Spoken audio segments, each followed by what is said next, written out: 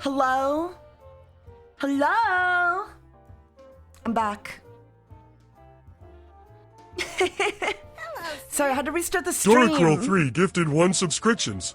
Mixtape so bad, Taiga wants to create a diss track. I had to restart the stream. If people think I'm playing mixtape, it's no wonder. I wouldn't, excuse me, I wouldn't show up either. I wouldn't show up to stream either.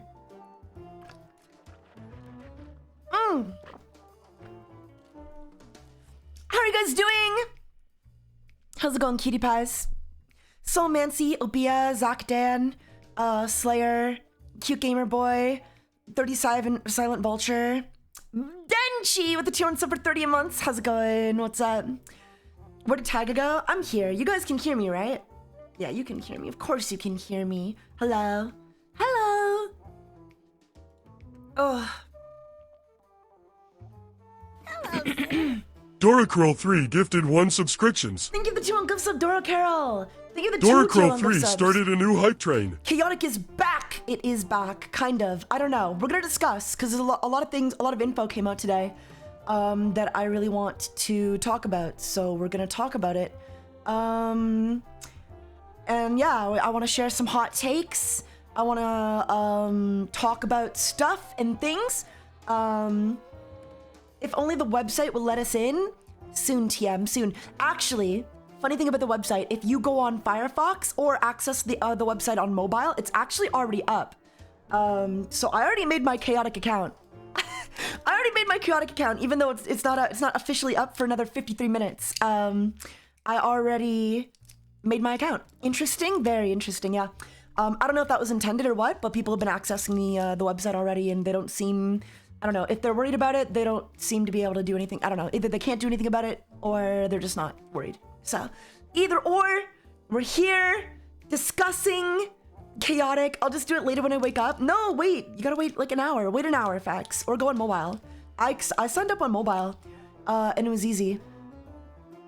But yeah, we're gonna, I think I wanna, am I allowed to share my Reddit, like that I'm doing a chaotic live stream discussion on the Reddit?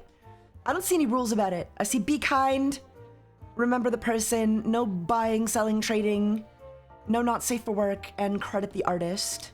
So I don't see anything about not promoting my chaotic themed stream in the chat. So I'm posting this. I'm posting this. Fuck it, right? Someone's gonna see that. Someone's gonna want to talk about chaotic, right? Should be fine. Watch mods delete it. If the mods delete it, the mods delete it, you know? Not the end of the world. How are you guys doing though? There's a lot of hot takes. There's a lot of like discussion. We got, is it spam? Well, I don't think so. I'm not spamming it. Everybody else posts their YouTube videos. So like, I think I should be good to post a live stream. I'm not sure. People post their chaotic YouTube videos. Surely I can post my chaotic live stream, right? Yeah, people are promoting your YouTube, yeah. Your ping woke me up. This is how I'm doing. Not spam, no rule against videos or stream or self-prono. Sounds fine to me, yeah. If they deleted it, it is what it is. I just won't do it again, but I think it should be okay. I just want to talk with people. I just want to talk with people about chaotic. I want to get excited about chaotic. I want to share ideas and stuff about chaotic. I've been trying to do it on the Discord server, dude. I can't. I don't know. I don't know if it's just my autism clashing with the other types of autism on there. But anytime I share an opinion on the goddamn Discord server, guys, somebody's like, you're wrong and here's why. And it's like, stop trying to like fucking debate me. Like I don't know. Like I just want to have a fun discussion about the goddamn game. And I don't know. Everyone turns it into an argument over there, you know? They're very territorial, it feels. I think they're threatened by me. I think they're threatened by me. Who could hate TCGs and that face? I know, right? But yeah, I'm super excited. Momiji, are you excited for the return of chaotic? Chaotic? Let me show you guys. Let me get it up. Let me get my screen up. Blah. Blah. There we go. I'm dreading the scalpers on the chaotic cards. Me too, like to an extent. So we got 15 more minutes until the website's up. I'm on chaotic recode. I've got this set up because I wanted to talk about some stuff. This is the chaotic scent or ent.com, chaoticent.com. I don't know what this is. Niche internet communities tend to turn everything into debates because that's what nerds think conversation is. Yeah, it's really fucking annoying. It's really annoying. It's really annoying because like basically everybody's saying like this is a full-on reboot. It's a full-on reboot, and like I think I kind of get why they're saying that, but also like I have some questions. There's some things that don't quite make sense with like that line of like that narrative that people don't really seem to want to address. For example, this is the press release, by the way. I also have this up. So if you go on Firefox, you can actually access chaoticgame.com right now. For some reason, that's a thing. I don't know. I don't know if the site is fully functional, though. I don't know if this is a fully functional version of the site or what. Do you know if you'll be able to use our cards in any way? I personally don't know yet, no. A lot of people are saying you're not going to be able to, or that they don't think you're going to be able to. Personally, I really would like if you were able to. But a lot of people are pointing to this screenshot, to this block of text in the on the website that says, "We promised the Chaotic community we would come back, and we're delivering something truly special," said Brian C. Gannon, CEO of Chaotic Entertainment. "This is beyond a reprint. This is a full reimagining of the Chaotic gameplay and experience, leveraging and expanding the stunning artwork and streamlining the strategic gameplay." And people are pointing at this and saying, like, using this to say it's a full reboot. And I'm not so sure. I'm not so sure. I think it's a lot of corpo speak, and it could just mean like literally anything, right? Like, fuck, this is probably written by AI. Who knows? This isn't just a reprint. This is a full reimagining. I don't know. This is beyond a reprint. So like this does imply like beyond a reprint. That does imply to me that there is some level of reprint going on. You know, just beyond that. This is a full reimagining of the Chaotic gameplay and experience, leveraging and expanding the stunning artwork and streamlining the strategic gameplay. Again, that literally like means nothing and everything at the same time, you know? I just hope we don't get Donna Perrin cards again. I hope so as well. Or rather, like if I had something I was hoping for, if I had something I was hoping for, it would be a Dawn of Param like reprint, but like errata straight up. And I only think like maybe some of the battle gear needs it, and some of the creatures, you know what I mean? Like Tangath Toborn, Yakis, some of like the more anything, because like I think like Maxor, Kaor, Lord Von Blute, all extremely playable cards, Heptad, I guess. I'll throw Heptad in there. Whatever. He's used, kind of. He's not used all the time, but he's used. Like the 4 ultra rares for that set are all extremely playable for the most part. So like maybe a Dawn of Param errata set, like a reprint errata set where like they just kind of reimagine. No, I say reimagine, but I just mean like give me a Tangath Toborn where instead of like 30 energy, he has 60 energy and some better stats. You know what I mean? I could forgive that. And I think that would also fall under like what they're describing here. That would be sick. Cannot be put into mixed armies, eroded into just loyal would be nice. Yeah, that would also be great, right? And the best part is I think like the inherent mechanics of Chaotic automatically kind of future-proof itself. Like you don't have to worry about like banning one version or another of the card. You could just say like both versions of these cards are playable, you know? Because ultimately at the end of the day, like you can only have 2 cards of the same name in your deck, right? So like we've had retrains of Tangath Toborn before, right? Which is why I don't like, it's very confusing, the idea of like, oh, they're just gonna remake all the cards. And it's like, they don't need to remake all the cards because like we already have versions of Tangath Toborn that are in fact playable. So like, I don't think we need to tear the game down from the top down to just like fix some shitty Dawn of Param cards when the rest of the game is very much like, it's fine. It's a good game. It's otherwise a great game. So that's why I'm kind of like, I'm pushing back against the idea of like, I don't know. Question. Your bio says that you are the king of cats, That's right? Yeah. Well, if that's the case, does that make you a Meownarch? Cheer 100. Well, it does now. Well, it does now. That's fucking awesome. Yeah. Yeah, I'm a Meownarch. I love that. I do love that. What the fuck? But yeah, I don't know, guys, because like you go over here, right? You go over here, and you go to like about. Let's go to about or whatever, and let's scroll down. Hello, sinner. Look what they're using for like the promotional stuff. They've got some the slick Salzhammer, the slick Salzhammer, and the Gewagter Warwiff. All your favorite cards, the most, you know, your favorite iconic cards. I mean, a lot of these are just cards shown from like set 3 kind of onward. I think we got a lot of set 3s in here, like or like 3rd edition. What is that? Silent Sands, I think. Or no, is that Zenith of the Hive? I forgot. Zenith of the Hive or Silent Sands, I forget which one. But like they're showing off like the old cards. So like these don't look rebooted to me the way people are describing, and I have a hard time believing, and maybe this is just outdated and they're using outdated cards and they're false advertising, but to me like this signals that like, yeah, these cards are in fact going to be playable, otherwise they'd have no reason to show them to you, right? Surely they would have showed us something, right? I guess is what that's kind of where I'm coming from. Another thing is like they also like just have a link here, Chaotic on eBay, like they're just telling you to go buy Chaotic cards on eBay and they're linking you to the stuff. Like, I don't know. And you got Chaotic on YouTube, Chaotic on Wikipedia. So I don't know. Like they're I don't know. To me, I don't think it's going to be like as hard a reboot as people are maybe imagining, you know? I think we might get some erratas for like definitely the Donna Param set needs it, you know? I would love a re-release of the Donna Param set where like all of the classic cards are kind of like upgraded a bit. Hello, I think that'd be cool.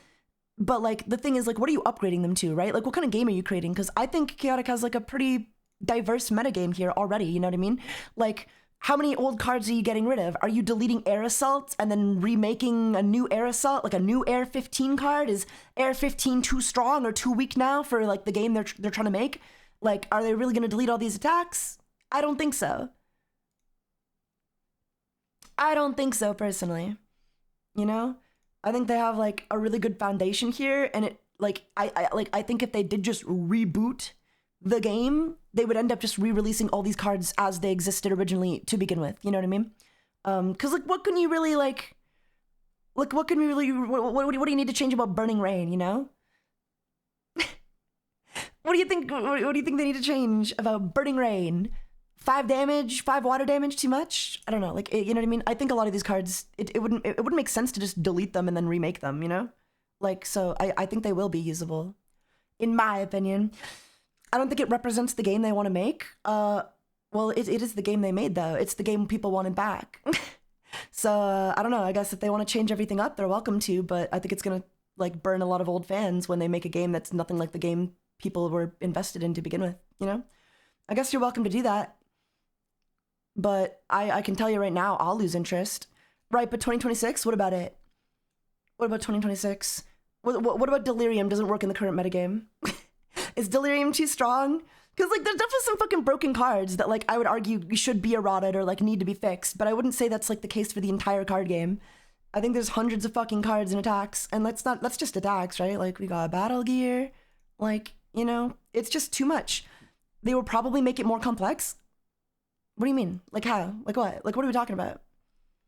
The original game was like for kids? Yeah, it's still a game for kids. It's still a children's card game. Just like Yu-Gi-Oh! Is a children's card game, I guess, you know what I mean? But like they'll be fine. It's funny you're saying that because I've had people arguing with me on Discord saying the opposite, that the game was too complicated back in the day and they need to dumb it down.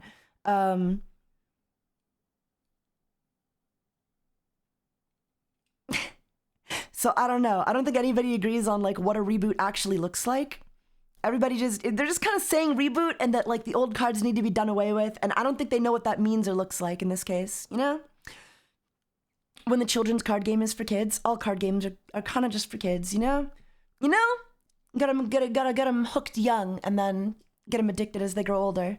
And the only reason Chaotic is even coming back is because, you know, a large army of children fell in love with this game when they were kids. And now they want it back, you know? That is literally the only reason that the game is even able to succeed and come back to begin with. Do you think they will release Fire and Stone? I don't know. I think they should. I don't know. It depends what they want to do. Again, it depends what their definition of reboot is, because everybody's saying it's like it's a reboot, and they're making a lot of assumptions. But ultimately, like, I think there's too much of a blueprint here to just throw away. And if they do throw it away, then I'm not really interested in the card game, quite frankly. Like, you know, the reason I like chaotic is because it's chaotic. So if they're gonna bring the game back and then yeet all of the old cards, yeet all the mechanics and completely change the game fundamentally to be something else, then that's not chaotic anymore, you know? And the game did work fine. It was a great game. Like, you know, I play it all the time. I play it all the time on Recode. It is a good game. I feel like there was some crazy power creep. Absolutely. There's crazy power creep in every game though, right? But like, we're not gonna delete all of Yu-Gi-Oh! Because we released Link monsters, right? We can target the problem cards, ban them, put them on a ban list, just like Yu-Gi-Oh! Does, just like Magic the Gathering does, just like Pokemon does. And we just don't have to, like, you know? We don't have to deal with that. That's problem solved. Pot of Greed is too strong? Ban Pot of Greed. Don't delete the entire card game, you know? So yeah, I don't know. That's kind of where I'm coming at it from, but I have read some of the posts, and I kind of want to get an idea of what other people are saying and suggesting. I hope it doesn't become what Bakugan became. I hope it doesn't either. I hope they stay true to what made the game like actually good. Yu-Gi-Oh! Needs an extra step in their ban list that a lot of other games do, but that's still a solution, yeah. Hope it doesn't become as boring as Vanguard has become lately. The main power creep I've seen is an increase in energy the longer the game went on. I think the main source of power creep I've seen in Chaotic, let's just like look at the final set, some of the cards from like the final set, Alliance Unraveled, right? I'm just gonna look at some of these cards, right? We're only looking at Battle Gear for some reason, hold on. I think you got a lot of cards, like my main issue is definitely you get a lot of cards kind of like Azaya Mind Scrying Chamber. This is a good example. When it's revealed, creatures lose all elemental types unique. It's really strong. You get some really strong, like one card, I don't want to say combos because they're not really combos, but just like really strong single cards. If I had to point to one example, I wouldn't even say it's like Chromax. Ursus is definitely strong. Maybe you need this though, like, cause look, I don't know. I still don't think like power creep is a reason to throw the whole game away. That's silly to me. Before the Storm is pretty good, yeah. You've got this one, right? Like, I don't know. Actually, I have a promo version of this. And Rahep, you know, you got some really strong fucking cards, but also like it creates a pretty dynamic metagame, or rather like, how do I say this? If you have access to every card in the game like you do on Recode, it's a miserable meta because everybody just has everything, okay? But if you're going to a locals, it was pretty fun. You know what I mean? Chaotic existed back in the day in a time where like people weren't just like, the meta wasn't quite figured out yet. So people weren't just like rolling up to locals with like the most broken shit ever, you know? Like you just played with what you had. And that was like part of the fun. It was fun. So I don't know. I think a ban list. I don't think like the chaotic meta is in any place a ban list wouldn't like just instantly fix, I guess. Main perpetrator of the ban list. I'm looking for the card. Why is he so far down? Oh my god. Where's Zamul? I'm just looking for Zamul. He's Z, right? Oh god, just let me just look up Zamul. Let me just look up Zamul real quick. Zamul. Like this guy probably should be banned. Probably should stay banned forever. Yeah, some of the super strong hate cards definitely need to go. Any of like the Deadwater Devastation, Super Cold Rain, like the cards that just like remove 4 to like all of your music counters on a single creature. That's gotta go. It's too much, too strong. You know, you gotta balance the game around what the game's balanced around. Which is music counters in this case. Zamul probably needs to go.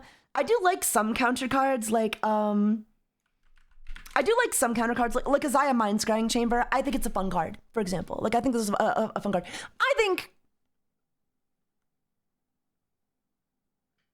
I don't know.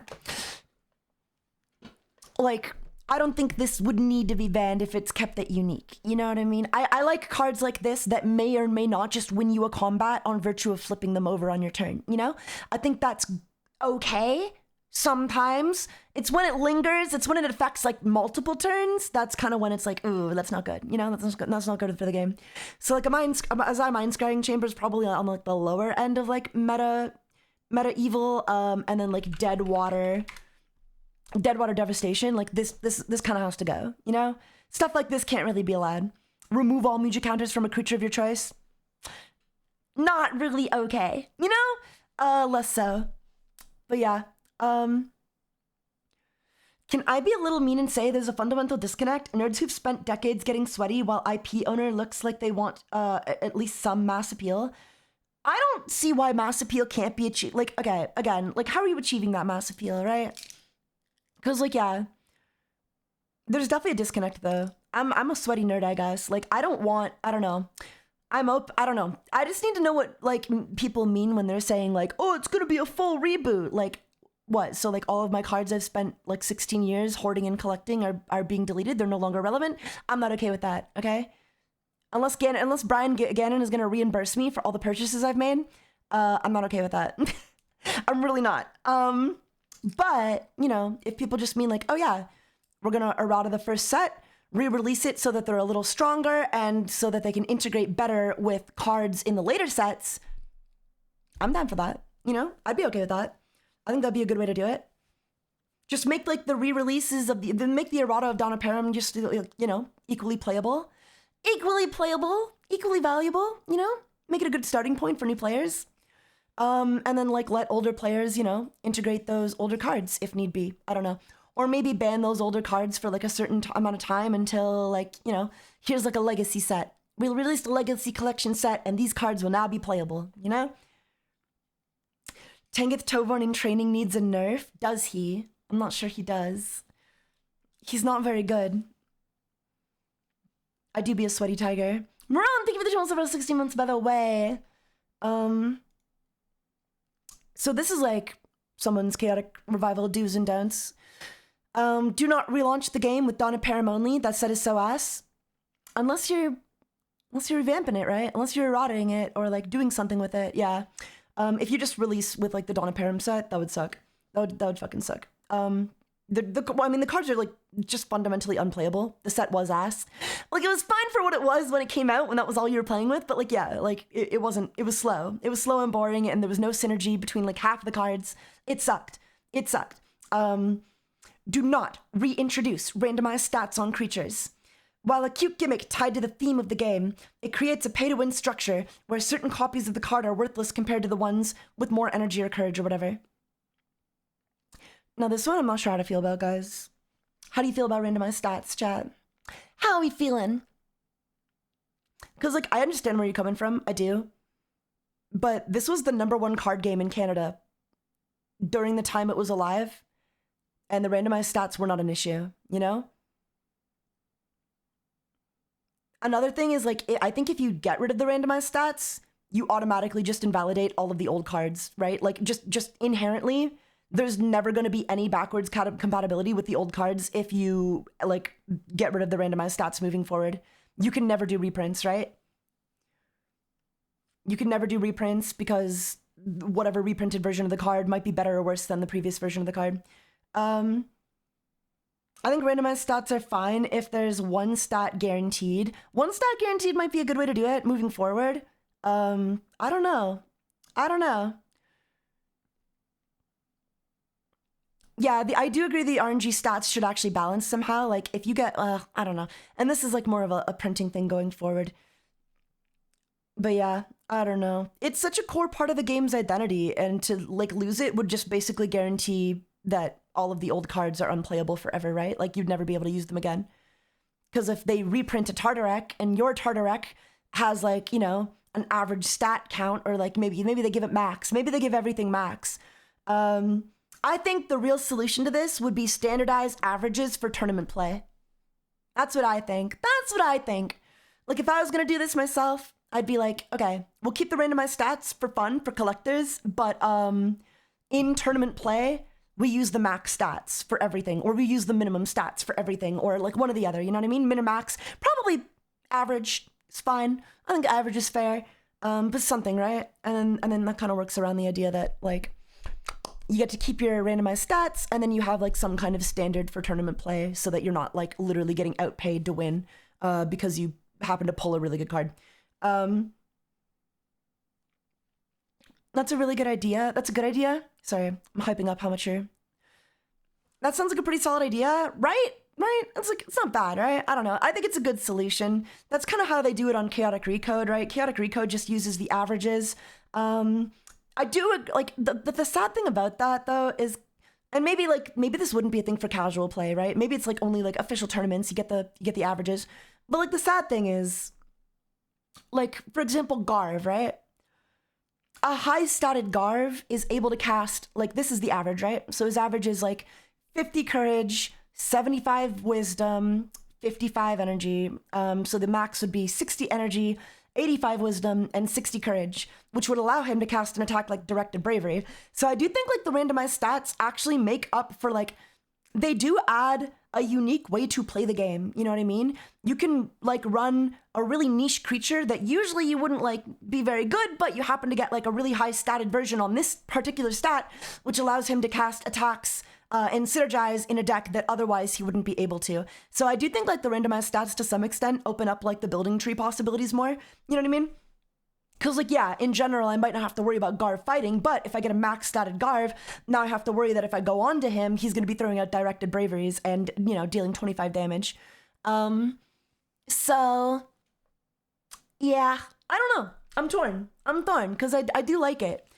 And there's, like, it goes both ways, too. I think the real solution might just be adding, like, more cards that do things for having a lower stat in a certain ability, you know? Like, for example, if you know that your Drabe has minimum stats and everything, maybe there could be an attack in your attack deck that says, like, if your stats are at the minimum value, or if you're lower than your opponents in this value, do X amount of damage, you know what I mean? I definitely think they need to make more cards that kind of reward you for not necessarily having the highest stats. Another good example of this would be Kiru City Tunnels. Kiru City Tunnels, let me untoggle Alliance Unraveled, and we'll look it up. So this card, creatures with 35 or more scanned energy deal 10 less damage on their attacks. So any creature with 35 or less scanned energy would not have this benefit or like this detriment applied to them. So there's a way, and there's like tons of creatures naturally with like 30. Oh yeah, we're looking at Kiru City Tunnels.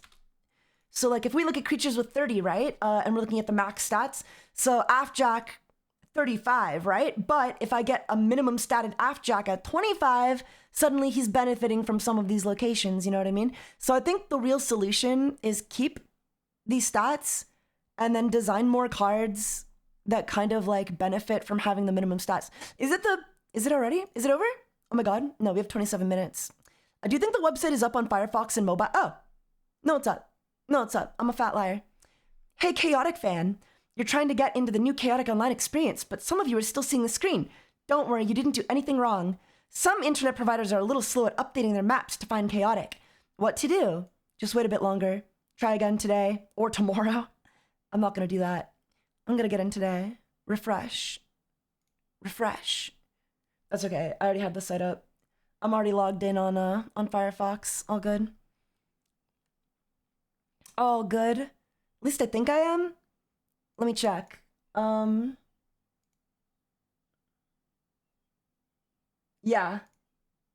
Networking error when attempting to fetch resource. Okay.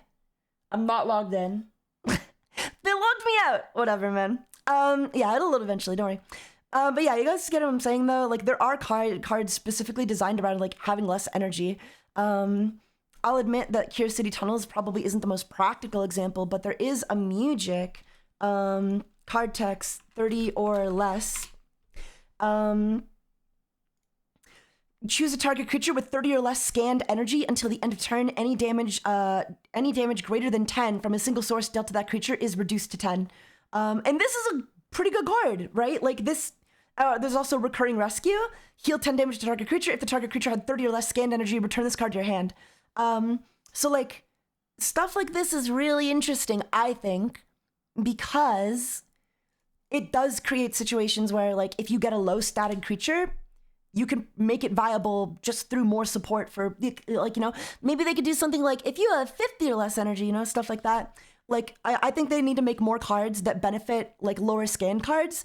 And then it's not about like, oh, I have higher stats or not. It's about, do I want to play like, which play style do I want, you know? It should be a matter of play style. You should have benefits to you if you're playing like a low statted creature, you know? Like Maxor, Protector of Barum, 50 energy minimum, right? Average of 55, max of 60. Maybe there'd be something cool to do if, you know, instead of like, oh, well, I just need the max statted one. What if you got benefits for having like a minimum energy, you know? What if you got, like, you know, what if you could benefit from cards that only activated if you had 50 or less energy? That's what I think they should do. That's what I think they should do. And then, you know, it would make it less fucked up when you pull a low statted card, you know? You'd be able to build around getting your low statted monsters and it wouldn't be a punishment so much. Hopefully they limit music spam. I don't think music spam is too much of an issue, except in Underworld. This is just like a rule I kind of want, and maybe this would be like a format. Maybe you could do a format for this, but I think more creatures should be unique. In fact, I think like lore-wise, all creatures should be unique. And I'm mainly looking at like fucking Olmar Parathon Racer. I hate this guy. He's so annoying. And the Chaotic Recode banlist team refuses to put him to 1 because they say it kills the deck somehow, even though they nerfed over 60 like burn damage they could do at burst, but I guess like 10 less per turn will somehow kill the deck. I think all creatures should just inherently be at unique, you know? It just makes sense that you shouldn't be able to play more than, you know, 1 copy of a creature. Because creatures are like people. They're not like, it's not like a race, right? It's not like Pokemon where it's like, this is my Pikachu and there are like 100 million Pikachus in the world and they're all breeding with each other, you know? Like, this is Olmar. His name is Olmar. There's only one Olmar, you know? Really hope we get some kind of video or gameplay soon. I hope so too. I really do as well. Because they really are advertising like these older cards, right? Like this is what they're showing off. Hello, sinner. On the whatever, right? And I don't think it makes sense to show these cards if the intention is just to be like, these cards don't exist and you're not playing with them anymore. and we're never going to reprint them and we're rebooting everything. You know what I mean? Why are they showing this to us? Why are they showing this to us if the intention is just to not play with them, right? To not use them ever again. Unless they're just hard like, I don't know, but that just seems stupid, right? Because I don't think some of these cards need to be revamped. I think the Donna cards do because they suck, right? The stats on Donna suck. The publisher's blog post about it mentions nothing about rebooted gameplay, so I mean there's that, yeah. I think it's a lot of like flowery language they're using to kind of hype up the idea. Let's just read, right? Let's just like read. Let's just go through everything and read. Let's get more chaotic in 2026. Chaotic Entertainment is focused to expand the Chaotic franchise across multiple physical and online gaming platforms, trading cards, online experience, organized play. They have a link to the YouTube channel and the Chaotic PWA. Chaotic Entertainment is to create dedicated to create. I don't know why that's so annoying that it would show up like that. Okay,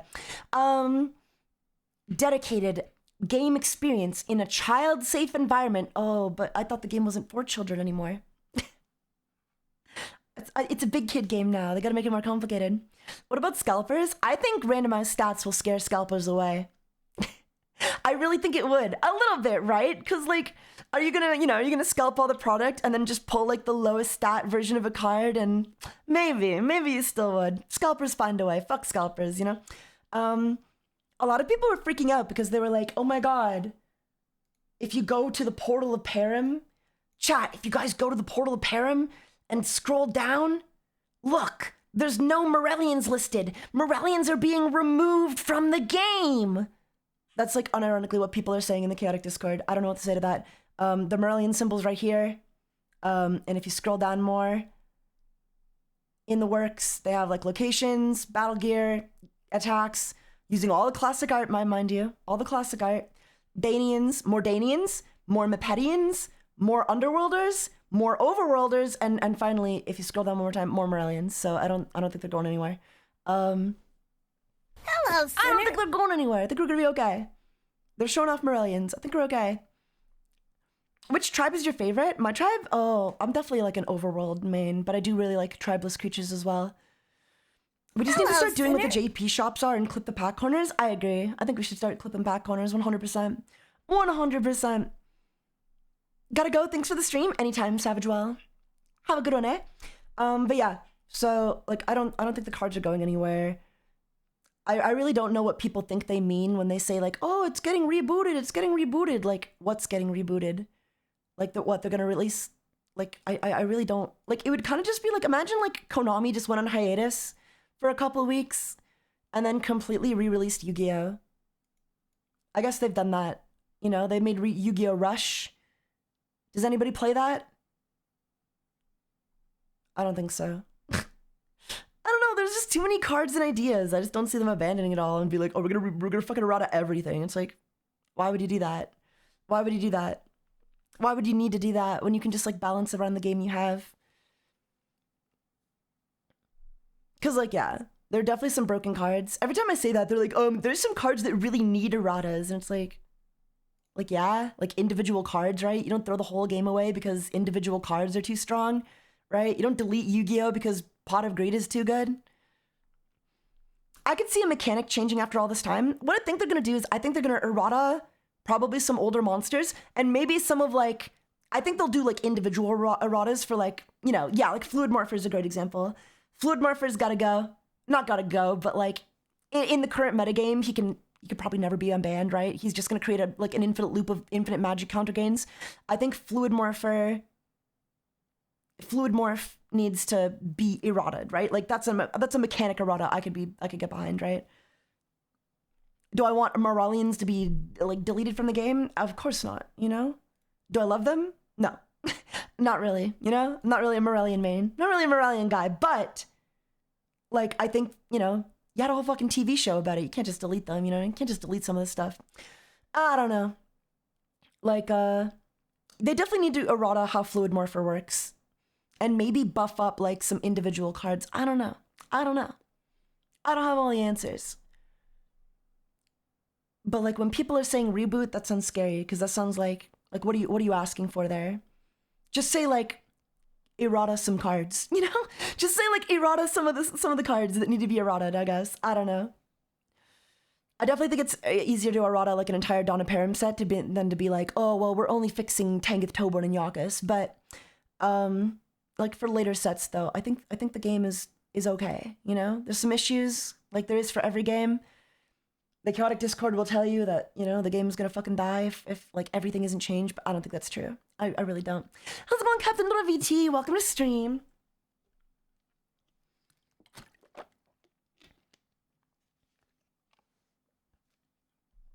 I think I played it. Was it a 4-way battle? It was a 6-way. Chaotic is a 6-man game. Also, let me refresh. I can't even get into the website, guys. Hello, Sinner. Network error when attempting to fetch resource. Login. Oh, there we go. I'm in actually. I'm actually in. Accept all. Sure, you can have all my cookies. Just for you, Chaotic. Usually I wouldn't do this, but just for you, you can have my cookies. Sure. And they're definitely showing off like some of these older Battle Gear Maxor. Blazer. A lot of DOP cards they're showing off for like overworlders. Even ones that didn't really get prints. I think these, like this girl never got a print. Dractyl, these all got prints. This girl never got a print.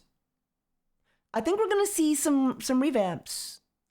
I think we might see some erratas, guys. I don't know. What do you think? Interests, Nature Force interests.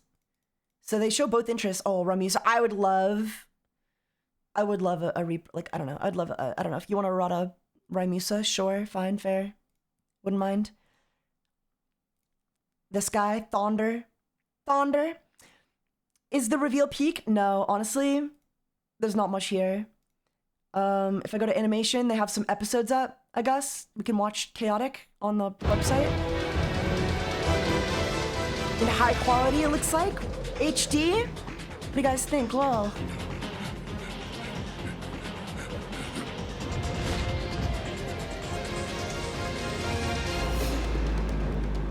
We need the 6 Tanketh Tober Clay scanned. I think that was Pisney scanned it, but I think we have that. That's I don't know. In my mind, the Tanketh Tober we got in Dawn of Param, that is like the sick Tanketh Tober. Bird's got 35 energy and abysmal stats. If he's not sick, then I don't want to see him healthy.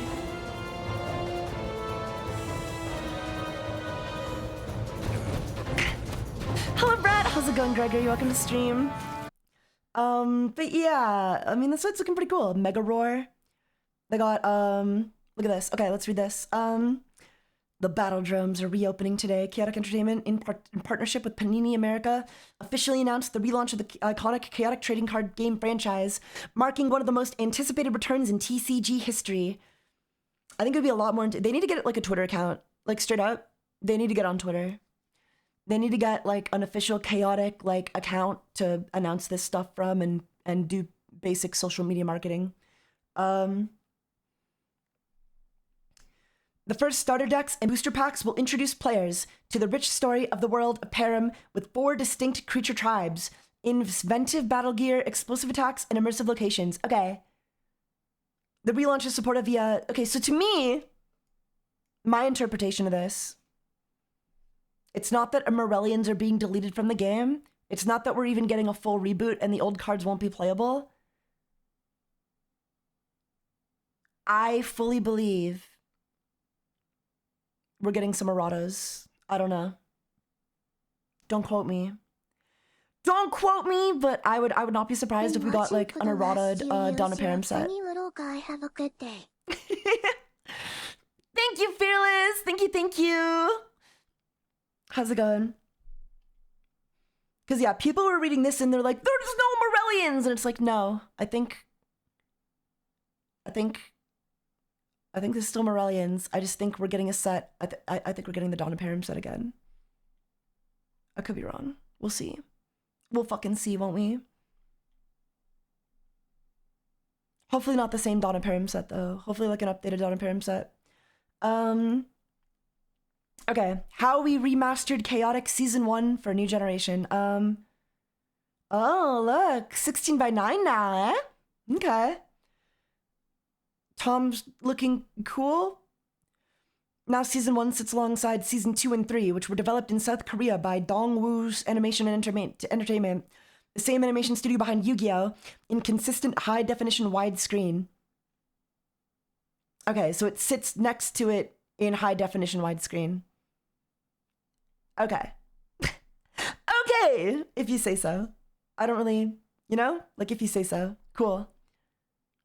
We have to rewatch the whole series. Yeah, we gotta see what we missed on those 2 inches. Might have been a lot.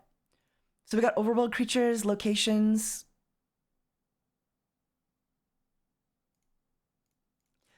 Yeah, I think the way people are talking about this reboot, they're talking about it like I don't like the way they're talking about it.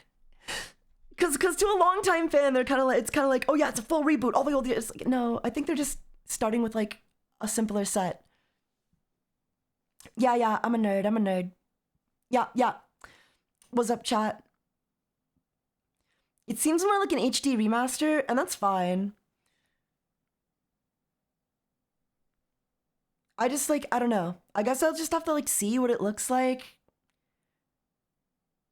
I guess. Hope this goes well, then maybe we'll get more episodes of Chaotic. Maybe, yeah. If it blows up, we could totally get the funding. Gothos Tower. Like, do you think they'd remake locations, though? Because I don't think some of these locations, like, need to be remade. Like fucking Lake Kenepo? That shit is broken. Lake Kenepo's broken. It's fine. Lava Pond is fine. Mipidum Oasis is fine. Mount Pillar, whatever, I guess it could be better. I'm trying to think. There are definitely, like, some nothing locations in this game. Like,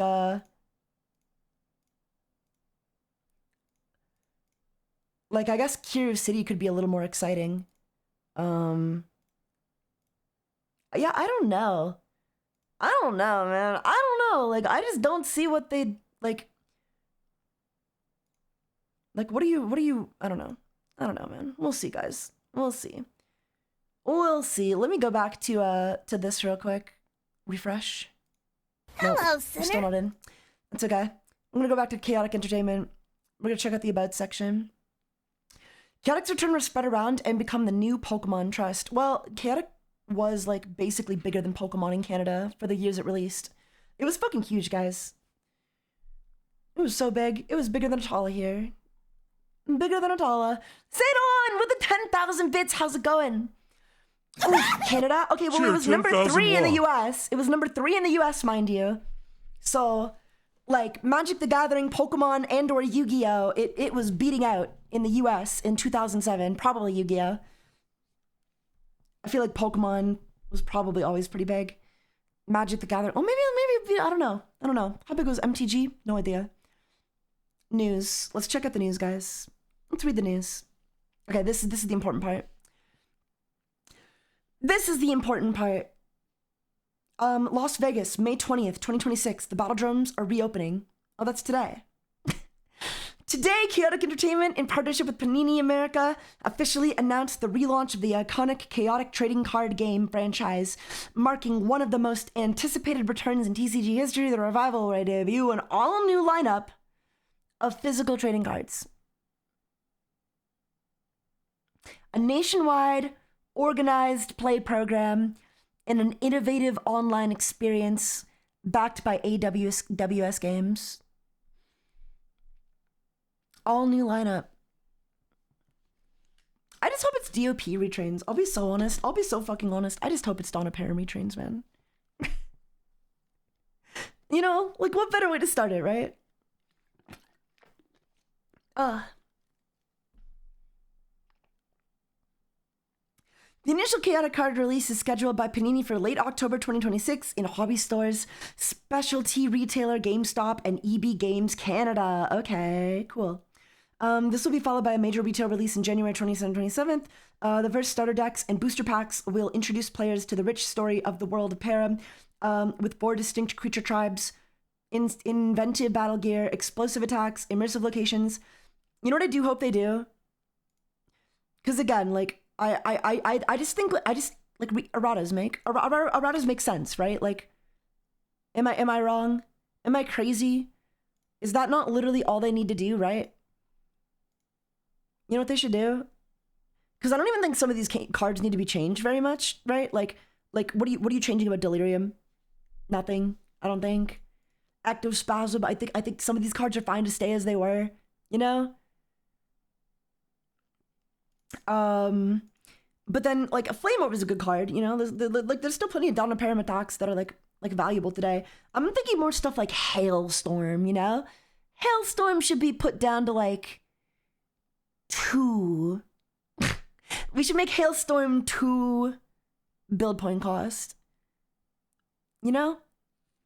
Make Hailstorm 2. Make Lavalanche 2. Maybe 2.5. Can you do 2.5s?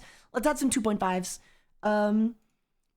Like, honestly, other than that, though, like, a lot of these attacks are fine. Like, a lot of these attacks are still, like, meta-relevant today.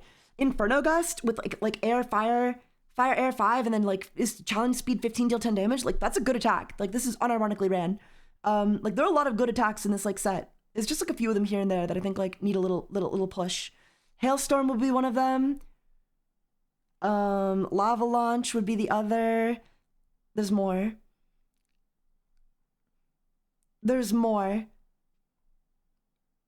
Mega Roar could stay the same, and in fact, they actually named their, I believe they named their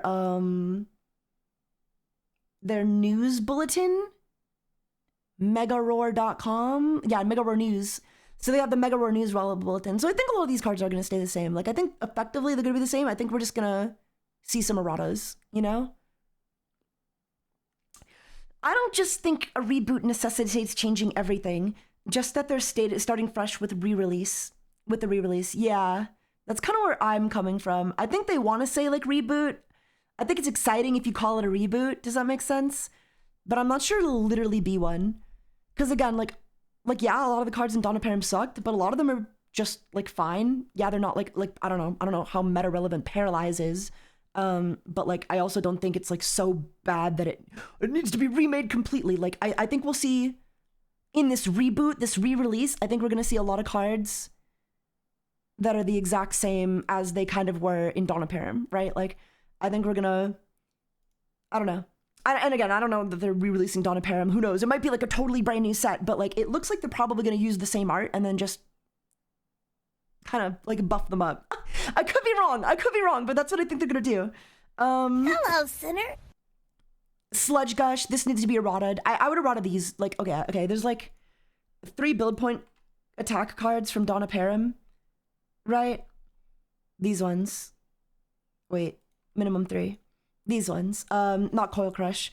Hailstorm, Lavalanche, Sludge Gush, and Toxic Gust. I think these should all be bumped down to like 2 BP. Viper Lash could probably go down to 2. Doesn't need to be a 3. Telekinetic Bolt. This one can stay at 3. I think that can stay at 3. Coil Crush. I'm gonna say stay at 3, honestly. Or like 2.5. 2.5. I wouldn't say 2. Because I think this would be a little too common at 2. It'd actually be a little frustrating. But yeah. But you guys get what I mean? Like, I think these attacks could be eroded, you know? These need to be updated. Like, there's just these 5. Lavalanche, Sludge Gush, Hailstorm, Toxic Gust, Viper Lash. Those could be updated. But like, the other attacks, I think they're fine. As for Battle Gear, I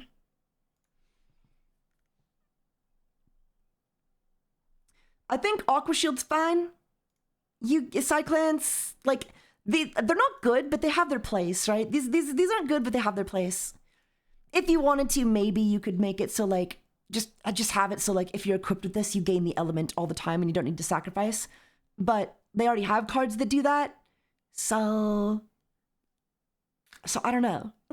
They already have cards that give you the element when equipped. So it's like, you know, do they need to do a lot of these ones to do what the other remakes of the cards already do?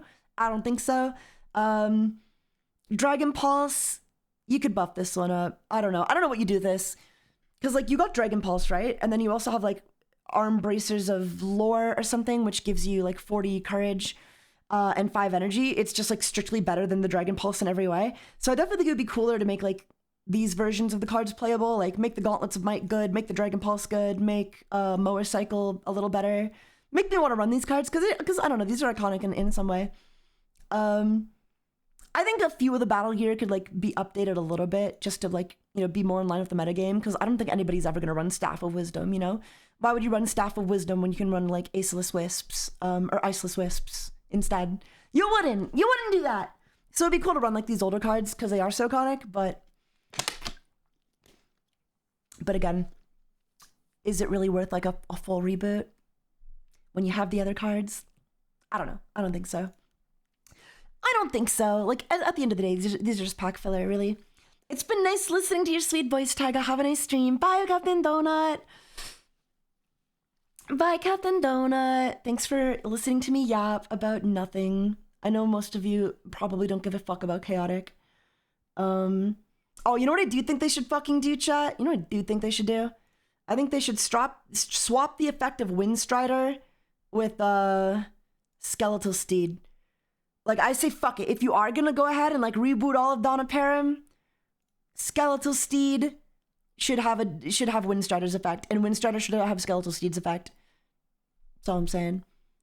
Tell me why Windstrider, the one that makes you fly, doesn't give you range. Doesn't make any sense. Your voice gave me whiplash. Sorry. I apologize. But yeah, other than that, like, I think a lot of the Dawn of Param battle gear is good, though, right? Like, Whipcrack is... I feel like I'm saying a slur whenever I say this card's name. Whipcrack is great. Broken, even. Equipped creature gains 15 power. If they're an Underworlder, they gain Fire 5. It's basically like having 4 Vile Drivers, right? Because you get double Vile Driver, you get double Whipcrack, and then you get a bunch of Fire 5. Torwag is fine. Torrent Current is fine. Vlark Shard's fine. These are all fine. Talisman of the Mandibulor, a little broken, but, like, not like to the point. I don't know. I don't think we should be like eroding cards just because they're broken, right? And this is where like me and a lot of people in the chaotic Discord are gonna disagree. But like, yeah, there are definitely cards from Dawn of Param and like every set that are way too strong. 100%. The solution isn't to ban them, you know? Or rather, the solution isn't to errata them. Just ban them, you know, just ban them. If Talisman of the Mandiblore is an issue, ban it. Keep it banned until it can come off the ban list. And if it can't come off the ban list, then it's just a cool card that's on the ban list. You know what I mean? Cards have, like, TCGs have ban lists. That's just the way it is. That's just the way it is. So yeah, I think most of the battle gear is fine, you know? Like, if I had to make a list of underwhelming battle gear, it would probably be, like, Spectral Viewer, because nobody runs it, Sinner. even though it like does have a good purpose. There's just a card that they released that like basically, I don't know, they should maybe delete that card. Fuck it. Like if we're in the mood, if we're in the fucking market for a whole reboot, then like get rid of Headmaster Ankyaj. Invisibility may not be negated. The fuck. Granted, maybe eventually. And he's just such a good support Headmaster, you know? They need to get Mepetians to a point where like they want to have other options other than Headmaster, and then it won't be a big deal. Like, you know, if a Mepetian team chooses to run a Headmaster, like cool, that's an additional effect you can like opt into, you know? Not just an auto include in every deck, I guess. I guess Ring of Naren, well, I don't know, it's not that bad, right? 10 energy. A lot of this is just pack filler, you know what I mean? Maybe Phobia Mask could be better. I don't know. Phobia Mask, Flux Bauble. I don't know. I don't think the battle gear need too much work. I'll be so honest. Like, are all of them good? No, but somebody's gonna find something useful to do with one of them one day. You know, like there's a really good like Bodal loop that you can do with a Liquidizer to recycle it a million times. So, yeah, I don't know. I don't know that the battle gear really need to be touched all that much. Locations as well. Music. Yeah, there's some shitty music like Decrescendo. I don't know, guys. What's your opinion? Do you think, like, a set being bad means we should re-release the set? Because, like, the first set of Yu-Gi-Oh! Was bad, right? You know? But they didn't, like, we're not just, like, remaking, like, we're not just remaking the first set of Yu-Gi-Oh! To make Dark Magician, like, you know, viable. I mean, we are remaking Dark Magician to make him viable. But you know what I mean? Like, just make new cards. Just make new cards. It doesn't need to, we don't need to delete the what made the game cool. Except for the creatures. Except for these creatures. I don't think you need to delete them. In fact, I think you could even keep these original versions still playable.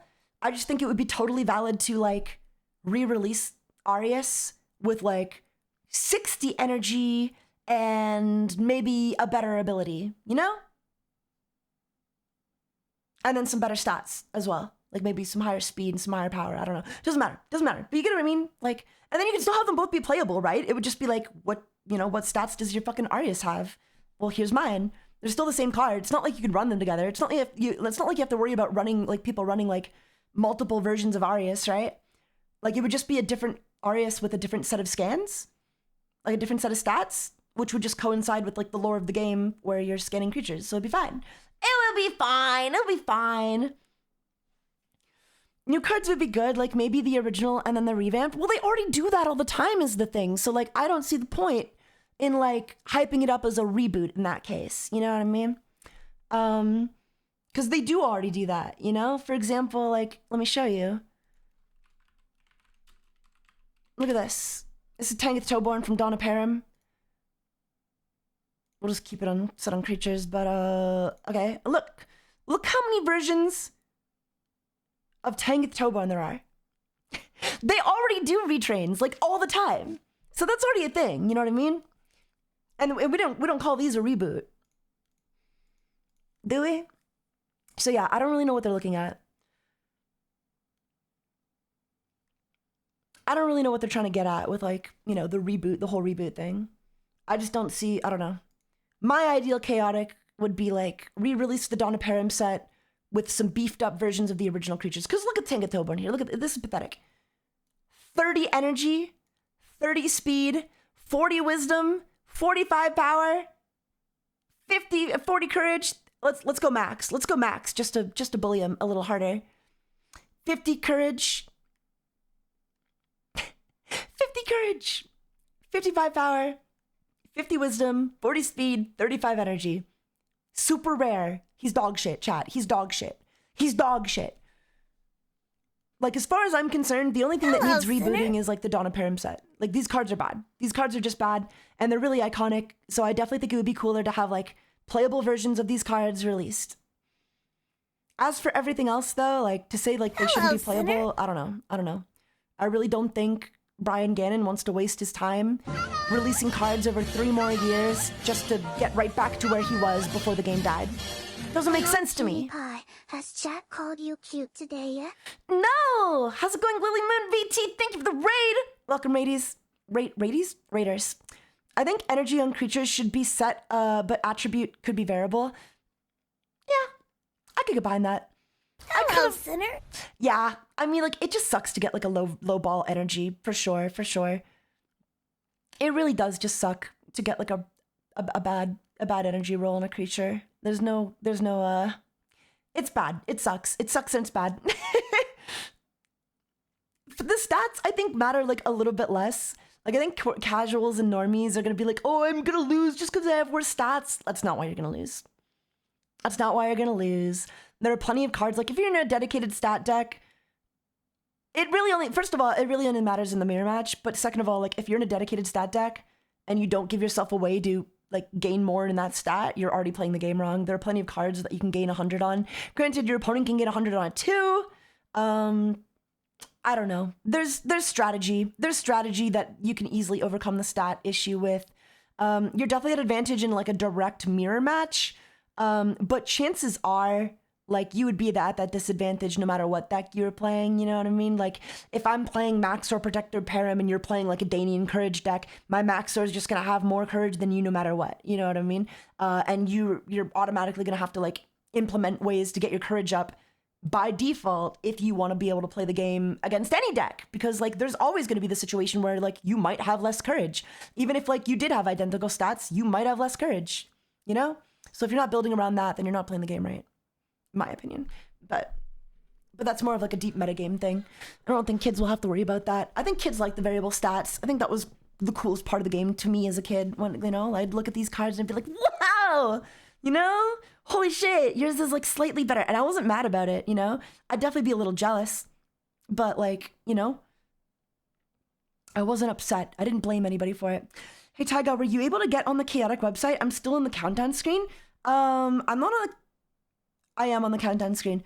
Or rather, over here I'm on the countdown screen. Over here, on Firefox, I was able to get in. I don't know if that means anything. There's also not much on the website anyway. Like, I don't really know what I'm looking at here, you know? Like, let's see what Danian creatures they're showing off. Yeah, I think they're re-releasing for set chat. Because you go here, right? And it's all just, like, DOP creatures. These are all DOP Danians. DOP. These are all DOP Danians, right? Are these all DOP Mepedians? Yes. Yeah, pretty much. Yeah. So I think this is my prediction. This is my prediction based on nothing. Everyone keeps saying there's going to be a reboot. I don't know what they mean by that exactly. I would ask them to, like, specify exactly what they think is going to happen. Like, what is that reboot going to look like? Because I think it's easy to say, oh, they're rebooting it. It's starting fresh. It's like, what does starting fresh look like? What does that mean? I think they're going to re-release the first set of the game with beefed up creatures. Hard to say for locations, because I'm not sure a lot needs to be changed for locations or battle gear or even attacks. Or music. Maybe some music. Maybe some music. But I think at the very least, we're going to see some beefed up DOP creatures for sure. Which I'm hyped about.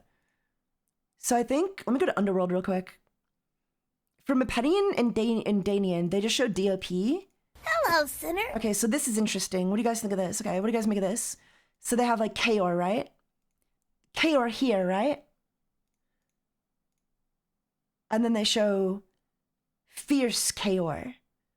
But this is not the art from Kaor the Fierce, right? So what are we seeing here? Does that mean anything? And then the rest of it's DOP. It's all DOP. Oh, wait, no, wait. That was Shadow Knight talking to him. Okay. Shadow Knight Takinam. I don't know. So that's like one non-DOP creature. Oh, look, OG Stelgar. Okay, so we're seeing some unreleased, I don't know. My prediction is we're gonna like see a fully re-released Dawn of Param set, updated classic cards like Tankith Toeborn, you know, Yakus with like actual decent stats, because Yakus is as powerful as Maxor, didn't you guys know? You're stupid, Gala. DOP means Dawn of Param. And then I think like this art already existed for a lot of cards, so I think we're gonna see like some of these old cards that never got released officially, possibly released in these new sets as maybe super rares or whatever, or just commons, you know what I mean? Like, oh, like Totor is here, for example. Totor released in the last set of the game, but you can kind of tell that his art was drawn during like one of the earlier sets, so I'm not surprised to see him there. Toxis, that guy, and then back to Bareth Beyond. Yeah, I think we're gonna see a Dawn of Param errata set as the first set back. Who is this? Battle Gear Maxor. Cool. Under the assumption that these new beefed up versions of these cards are like cross playable with like the older versions of the cards, which I think they should be. Like I think they would be really stupid to create a version of this game that does not in some way is not in some way backwards compatible with the other cards. I think they would be wrong. I think they would be wrong and dumb, and I think they would kill their own product. That's my opinion. Interest Nature Force. Raimiso is there. Tankith Toeborn, Tartarek. Yakus. I would love to see a goated Yakus. Do you think we'll be able to use the old cards on the new site? No. I don't think so. Sinner. I think we'll be able to use the old cards in real life. I think the old cards will probably see like pretty similar, I don't know, unless they just want to re-errata everything. But it's so much work for nothing. Like, I don't know. My ideal is that they just kind of focus on re-release the Dawn of Param creatures, beef them up, buff them up, Hello, make them sinner. playable, make me want to play them, right? And then just make them compatible, but like, you know, beef them up to be compatible with like the rest of the game, right? Bring them up to the standard that the rest of the game has been playing in for the last 16 years. You know, I'd love to be able to slot in a Maxor on my Wise Guys team or something. Well, maybe not Wise Guys, but you get what I mean, you know? Do you think they'll do the same thing with the first 3 expansions? I don't think they need to. There's definitely some shitty cards in those first 3 expansions, but I think it's less important to revamp those than it is for Dawn of Param. Because, like, Garv came from the second expansion, right? And Garv is, like, fine. Like, he's actually really good. Like, he's one of the best cards in the game. Like, you know, he's really good. He's really good. 75 wisdom, 50 courage. I won't highlight the courage stat. I have an IRL version with max stats. So, like, I have a 60 courage Garv, 80 wisdom, and then 60 energy. Like, Garv is a good card. Garv is a good card for the decks you're running him in. So, no, I really don't think it's necessary. I think as early as the second and third set, they kind of knew they kind of figured out what they wanted to do, like design-wise, and they don't need to. I would be sad if they just like errated everything, I guess, and especially if their like version of errata or rebooting, because at that point, like you might as well reboot the whole damn thing, you know, just like forget about it, just forget about like the old cards, fuck it. But like it just seems like such a waste of resources and time to me to re-release every single card from every single set. Because, like, how much are you really going to change, right? Like, does Out Freeze need to be redesigned? How do you even evaluate? Or is Glacial Balls too strong or too weak? Or, like, you know what I mean? Or if a card stays the same, does it just get cut entirely because you didn't change anything? You know what I mean? I have too many questions. Right now. Which is why I'm rejecting the idea of, like, a full reboot. Because I don't think I've ever seen a card game even do that. Like, can anyone give me any examples of a card game that, like, died, came back, and then just deleted all of the cards that made it popular to begin with? 7 sets worth, mind you. Like, is that a thing that happens? Bakugan had a full reboot? I guess so. I guess Bakugan had a full reboot. How's Bakugan doing? How's Bakugan doing? I don't know, man. I don't know. I can only say what I would do, but like, yeah, I didn't say well. Yeah, that's the thing. I not that I was in love with Bakugan or anything, but like the game kind of sucked to begin with. The coolest thing about oh, it's dead again. Oh, it's dead again. Great. Oh, good news. Fantastic. All right, well, the game's dead. Great news, guys. Great news. Let's just check out the supers and ultras. Again, though, I would love to see just like the Dawn Imperium creatures in general just kind of reset, you know? Like, make Cross Sectus. Like, not that Cross Sectus is bad, right? He's bad. Like, he's bad. But, like, you know, give Cross Sectus another 10 energy, if you want to be generous. Buff up one of his stats a little more. Let's say courage. Give him a little more courage. You know what I mean? I don't think these cards need a lot, especially when the ones that are just going to be like pack filler, I guess. Like, let's look at the commons and let's just look at all of them, I guess. You know, like, does the new Frafto need to be the best card in the game? I don't think so. But I think he could use some more energy. His stats are already his stats are quite good. New ability, some more energy, you know what I mean? Keep the old and add the new, yeah. Is higher energy better or worse? Generally speaking, it's better. There are some cards that benefit from having lower energy, but they didn't release a lot of those cards. So yeah, generally speaking, higher energy is always better.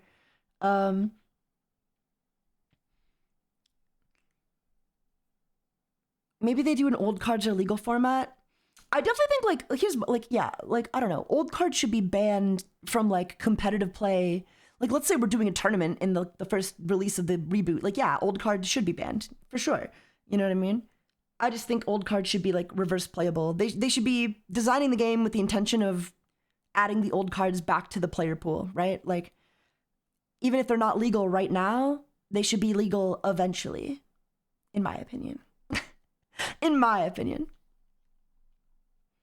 Let's read more of these do nots. I want to read more of your hot takes on Chaotic, guys. I kind of like a method of increasing stats for the digital version of the card by being able to apply the highest stat of a card to the code you type in a code. Or I like my method of being able to use extra copies of a card for some type of points to boost the stats.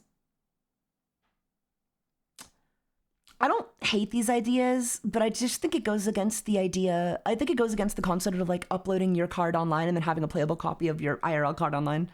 At the very least, I think like the best method is just like all cards online use an average, you know, use the average of the cards so that everybody's on an equal playing field for like tournament play.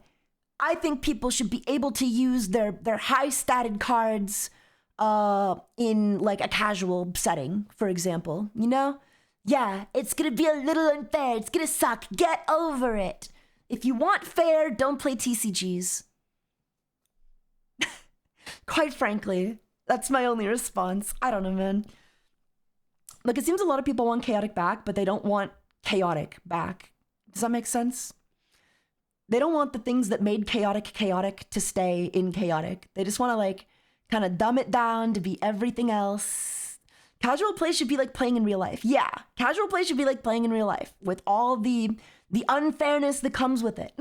You know, casual play should be like playing on the playground where you just kind of showed up and it's like, dude, that's a nice. The thing is, right? Ultimately, like, wow, I have a 5 out of 5 max statted Von Blute. Like most people don't even have a Von Blute. It's fine. It's not the end of the world.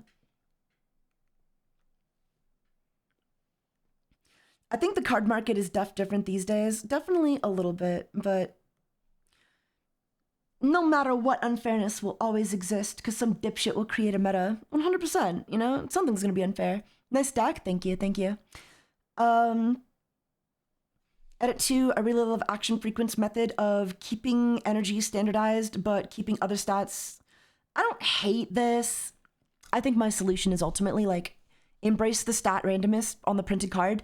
However, in competitive play, enforce an average. Either you have to use the highest, the average, or the lowest. And maybe you could mix the tournaments up. You could be like, this tournament, we're using the lows of the stats. So you better build your deck accordingly to all of the lowest of the stats each monster has. because that's what you're gonna be forced to use. I don't know. And yeah, like you'd probably have to look up every time you like play a new creature to be like, oh, what's my new average? What are we using this time? Yeah, a little confusing. We all have smartphones though. I don't know. It works. Call it the sick creature format. Exactly, sick creature format. All the creatures are sick. All the stats are low as possible. I think that's the solution. Honestly, I really do. I really, really do. Keep the randomized stats and then just enforce like averages, mandatory averages for tournaments. I really do think that is the answer. And then you can create an app with like a player base, like, I don't know, access your smartphone app and look up any creature's averages to see what we're running for this tournament. I don't know. Or you could do like a -15 or something. I don't know. It doesn't matter. It doesn't really matter. But that's my idea. And I think that would solve like all of the problems. We wouldn't have to sacrifice the coolest part of the game, which is the randomized stats. And, you know, it would standardize it for tournament play and people wouldn't cry their eyes out. They'll still cry. They'll still cry. We live in a community of, this is a community of crybabies, of man children. They're gonna cry, but Dorito the Prime Gaming for 4 months. How's it going, Dorito? Welcome to stream. Aren't you a crybaby? No, me? No. Hello, Sinner. No. Do not launch with a physical-only platform. The physical TCG is such a crowded space right now that unless you're attached to an already successful IP, well, to be fair, Chaotic is definitely attached to an already successful IP, you're gonna have a low chance of success. An online platform allows people to stream your game. I do agree they need an online platform, though. Like, you need to be played. People are playing online. Like, card games are they're just moving online as time goes on, you know? And I don't think Chaotic is gonna dare launch without an online platform to accommodate everything, right? Like no world, right? No chance, right?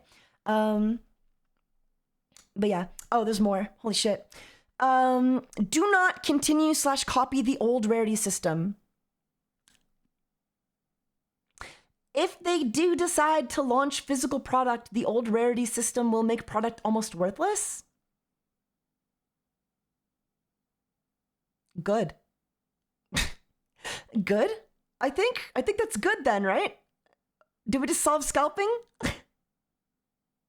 We're seeing this in games like Yu-Gi-Oh! Where a few standout competitive cards made an ultra and secret rare worth $80 a copy? What? I'm trying to follow how this applies to Chaotic. Because the rarity system in Chaotic, copying every other card in the 100 card set is pack filler worth cents. This creates an incentive to just buy the cards you want through a third-party site like TCG Player for a couple dollars, rather than dropping money on a new pack. This causes product to rot. I'm not sure what the suggestion is supposed to be. Having randomized stats would only exacerbate this problem? Oh, is it? What are they talking about rarity system then? They're talking about randomized stats. That has nothing to do with the rarity system. Past 5 out of 5 is just simply being more rare. If retailers aren't selling it, then your game dies. Big sad. Copy it in Magic the Gathering or Pokemon system? Yeah, Pokemon doesn't have any issues with scalpers, right? Maybe let's not copy Pokemon system, because whatever they're doing, it's not helping. Hello, Sinner. Where all cards have a cheap, affordable version so that people can play with them, but have exclusive chase versions. I don't like that. That's kind of the one thing that, again, this is one thing that's what I don't like about those other fucking cards. That's what I don't like about Yu-Gi-Oh! I mean, it's interesting for you. It's nice, to get playable versions, but I like that, like, an ultra rare, obviously it refers to the rarity of the card, but, like, an ultra rare is an ultra rare. Maxor is an ultra rare card. Maxor is an ultra rare scan. Rare cards in lore are rare in the game, regardless of how good or bad they are. The rarity matters less than, like, it's more denoting just, like, how hard it is to get, which it should be hard to get. Like, I don't know. This is like, see, man, they're mad they can't afford rare cards. This is kind of that, right? This is more of like a competitive mindset where it's like, I need to have the best meta deck, and it's not fair if I can't get all the good cards. And it's like, yeah, I don't know. I think making a competitive game Making the game, I think building the game, designing the game around competitive players is what's going to ruin it more than anything. But that's just me. That's just me.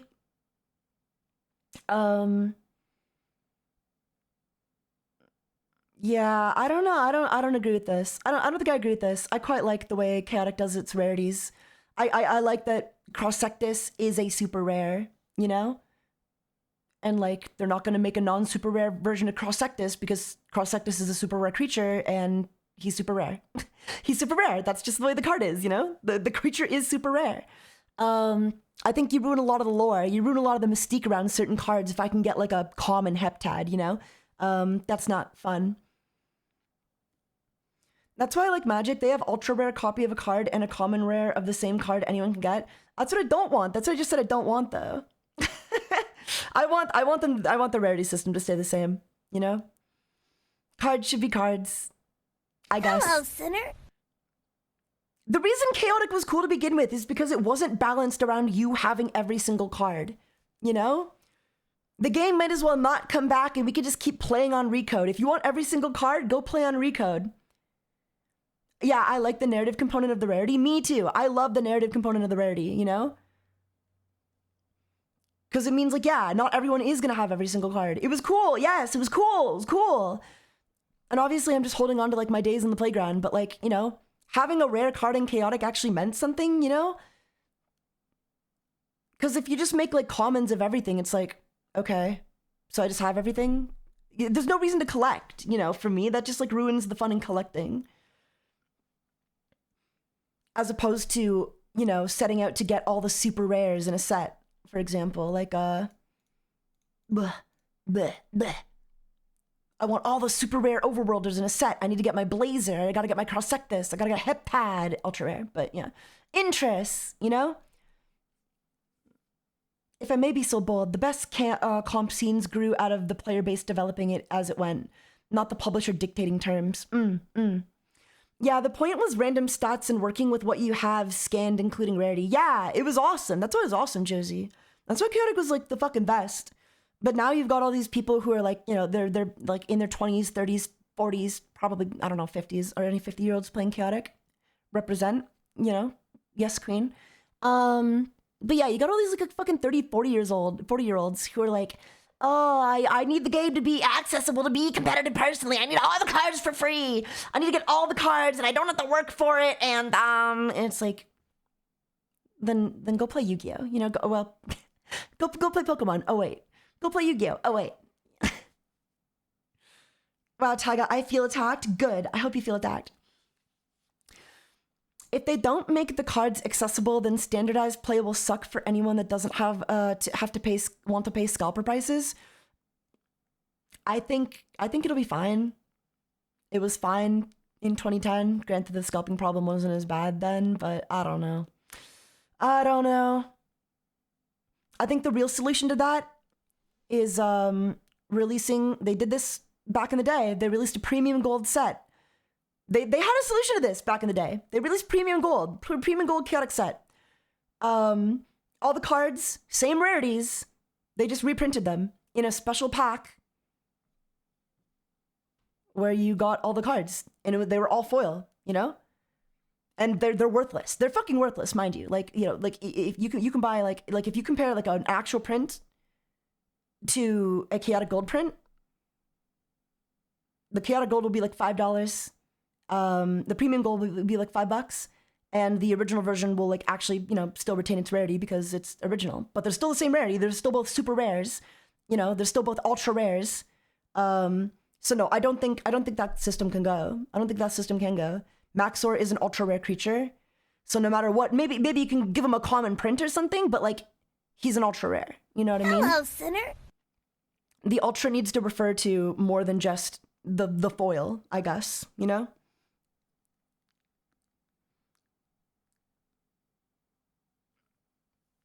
Maxor's here. Yeah, nothing's changed between 2010 and now. Great logic. Well, as I just pointed out, Ruth, if you actually played the game back then, you would know that there is a premium gold rare set that they released that gave you access to all of the same cards for extremely cheap. And they were cheaper versions of the cards, but their rarities weren't affected. So, I don't know. Play the game, Hello, guys. sinner. Play the game before coming at me. The game shouldn't be balanced around super rare cards. If you can win with common creatures, then it'll be fine. I think you absolutely can. It's a matter of creativity. Because they started making the commons really good as time went on. That's like what we're suggesting, though. So what you're suggesting is what they've already done. So, because what you're suggesting is that they print them in common, which isn't the same thing, right? They shouldn't be printed as commons. They're Hello, ultra sinner. rares. They should just be printed in a premium gold pack. Unless you suggested something else, but that's not what I'm responding to. Because what I'm responding to is the idea that they should be, you know, common versions available. Which there shouldn't be. Maxor is an ultra rare card. He should be an ultra rare card.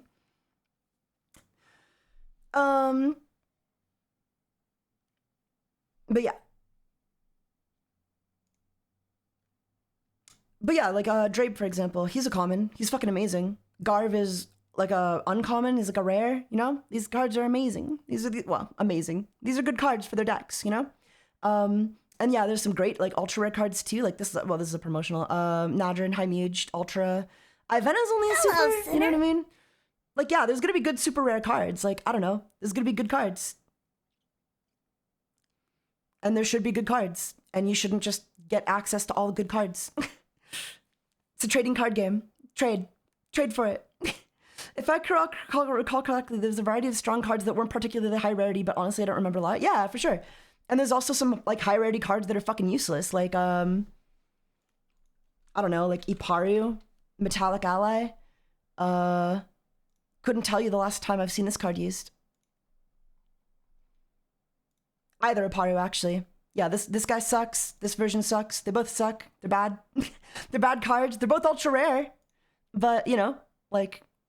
They're ultra rare because of their significance in the lore, which is what they should be. Like a creature that is rare in the lore, in the world that gets hyped up by the show, they're ultra rare because they are. They have unique effects, really cool effects. But if I trade for rare cards, then I won't have copies of every card. Oh no, I can't. You can just buy your way to have everything. Oh no, whatever will we do if I can't just have everything all the time for free? I don't know, man. Hello, sinner. I think you guys will live. The game will have an online auction and in-game currency. What does online auction mean? Like, you're auctioning cards for in-game currency, or like, what does that mean? You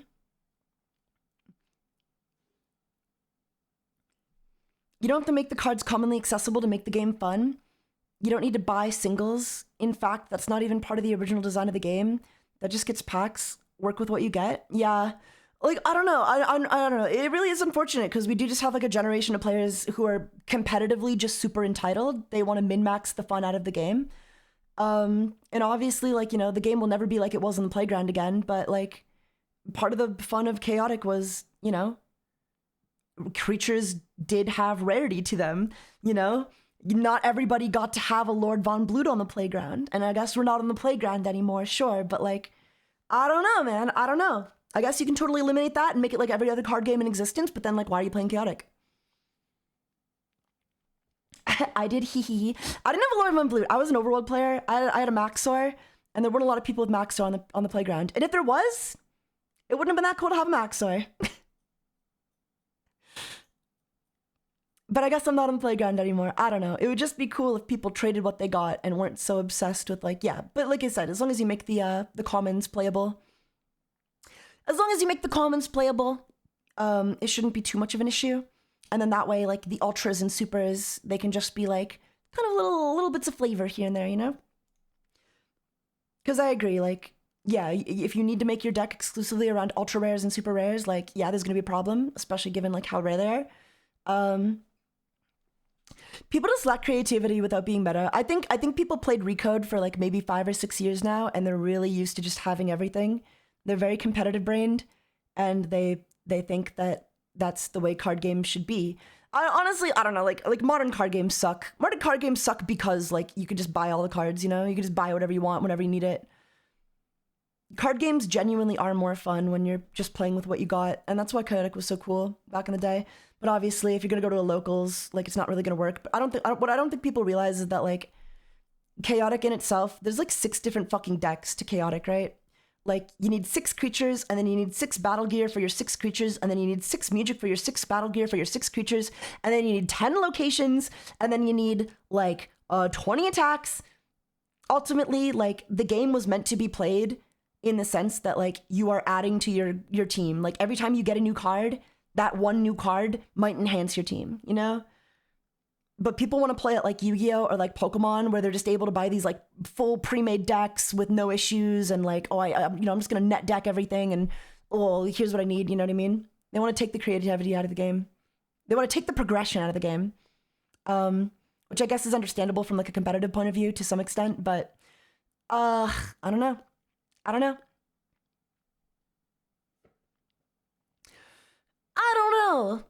There's a chance you won't have all of the common cards. You won't even have all of the common cards. That would be nice. I mean, like, not nice, but like I don't know. At the end of the day, I think it's going to be very possible to just buy the copy of the card you need online. It's what everybody does, right? Nobody's buying packs. Nobody's buying packs anymore, right? If I need a Yu-Gi-Oh card for my deck, I'm just going on TCG Player. And I think the same thing will happen for Chaotic. And then, yeah, I think the certain cards will like be a little more expensive, you know? Probably not more expensive than Yu-Gi-Oh! I mean, it depends. It depends. If the card game dies again, you know, we'll probably see it go up. Booster boxes ruined packs for me. Yeah. Me too. Pokemon sucks because everyone has the same 3 decks and it's just a roll if you draw your starting hand, yeah. Yeah. Synchro, what? No, it does suck though. Like, and I do think modern TCGs kind of like ruined our brains a little bit. Like, I do think we are very entitled when it comes to like, oh yeah, well, if I can't get every card I need for my deck for free, then the game isn't fair. But like, it's a TCG. It is a TCG. Like, it's by design not meant to be fair. Like, you were by design just meant to play with what you have. So like, I definitely think these cards should be available and be available for relatively cheap. But I don't think like we need to scrap the entire rarity system just to facilitate competitive players, you know? I don't think we should destroy the lore and feel of a cool trading card game just to make sure that everybody can have the best team possible. Because that sucks. That would fucking suck. Destroying the collection aspect of the game would fucking suck just to make sure that everybody can have the 3 identical teams and get all the new cards when they come out. Like, I don't know. I just don't see how it would be any different from like Yu-Gi-Oh! Especially at the start, right? Like when a new ultra rare comes out in Yu-Gi-Oh! Or whatever. I mean, for starters, like card worth is not tied to rarity in Yu-Gi-Oh! And I think the same is true for Chaotic. There's definitely some really good ultra rares, but likewise, there's some really bad ones. So I don't know.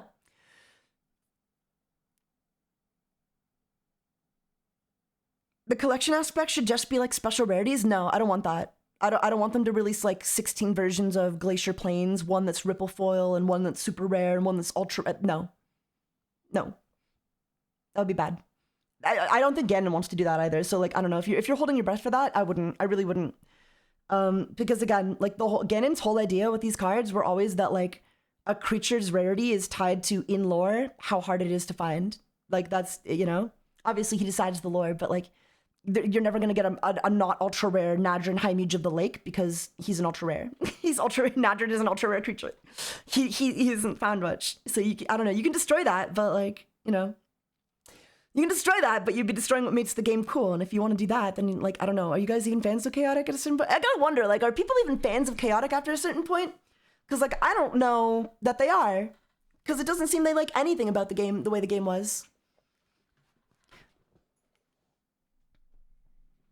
If the game is good, people will play it. Everything can be fixed. Exactly. Nothing a premium gold pack can't like fix, right? Hey, here's a premium gold.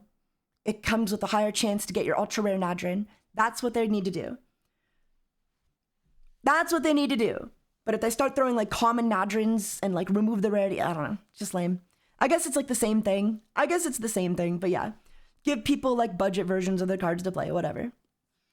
Just not immediately, you know? Like, not immediately, right? Eventually, just not like, oh, hey, here's a new card. Oh, and here's a premium gold pack to get it for free and easy. And, you know, maybe like in a year. Like they do for Yu-Gi-Oh, right? When a new really good card releases in Yu-Gi-Oh, they're not immediately re-releasing it. That's basically the gold thing you mentioned? No? Yeah. No, it is. Yeah. I don't know. I don't know what we're talking about. I don't know. As long as they're not just like removing, oh, here's like, because again, the rarity is tied to like the aesthetic, right? You can't print an ultra rare as a common. I guess you can, and they have, but like, you get what I mean, though. You get what I mean. Just, you know, be careful. Do not change the art style too significantly. It's iconic and part of the game's identity. No AI artwork. Okay, well, I can agree with that, yeah. No complaints there. A worrying sign of this is Maxor's feet in the countdown promo picture. He has claws now?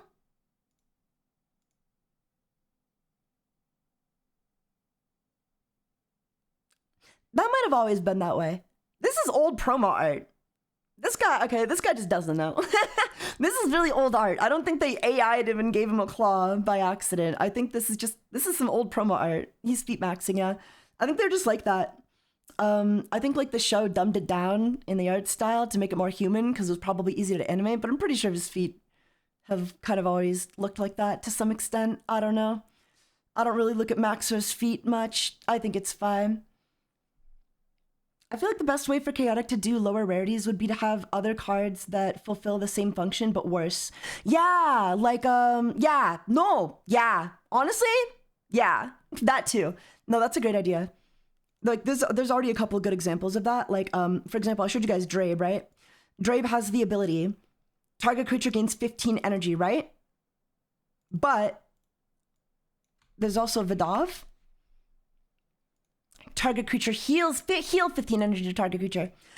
This is technically like exact same effect, same capacity for healing and or gaining, except Drabe gains, which stacks on top of your max health, and Vidov only heals, so you can only heal up to your max health. So yeah, like more like stuff like this. Granted, Drabe and Vidov are both common, funnily enough. So like, but yeah, stuff like this where it's like just like functionally the same but slightly worse, you know. Or how you have like the Staff of Wisdom and then the Iceless Wisps.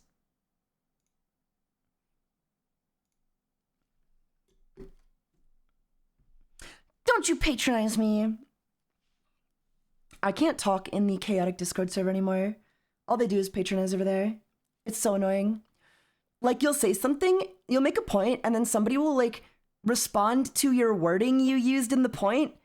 And then now the conversation is about like what fucking verbiage I used. And it's like, okay, sorry, like you're autistic and I used the wrong verb in front of you, but like, could you respond to my actual point? Because you know exactly what I'm trying to fucking say, but you're just deflecting and decided to respond about my grammar because you didn't like the fucking word I used instead. I can't talk with people there. It's so annoying. It's so fucking annoying. Discord mods, but yeah, they're not even Discord mods. They're doing this shit for the love of the game. They're not even getting paid. Not that Discord mods get paid, but like, they're not even in charge. Let's be kids again and not argue online, for real, for real. Sounds like a server full of dusty. And not everybody's like that, but there's like a few people there. Like I'll say like, I'll make a point and say like one thing, and then they'll be like I said, like, I don't agree with the narrative you guys are pushing. I think this is this because of this. And they were like, well, I wouldn't call it a narrative. We're just having a discussion. And it's like, okay, I don't like the point you're making in the discussion. Now, can you respond to what I said? Like, what the fuck? Like, what the fuck? What are we talking about? What the fuck? Now we're talking about fucking like narrative. Like, it's like now I have to stop everything to define narrative because they didn't agree with the verb. It's like, shut the fuck up. Like, respond to the point. Jesus Christ. Sorry. Just gets on my nerves. You guys know how it is. Is there a word like Redditor for people that sound too much, to spend too much time on Discord? Discord mods, but yeah. I've seen pick some meaningless online debate vernacular. I hate that. I hate it. I hate it when I make a point and then they just don't respond to the point. Most importantly, do not change the core gameplay. Yes, there needs to be some small gameplay flow tweaks. Absolutely. But the game should largely resemble what we grew up with and have continued to yearn for all of these years. Yeah, 100%. If they're changing like the core of the game, like if my game board doesn't look like this, I think that's bad. I don't know. They're gonna fuck it up. They're gonna fuck it up. I really hope they know what they're doing. Because they said like they're doing some crazy changes, and I hope it just like applies to like some minor rules here and there. What are your grand hopes for the revival?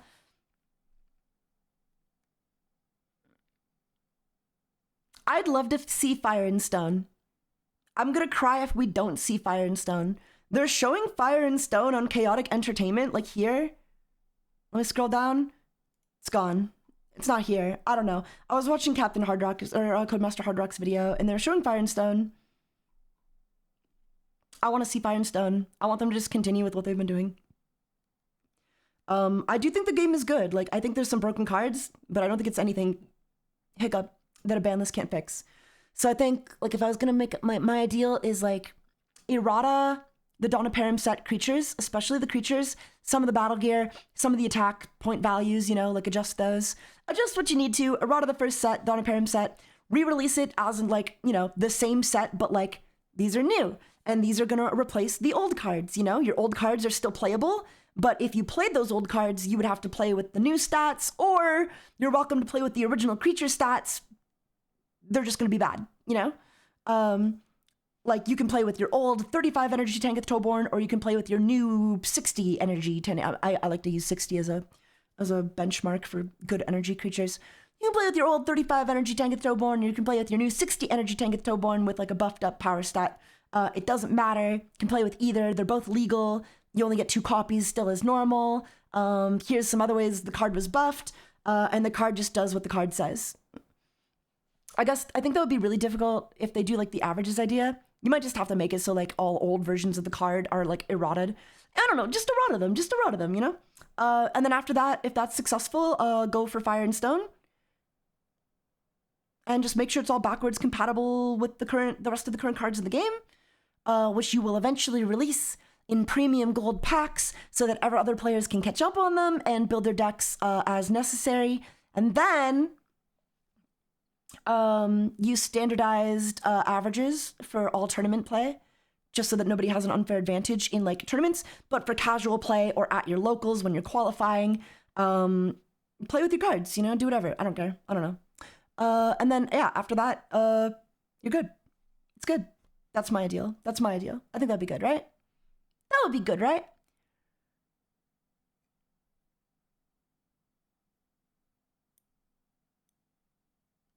Yeah, they showed. I think it's gonna be the first release. I have a vague idea of seeing that somewhere. I heard momentarily, I was told that the new set released already. Like just briefly for like 4 hours it was up, and then they deleted it, and I didn't get to see it, and I don't know what it's gonna look like. So I guess I'm just gonna have to wait like everybody else. I'm out here doing so much free PR for Brian Gannon though. He needs to hire me.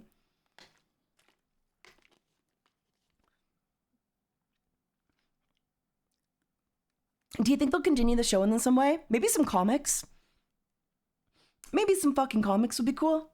I think it would be cool if the show came back, but I don't know. Given how long everything's taken, like, I have a hard time believing that they are capable. We'll see. Let's wait for the game. If the game succeeds, maybe we can get the show. I'd love to see the show back in some capacity, or like, you know, little shorts. At least in the Param. I definitely want to see what's going on in Param more than anything, you know? I think it would be so peak to get like, you know, little animated shorts of like, oh, here's 2 creatures and they're in this location discovering this battle gear, you know?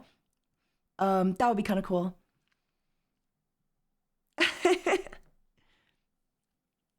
What do they do with the codes? How do you mean? Also, sorry, I do want to read more of this. We keep getting distracted. We promised the chaotic community we would come back and yeah, blah, blah, blah, blah. Okay, so a 3-pillar launch strategy. Physical trading cards. The new chaotic TCG launches with a foundational set featuring hundreds of all new playable cards. How all new do you think is all new? Because it can't be that all new, right? Like, it's gonna be Maxor and Kaor and like probably some other names we've seen before, right? Like, so how new is all new? Are there going to be retrains? Are there going to be erratas? Are they going to use the same card art, updated card art? Where in the timeline are they going to exist, you know? I'm curious. These are all questions I have. The old codes that you could literally look up on YouTube videos? Oh yeah, I think old codes, throw them out. I'd say fuck it. Fuck it to old codes. Because I bought a lot of cards online and all over the place. And like, you know, people, sellers on eBay, they just like show the full code. They don't give a shit, you know? Anyone could go look up like an old link to my eBay listing and just steal the card that I paid $500 for and enter it online. I say, fuck it. I'd rather have nobody have them and than somebody steal the card code I paid for, you know, and get that advantage over me when they didn't pay for it, when they don't own the card. So yeah, I say fuck it, the old codes. And then if there's ever an online site, I think they should just have like a little bundle. You should be able to buy cards from like sets you want and just use an average, use the minimum, use the maximum or something. Maybe the minimum. I'm thinking the minimum would be cool. And that way you actually have incentive to get new versions of those cards eventually at some point. But like, you know, let me buy a pack of like, oh, get all the ultra rares from Dawn of Param at minimum stats. And then you can play online with people who also did that, you know? And then only until they start like reprinting those sets do we worry about like, you know, dealing with higher statted shit or whatever. I don't know. That's what I think. That's what I would do. That's what I would do. Because yeah, I really just don't want, I hate the idea of like, oh, I saved your code. I'm going to upload your code before you could, even though you bought the card online and you own the card currently. I saved the code from the listing, so yoink, you know? That would suck. That would fucking suck. I appreciate the added the episodes on the website. Yeah, it'll be good to watch more of those again. We kind of watched the series recently. Taiga, how do I scan you? Use your smartphone. So would you be on board for like cheaper online packs along with more expensive IRL packs?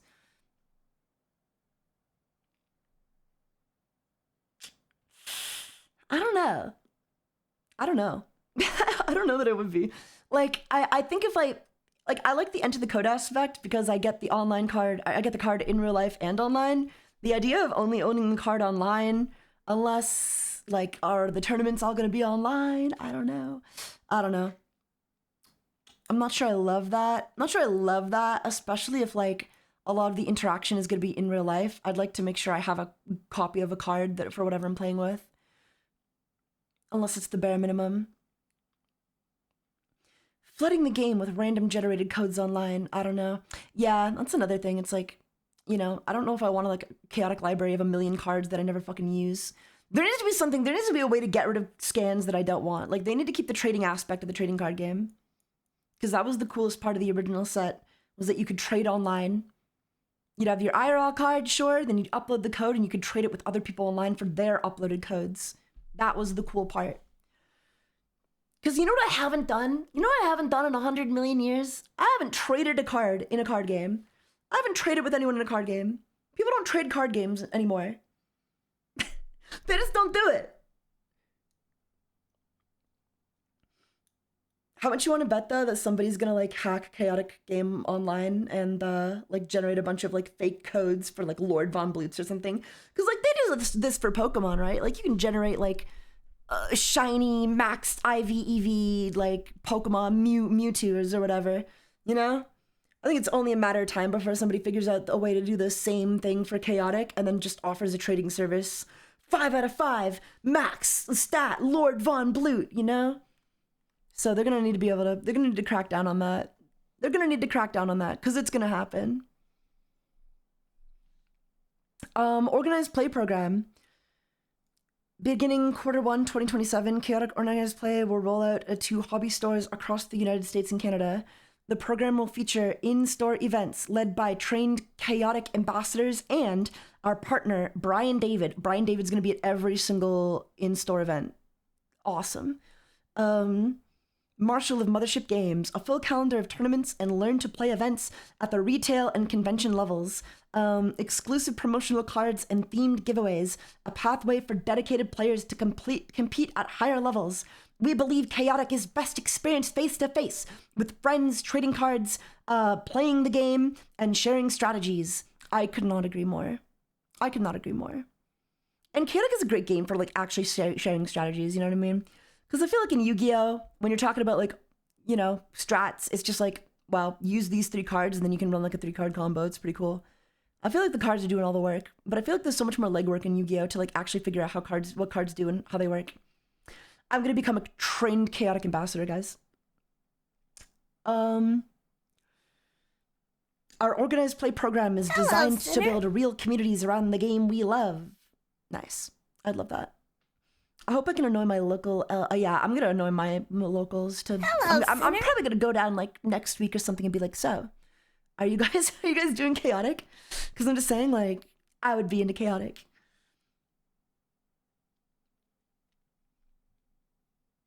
Progressive web app, PWA online experience. For the first time in franchise history, Chaotic will offer a fully integrated mobile online experience through a custom-built progressive web app. Progressive? They made it woke? They made Chaotic woke? Here comes the chaotic dude again. You're the chaotic spokesperson? I might as well be at this point. Unlike traditional App Store offerings, the PWA allows players access to Chaotic Sinner. directly through their tablets and mobile browser, with no downloads, no updates, and no platform gatekeepers. Cool. I hope it has like a desktop app as well, or like a Steam version. Something akin to like, I really want it to be good, guys. Like, I don't want it to be like super janky. Like, I don't want it to feel like Dueling Book, you know? I don't want to feel like I'm playing Dueling Book or like one of those like other knockoff Yu-Gi-Oh apps. Like, I want a robust online experience. I want the buttons to feel like integrated and like I'm clicking on them. I don't know. You know what I mean? You know what I mean when you play a game and it's like, this is all just so like jankily put together. This is the right place. Welcome, Black Stallion. How's it going? Welcome to stream. Thank you for the follows, by the way, guys. Upon product launch, the PWA is scheduled to feature card scanner. Nice. Hello, Sinner. Card collection. Nice. Deck building. Nice. Gameplay, strategy guides, event locator. I'm so curious about the strategy guides. Like, I really do want to know what kind of game we're playing. Event locator for organized play events at nearby hobby stores. Really? They're gonna have my data then. They'll know my location. The way they're doing this makes it pretty clear to me that the main point is to not deal with retailer fees. I'm not against this for chaotic. Explain, elaborate on that. I'm not sure what you mean. The chaotic TV show in high definition. You can watch the chaotic TV show in high definition on your mobile app. I love that. I.e. Apple takes a % of any money made downloaded through it. Yeah. I meant side connection stuff was great when I was a kid. Like when Pokemon toys came with one of those tiny CDs, but that was pretty rare back then. I want to scan my cards. I would love to scan my cards. I heard there's going to be QR codes on the bottom of the cards. I think that's going to look ugly, but I think that's going to look really ugly, but I guess it's the easiest way to guarantee you have a million codes to scan. And also to make sure that nobody enters the code online. But then can you just not play this game if you don't have a cell phone? I guess not. Granted, like everything is online these days, you know? I do want to be in real life though. I'd love to play with some people. I don't care if I lose. I really do hope that the cards are backwards compatible though, guys. I'm gonna be so sad if like, I don't know, because like I love Drabe, and I love Ivana, and I love Garv, and I love Loma, and Nadrin, and Ikatosh, and I love these cards. Like, I really do. I like Max Protector Verum, you know? It would really suck if they just were like, yeah, no, the game's dead. Yeah, no. We're deleting them all. Our beat is gone, and Nadrin's gone, and Drabe is gone, Garv, Tartarek, Maxor. We're re-releasing them all. And none of the versions of the cards that you loved, fell in love with, or, you know, collected over the years to get your high stats, they're all irrelevant. They're all irrelevant and unplayable. I'd be really sad. I'd be really, really sad. That'd be a huge fucking bummer. That's gonna be playable offline. I'm just concerned it might potentially not be playable on PC. I'm fine if they're not playable on PC. I'm even fine if they're not immediately legal to play in real life. Like, I would totally understand if, like, you know, it's a launch event and, like, yeah, you can't show up with your fucking, like, alliances unraveled stuff yet. We're not there yet, you know? I'm fine with that. I don't expect them to be playable immediately.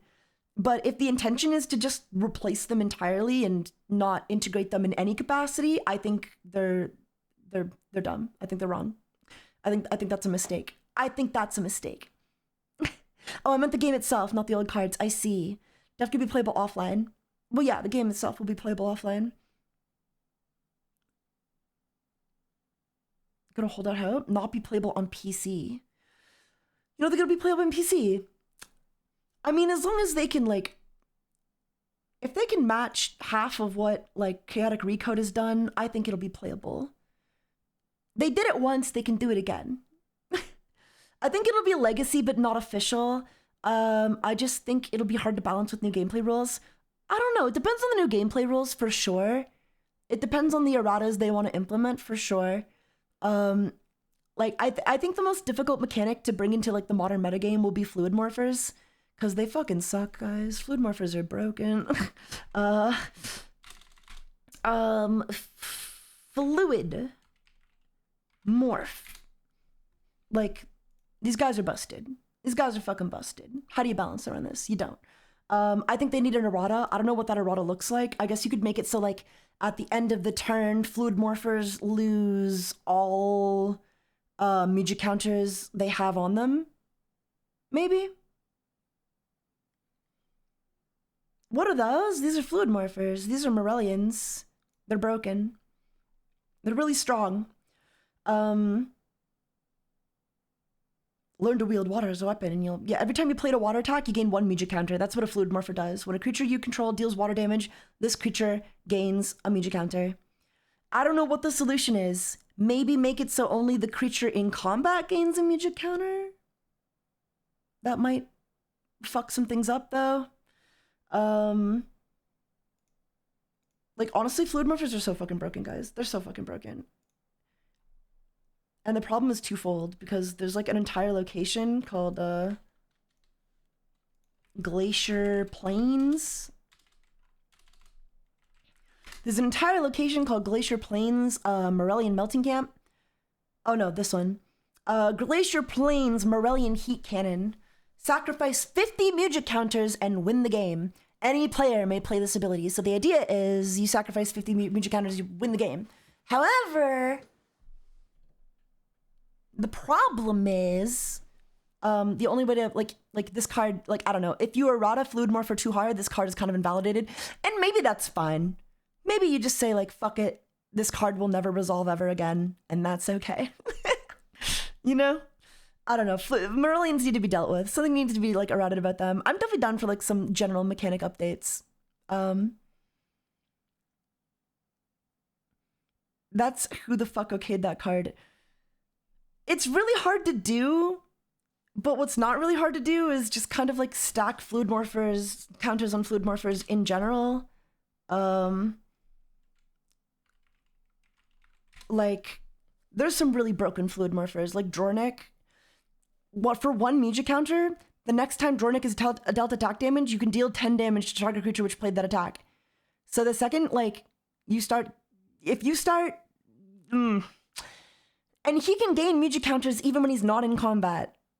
That's the problem. Ultimately, that's the problem, is that Fluid Morphers are all gaining Muji counters all at the same time. They're broken. It's not fair. How do you even get that many counters with Fluid Morpher? Every time you play a water attack, you gain 1 Muji counter. So you just make a deck full of water attacks, and then every time you play one of them, you gain a Muji counter. But except it's not just one creature that gains them, it's every Fluid Morpher you control gains a Muji counter. So it's really easy to stack up really quickly. Like, after one combat, you can have, like, maybe 5 or 6 counters on everybody. Even if you lose, like, it's rough. It's rough. It's rough. They need to balance this. They need to change this. I don't think this can exist in the game, if the game's gonna continue. Jade Pillar was a pain to play against. Jade Pillar is a pain to play against, but I like it. I wouldn't ban it.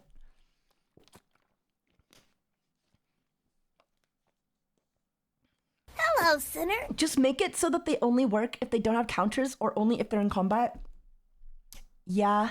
The problem is Jornik specifically has an ability that works if he's in combat and if he's out of combat. Like, he can make when target creature is dealt attack damage, deal 10 damage to the creature which played that attack. That's not really something you use on other creatures, but, like, some of these are made with, like, in and out of combat in mind to begin with. Mockeden is the worst defender. Another solution, honestly, honest to God, another solution might just be banning all the Fluid Morphers.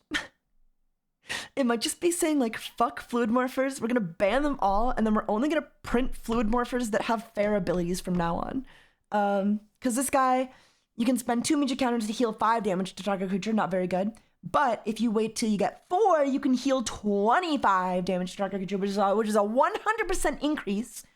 So like what players will do is they'll run double Mockadin, plus a Drornik, plus like a Nunkwern, plus some other guys, and they're broken. They're broken. Like once they're able to stack up, they're unkillable. Fluid Morphers, once they're able to stack up, are unkillable. And then it's compounded even more so with locations like this. And again, these are just like cards like you'll just have to ban. You just have to ban these cards. Initiative, Earth. Creatures without water cannot spend magic counters to play magic or abilities. Which just like explicitly benefits Fluid Morphers. It's not even funny. It's just not fair. It's just not fair. Like stuff like this just needs to be banned, you know? It just needs to go. I think they should only print Fluid Morphers that aren't really able to do anything with all of those counters, you know? Give them some okay magic to play with, but like Mockadin healing like 50 per turn, double Mock healing like 50 in one go. It's not okay. It's not okay. Make Fluid Morphers bad. It's a really strong mechanic, so just make them bad. Mystic, it's literally a Mystic Mine-ass card, yeah. Except Mystic Mine, at least it's not stuck on the, you know, stuck on the board the entire forever. Like there's ways to play around it, but yeah, it's bad. It's rough. Weren't Fluid Morphers technically banned in canon?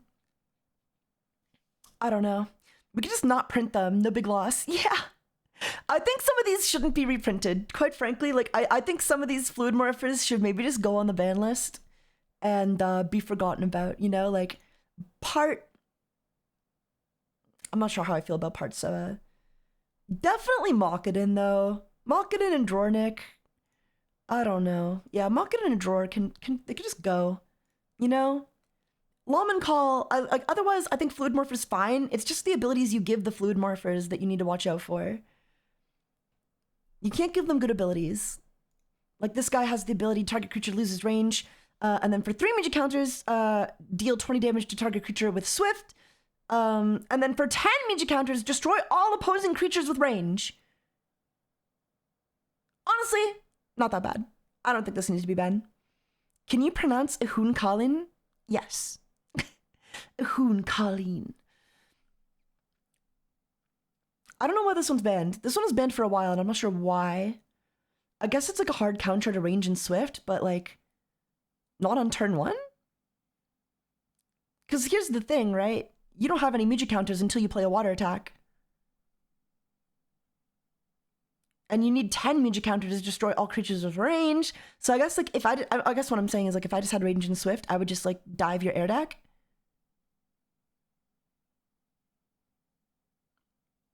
So yeah, I don't think this, I don't know. Strong, yeah, needs to be banned, I'm not sure. Fluid Morphers are definitely broken. I just think they need to be careful not to give them any more broken abilities, you know? Like Drornik never should have existed. This guy's way too good. Next time you're dealt damage, deal 10 damage. And it's like, okay. So like, you just do whatever you want all the time. It's just free damage after 3 attacks. Like that's usually enough to equalize it. Hello, Sinner. Mockadin, bit of an issue. Nadrin Fluid Morphers Foe is also a bit of an issue. I don't know. There's definitely some cards that are strong that'll probably be banned. And that's okay. It's okay to have cards that are banned. Oh, Felfour of the Deep should also be banned. This guy should also be banned. This guy should never come off the ban list. Other than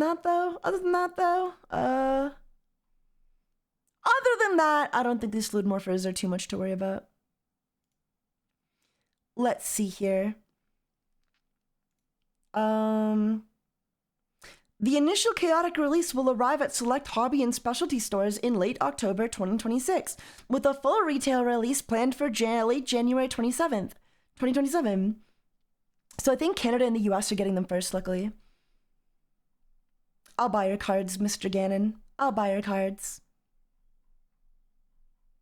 Let's look at more posts, guys.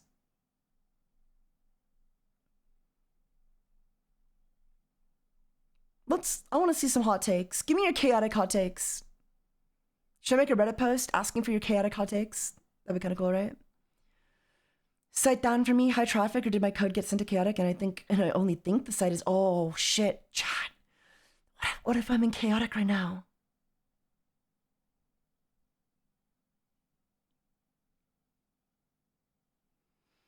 Then you have to consider cards like Inner Flood. Yeah, I have considered cards like that.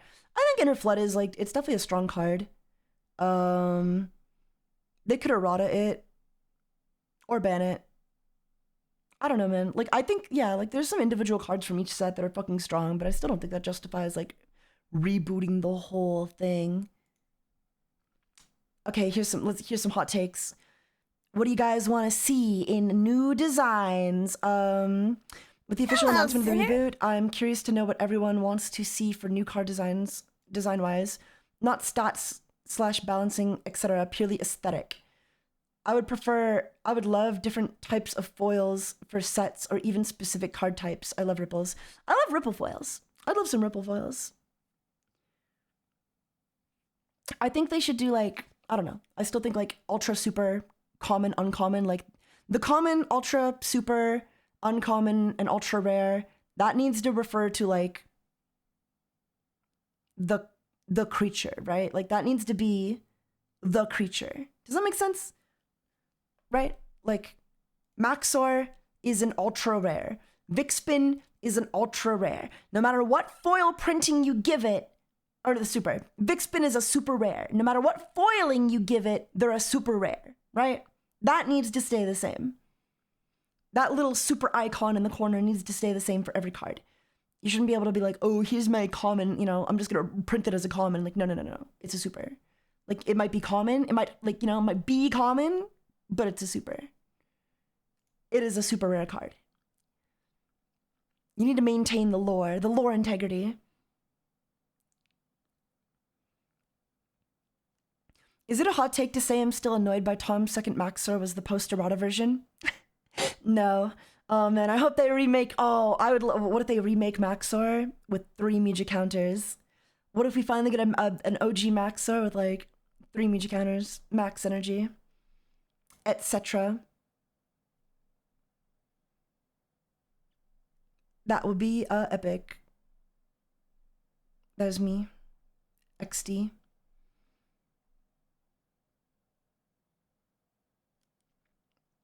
Unless they start doing a bunch of decks and special editions, and they are high rarity that you can get super easily, it'd be done, but it's doable. Yeah. I don't know. I just hope, like, when the game comes back initially, that they just kind of, like, do what they did 16 years ago. And then if anything is, like, you know, if people are complaining, oh, I don't have my max, or I need this card to make my deck good, I need reprints, do some reprints, fine. Do some reprints, fine, but I think, like, a little bit of scarcity is okay. As long as it's not scalpers, you know, just buying up all the product and creating it that way. Name your tribe. If I'm reading this right, the physical card releases seem to be for NA only. That does seem to be correct. NA only, chat. Isn't that sad? Isn't that fucking sad? New app. I don't know why we're calling a website an app. It is a new website. Oh, these are all just a joke. Okay.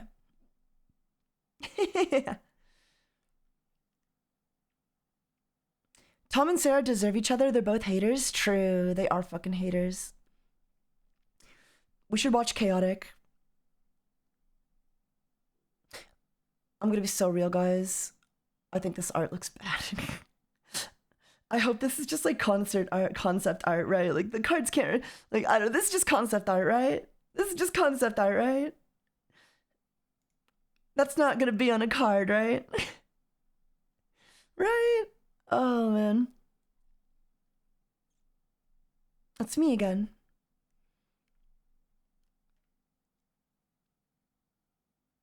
When is the PS2 Wii game getting a re-release? I still have my own copy of the Wii game. I'm fucking hyped. Okay, let's just read the replies on like the do nots. I wanna get some discussion, guys. Give me your hot takes. Give me your chaotic hot takes. I'm only commenting on number 5 here because I don't disagree with you for most of this and on the fence about the rest. The art style is the original art style from the commercials for the cards to my knowledge. See link below, could be wrong. It could just be me, but looking at old commercial here, they just slightly animate the artwork straight off the card, blah, blah, blah, blah. My opinion differs on some. Donna Param was a great set to initiate with. It's no different than base set for Pokemon. It introduces the basics, was balanced, and was generally great. I don't want them to restart with just DOP, but I disagree with they'd lose customers. I think,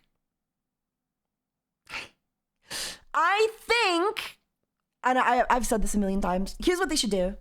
Re-release Dawn of Param, errata the old cards, mainly the monsters, because the Battle Gear, locations, music were mostly fine. I think some of the music are probably, like, after the creatures, I think some of the music was probably the most underpowered.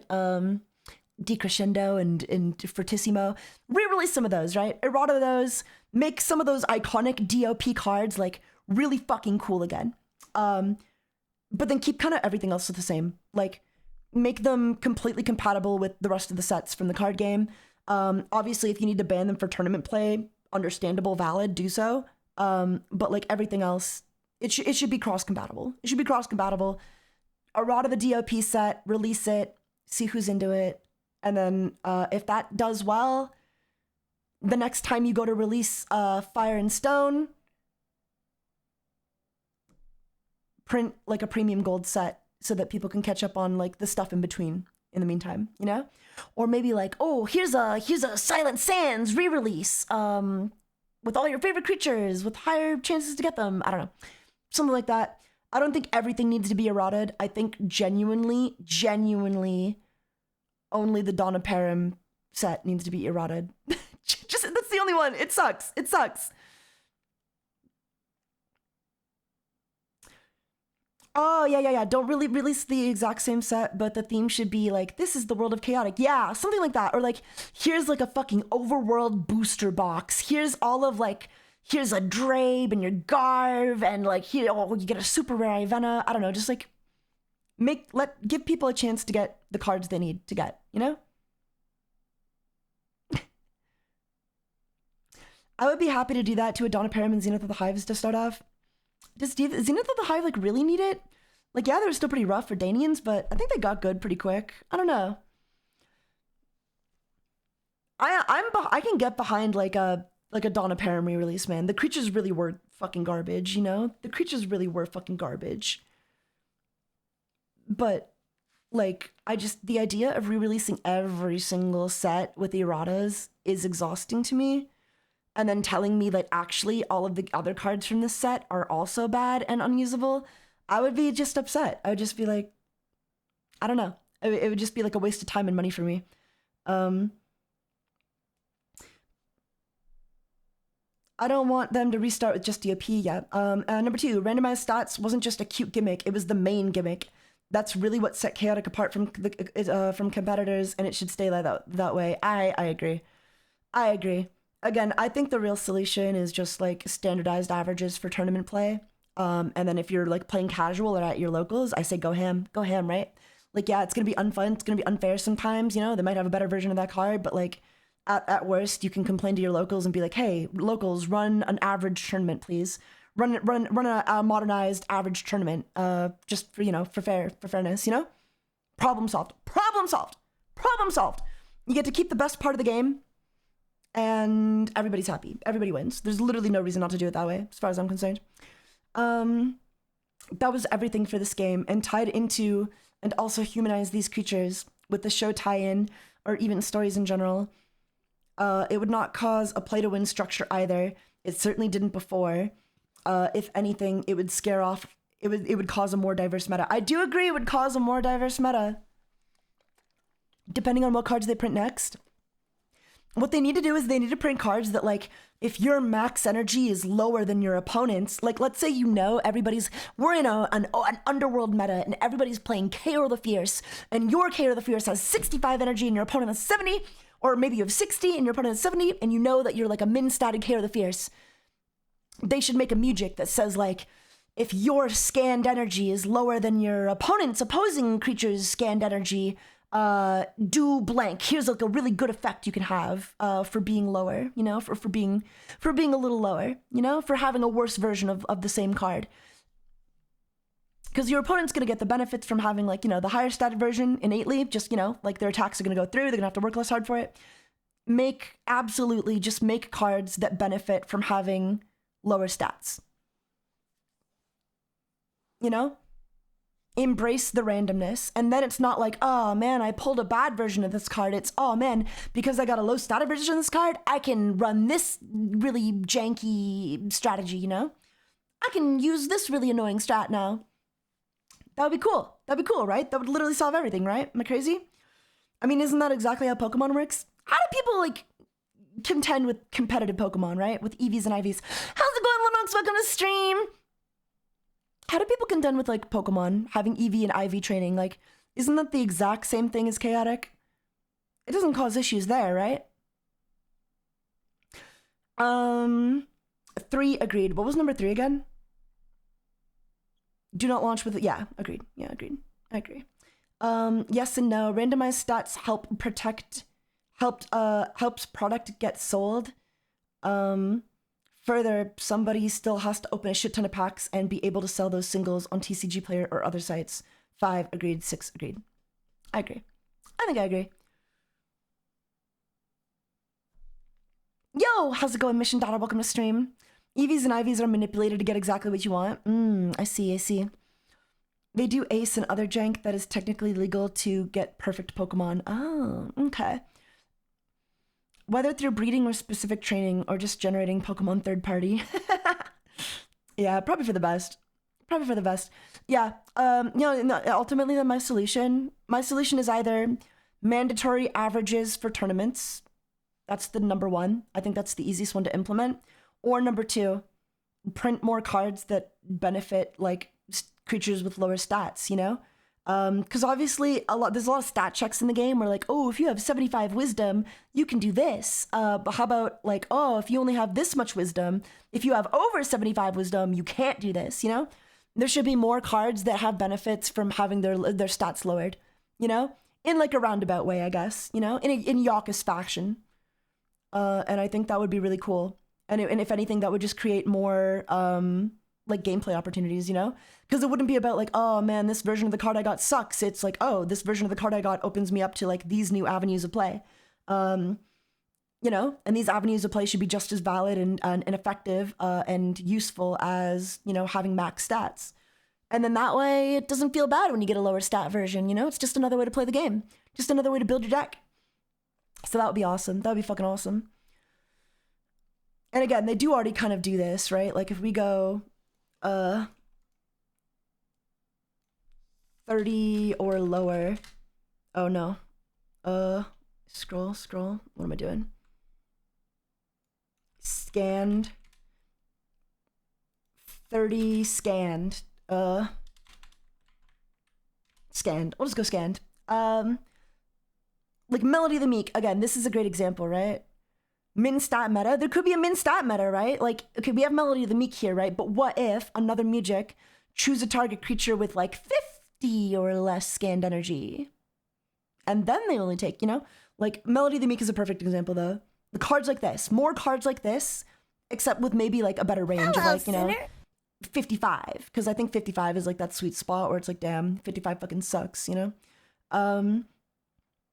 Or maybe specifically like a card that says if you have less scanned energy than your opponent, like do this, you know? Stuff like this though. Melody the Meek, like this is good card design. This is great card design because this inherently embraces the game's randomized mechanics.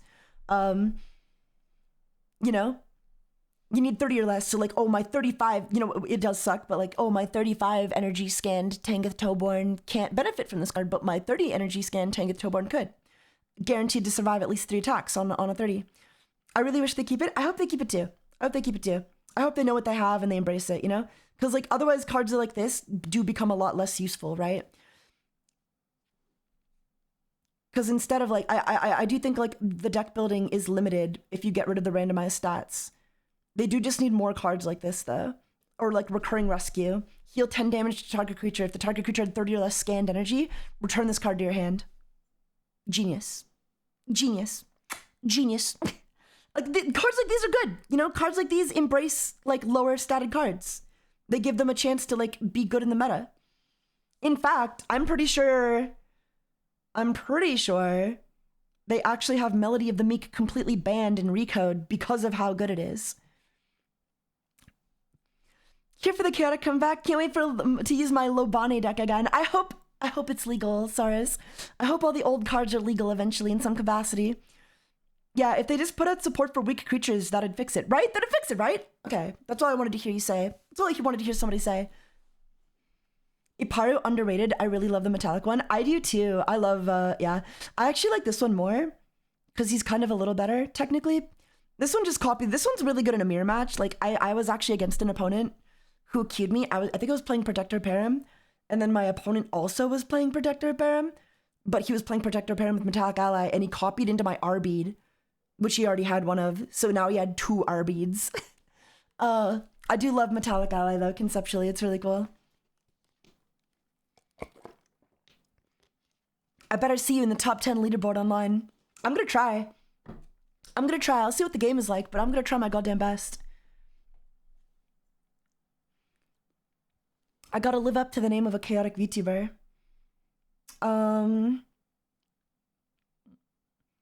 But yeah, like stuff like Aparu as well, though. This is relevant though, because like I like the idea. I don't know. I like the fucking scan traits chat. I don't care.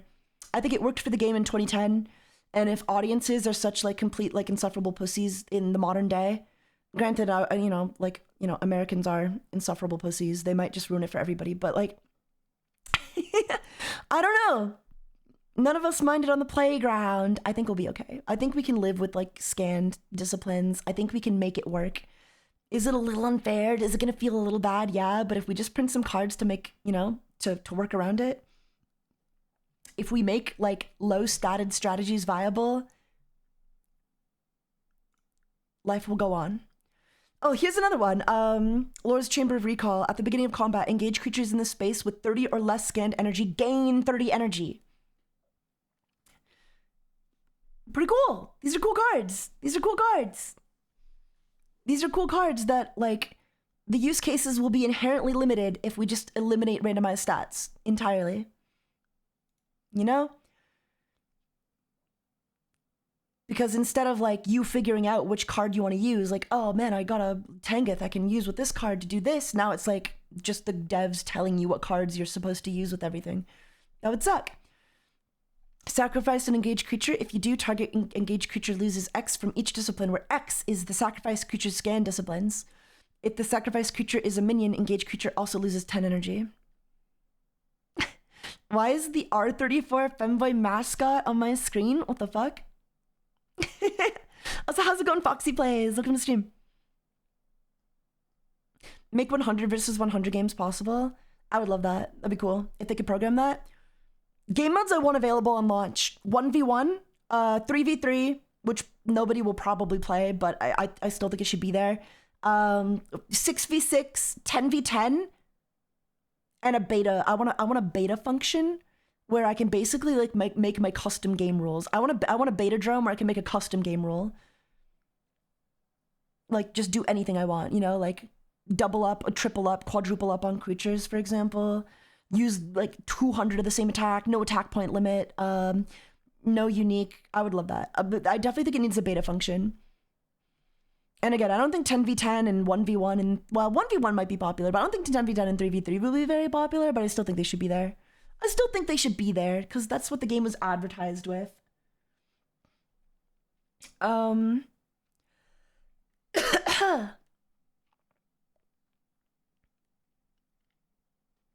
All Heptad and all Armageddon. Why do you sound like that? What do you mean? Elaborate. Do you like that match? Yeah, that match between Fate and Tom. I fucking love that episode. That episode is awesome. There's so many good episodes of that show. Fuck, man. Oh, look at this one. Strike of the Meek. If the creature playing this attack has 30 or less scanned energy, deal 50 damage. I think this is great. However, I would lower the battle points. Like if I was gonna errata this, they should make a new version that does like less damage. Or not less damage, but costs less points. Because I think like 5 battle points is a pretty big cost to an attack where you're already playing a creature with 30 or less scanned energy. It kind of just like negates the point of the benefit, right? The benefit's supposed to be like, here's a shit ton of damage for playing a really bad creature, but using 5 battle points to play this attack innately negates the benefits of playing the attack. So I don't know. They should do stuff like that. Maybe 3 to 4. Yeah, I'm thinking 4 at most. 4 at most. 3. 3 at least. 3 at the least, 4 at the most. Uxum's a fun card. At the beginning of combat, Uxum gains energy equal to the lowest scanned energy among the creatures you control. It would be pretty boring if you always knew how much energy we was gonna gain, right? I don't know. It would be kind of cool if you could gain just a gold. I don't know. Obviously, having high energy is really good. As long as there's like enough supply for the demand. Strike of the Meek is only worth it if all your creatures have low scanned energy. I think all your creatures having low scanned energy is like price enough to pay to do 50 damage. I think Tier this attack... 100, she said gold. She said gold? She said the word of the day. Huh? Okay, bye. What? Huh? What? What are you saying to me? Hello, I'm back. Welcome back, welcome back. But yeah, I don't know. Let's read more. I want to read more of these replies, chat. I want to read more of these replies. More of these replies. See my other reply. See my other reply. Which other reply? 2. In what world is it a good idea for game balance to have someone not play with the max stats of a creature card versus someone who has worse stats? Well, again, the world is chaotic. The world is chaotic. We have cards built for this. I think we should have more cards built for this, but we do have cards built for this. Like, Strike of the Meek. Now, this is not a very good example. This card sucks. They should make better cards that benefit monsters with lower stats. And they should do it for more than a range of just 30. Because a lot of these are like, oh, if you're 30 or less, but like barely anyone's 30 or less. They should do some for like 50 or less. 50 or less would be pretty fucking cool. Yeah, Bottle Dagger plus Strike of the Meek. Beautiful. Beautiful. But yeah, I think that world is chaotic. That world can be chaotic, you know? How does me having a KR with 10 less energy than yours create a diverse meta? We can print cards that make it diverse. Right now, obviously, there's no real benefit, but it doesn't have to be that way. We can print support for cards with lower stats. And we should! If we're gonna keep them, we should! 3. Agreed. 3. Yes, but if this was entirely true, then Yu-Gi-Oh! Sealed product would also be worth MSRP, and yet it's not. I don't know what that means, guys. There are objectively proven ways to sell sealed product that are not tied to game balance. Sure, okay, whatever, I don't care. Why is your response still so hostile when you asked for opinions? What in the world?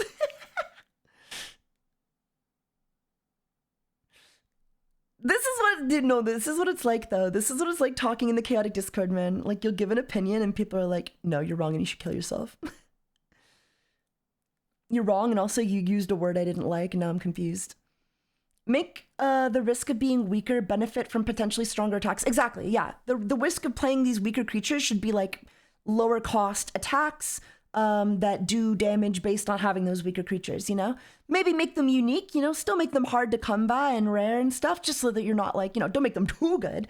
But make them playable, make them viable, right? Make it so that, like, yeah, if I get like a shitty version of a card, give me a music that says like, if your scanned energy is lower than your opponent's scanned energy, gain 40 energy or something. Wouldn't that be crazy? Wouldn't that be crazy? 40 energy gain or something? Something like really good. Something that where you inherently benefit from just having less, you know? That you can really only play in decks where you know you're gonna be less. So like if you got like a fucking KO the Fierce and he only had 60 energy and you're up against an opponent's KO the Fierce with 70 energy, let me do something with that, you know? Give me a benefit. Let me run a card that makes me benefit from that. But, you know, the benefit has to be more than just like your average, like, Drabe heal, right? Like, it can't just be like, oh, gain 15 energy if you're lower. It's like, okay, well, I could just play Drabe and gain 15 energy anyway for free. You know, like, the benefit should be really good. The benefit should be greater than if you didn't just play 2 better cards, I guess. Does that make sense? I don't know. I feel like you guys know what I'm saying. I'm just repeating myself. I'm yapping. There's a joke here about an all bottoms deck, but my English isn't good enough. All bottoms, true. Going point by point, I half agree. I don't want them to just repeat DOP, but that's because I want them to go full reboot. If by full reboot people mean errata, then yeah, go full reboot on Donna Param. Sure. I want them to learn from the failures of the first run and start fresh. I think that like my problem with that statement is that they very much did learn from the failures of Donna Param moving forward from every other set. I'm fairly sure full reboot means no old cards. Yeah, then that's not what I want. That's not what I want. There's too many old cards. There's too many memories in those old cards, I think, to just like say, hey guys, we're rebooting the fucking game. No more Dark Magician and Blue Eyes White Dragon. Like, it's insane, right? Could you imagine? Could you imagine just being like, yeah, we're rebooting the game and yeah. These cards are bad, so we're getting rid of them. No, that's sad. That's really sad. I do want them to learn. Like, I would love a reboot of the Donna Param set, you know? That was like 7s for one set. Yeah, and nobody likes 7s. I fucking hate 7s. The fact that Chaotic is so deeply built on the lore means removing old cards would just hurt. It really would, because like it's not just the old, it's the old cards you're removing, it's the old lore, it's the memories that I had earning those cards on the playground. The game I love is tied to those cards. Okay, and this is gonna be selfish, and I don't care, I'm gonna say it. The game I love is tied to those cards. So if you invalidate all of those old cards, not only have I made the worst financial decision maybe ever in my life, like I will kill myself. I will kill myself. I quite frankly will. But yeah, I don't know. You just like eliminate a lot of what people fell in love with, and I don't think that's a good business strategy. Unless they implement rotation, cards will only get more powerful from there. So we need a simple and low power baseline. I don't think that requires a full reboot. I think like a Donna Param reboot, errata the Donna Param set, make it cool again, you know? Start with the Donna Param set and just bring it up to like where the rest of the game was or is when it died, you know? Maybe not that far up, you know? It could just a little bit though, you know? Make Maxor really cool and Heptad really cool and I don't know, Interest and Tanguth Toborn, like make these cards like just generically playable in the modern metagame so that they can be compatible with all of the other sets that don't really need to be touched. Not that like sets 2 and 3 were the best either, but like they had some really good cards and I don't think they need to be redone, you know?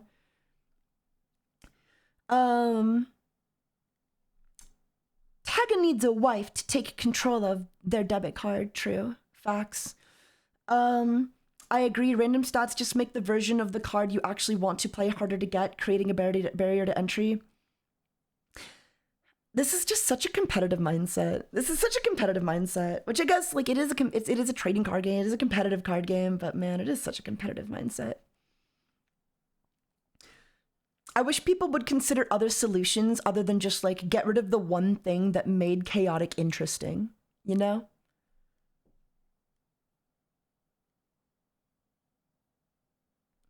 They won't remove the old cards, but they will not be playable with the new ones. Otherwise, there wouldn't be a point in a remake. Well, there would be a point in a remake.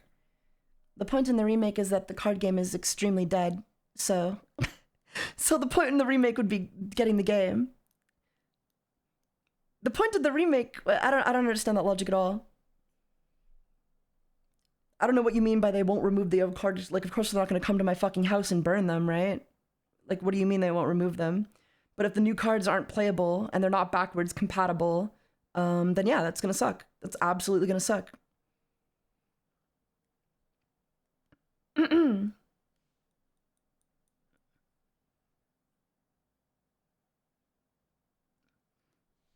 Now again, I don't think these old cards need to be playable day one, right? Like I don't expect to roll up to my locals and they're gonna let me play with like all of my old cards.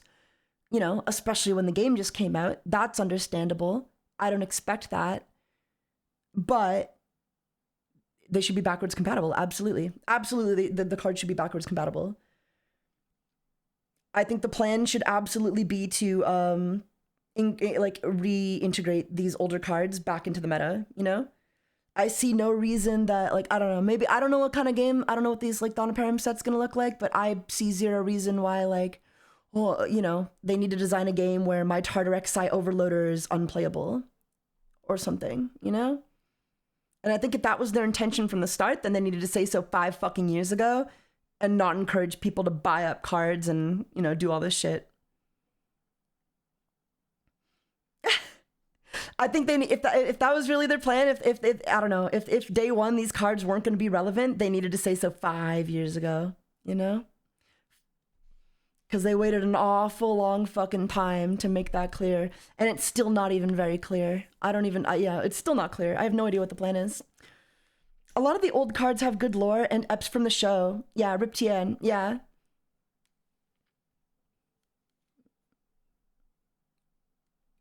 R.I.P. bro, R.I.P. I agree, no random stats. I think keep random stats.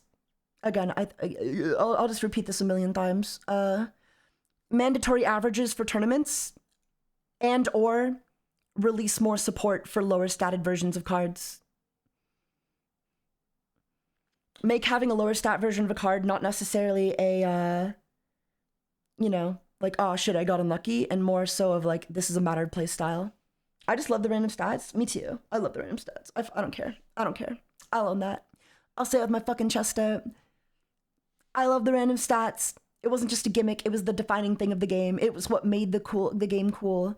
If I was going to sell somebody on Chaotic, I would tell them no 2 cards of the same stats. Your version of the card is completely and wholly unique. 3, no notes, yeah. There is no 4. I forget what 4 was. Do not continue copy the old rarity system. If they do decide to launch physical product, the old rarity system will make product almost worthless.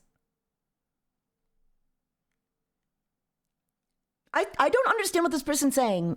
Product is going to be worthless if they keep the old rarity system? That's like for the best, though. That means like it's not going to get scalped. It's worthless. I don't know what he means by worthless, I guess. Yeah, it's not WOC, WOTC, don't worry. This is Panini Games. You can sell your 5 max IFLAR for a new house. I hope the fact they linked the eBay hints to me that the old cards will still be... That's what I'm saying, right, Noxy? Because did you guys see that as well? Let's scroll the fuck up here and let's go to, like, main. What is the intention... Not there. That's on the PWA. About. I think it's under the About page. Hold on. What is the intention in linking the Chaotic on eBay? What is the purpose of that, if not, like, you know? Are they just telling me to check it out? Or is this for investors? I don't know. But if I'm reading this and I'm like, oh, I'm interested in Chaotic, and I go buy some fucking Chaotic cards on eBay just to find a link that they gave me just to find out that actually none of these cards are playable and you're an asshole. You're an asshole for buying them. Kill yourself. I would be mad. I'd be mad. I'm gonna be mad. I'm going to be mad. I will be mad. I will be mad. That seems stupid. The sports card guys? Yeah, that's them. The Panini sports card guys. Sports card guys. Because, like, if they're linking that and not honoring the old cards, that feels scammy as fuck. Yeah, I agree. That's why I think they'll be good. I agree. I think the plan is to, like, reboot the first set, get some upgraded versions. I just hope I like everything. I just hope I like what they do, guys. I don't know. Maybe I'm coming at this from a biased position, but, like, I spent a lot of money on these cards because I love this fucking game. And I wanted to collect all my favorite cards that I didn't get a chance to get as a kid. And I spent a lot of money collecting them.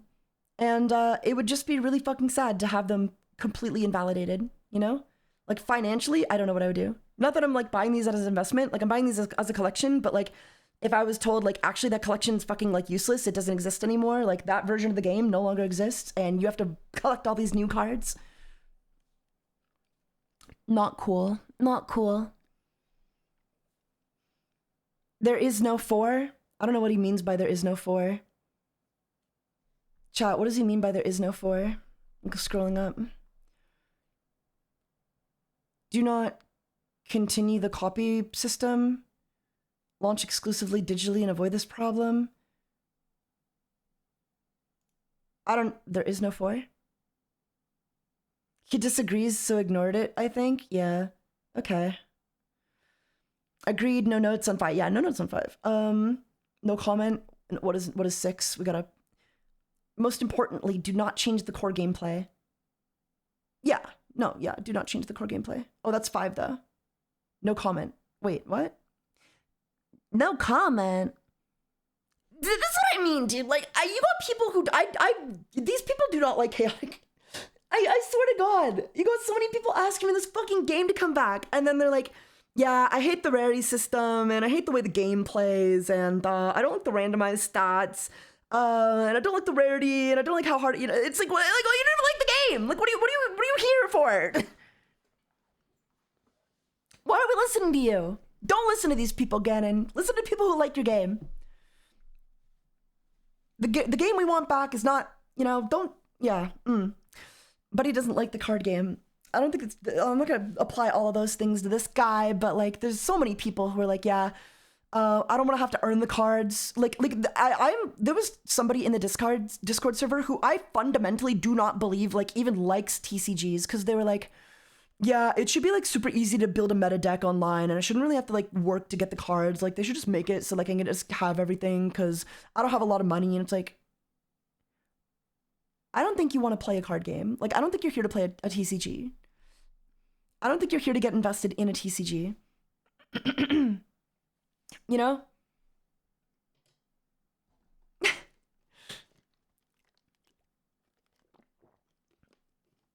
Do they understand what a hobby is? I don't think they do. Well, like, they do, because they're in the server for it, and that's all they talk about. It's all they interact with. But I don't know. They said, like, RNG isn't fair, and we shouldn't have to, like, RNG should be eliminated. It's like, dude, we are playing a card game. This is literally in reference to, like, Chaotic Rewind as well. And he was like, it's not fair that I have to earn 2 copies of a card. It wouldn't be fair if I had to earn 2 copies. It's good that I get the second copy for free, because then it would be an RNG fest just about who gets the better cards. And I'm like, dude, it's fucking Chaotic Rewind. Like, it's Chaotic Rewind.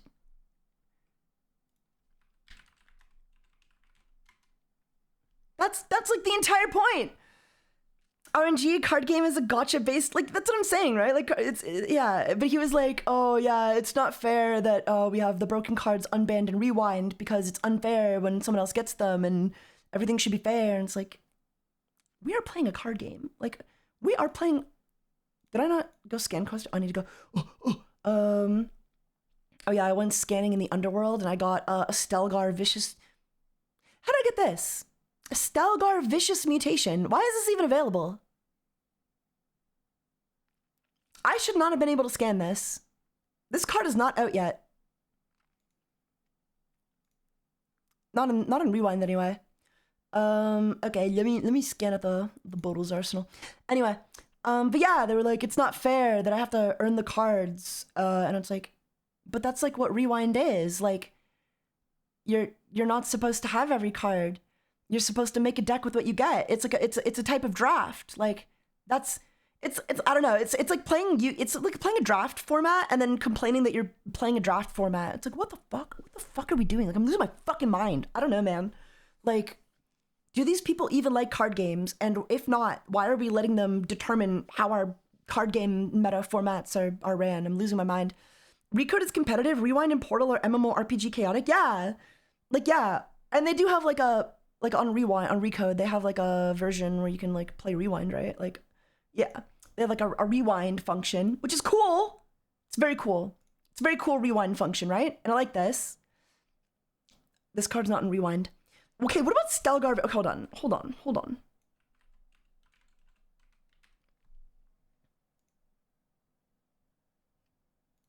They don't mind me playing with Stelgar. I think is that a bug? Is that a bug? I should not have a Stelgar Vicious mutation. I don't know. I don't think I should be able to use that. But yeah. Recode goated like always. Yeah, it's a cool thing, but like, I don't know, man. Like, I think part of the fun of Rewind is like, you get these obscure, nasty cards, and then you play with them against other players on Rewind. The game shouldn't be balanced around competitive sensibilities, I guess. But sure, just fucking like ban everything, I guess. Ban everything! just make the same ban list as like, I don't know, I'll just play like regular Recode then. Because like if you're worried about other players having an advantage on you in Rewind, then go play Recode. You shouldn't be playing Rewind. Having a ban list is important, I agree, but like there's a ban list for Standard, you know? In my opinion, the whole point of Rewind is that like it's inherently balanced by the fact that you're not going to have every card. The ban list is the exclusivity that comes with each card, you know? So like, yeah, Tartarek Sai Overloader is really strong, but he's an ultra rare and not everyone's going to have him, you know? And, you know, you might not have a Tartarek Sai Overloader, but you might have something else. It's supposed to emulate the playground, kind of. I call it playground chaotic, but I don't know.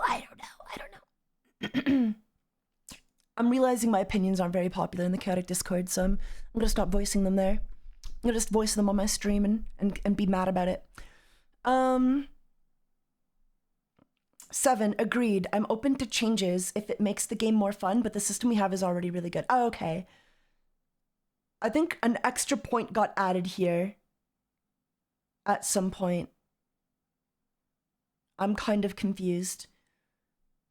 I just learned that my Taiga Daki is finally starting to ship. Oh, no way. Hey, good news. Awesome. Fuck yeah. So far, I've agreed with everything you said. That's good. Sometimes I'm not good at expressing my opinions, and when someone disagrees with me in like a really blunt way, I'm like, you know, I'm just serenity now. I need a serenity now. I need to calm down. To elaborate on one, I'm just going off my experience and others playing experiences in DOP format. It was fine way to introduce the game at the start. I definitely don't think they should if they just re-release like the dog shit DOP format, like they're making a mistake. I think they should errata DOP and then re-release that errata, you know? Give me like a beefed up interest where instead of 40 energy and awful stats. Look what they did to my girl, chat. Look what they did to my girl. Look what they did to my girl, okay? Look at the interest. My fat head's in the way. I'm gonna make this smaller so you guys can see. So this is how interest released, right? 50 courage. This is max, by the way. 45 energy max, 65 speed, her best stat. 50 wisdom, 45 power, 50 courage. Dog water. Awful. Awful. Just so fucking bad. But look how she was supposed to release. Alpha. This is the alpha prototype interest. Water 5. Same ability as like the one that released, except 110 courage at max, 75 power, 70 wisdom, 85 speed, and 65 energy. This is better.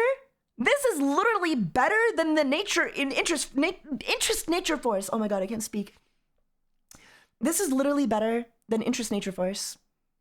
And she has a second element. She has earth and water on top of the water 5. She was so good. So I would love, like, if they just want to release, like, interest alpha, I would love an interest alpha release. I don't know. That'd be awesome. That'd be fucking awesome.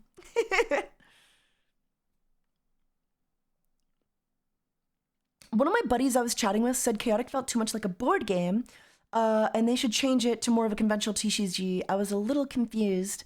That is one of the defining features of the game. Yeah, they should not change it to a more conventional TCG. Like, it should stay the board game. It should stay. Chaotic needs to stay what made Chaotic fucking awesome. And that was how it launched, mostly. Damn, both Interest and Maxor were nerfed. Yeah, both Interest and Maxor got pretty fucking hard nerfed. So I would love, like, a re-release of this Interest, because I love this card art for Interest, and she really does suck. She really does suck.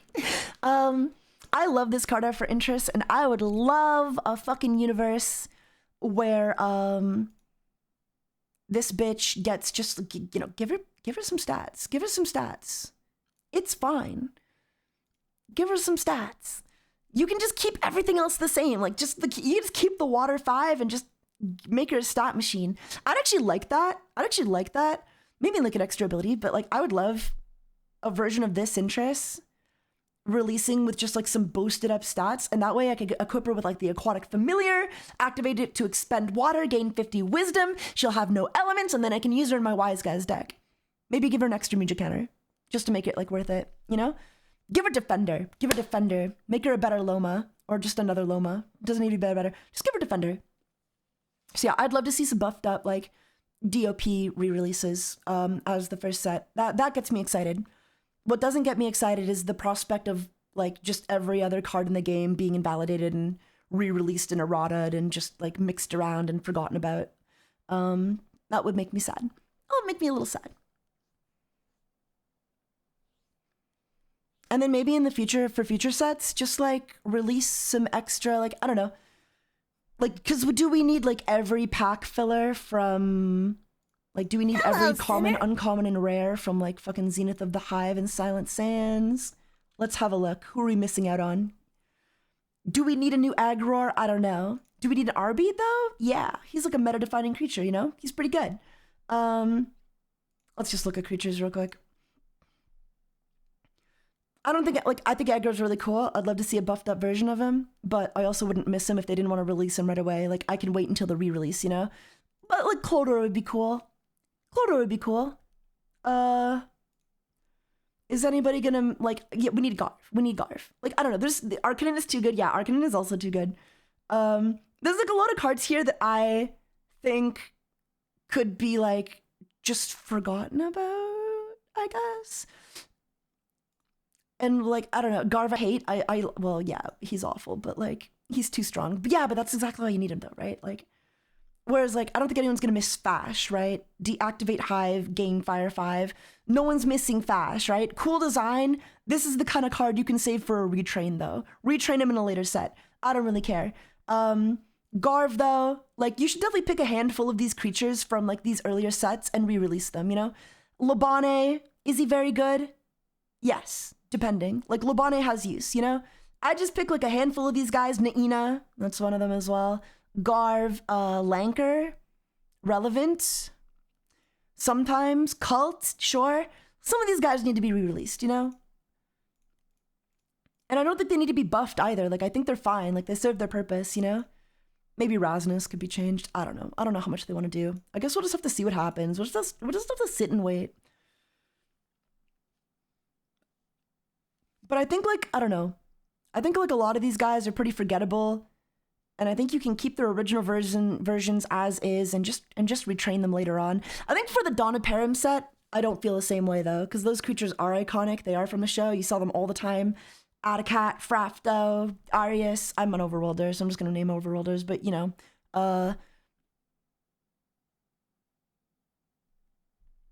Insert Underworlder here. Insert Underworlder here.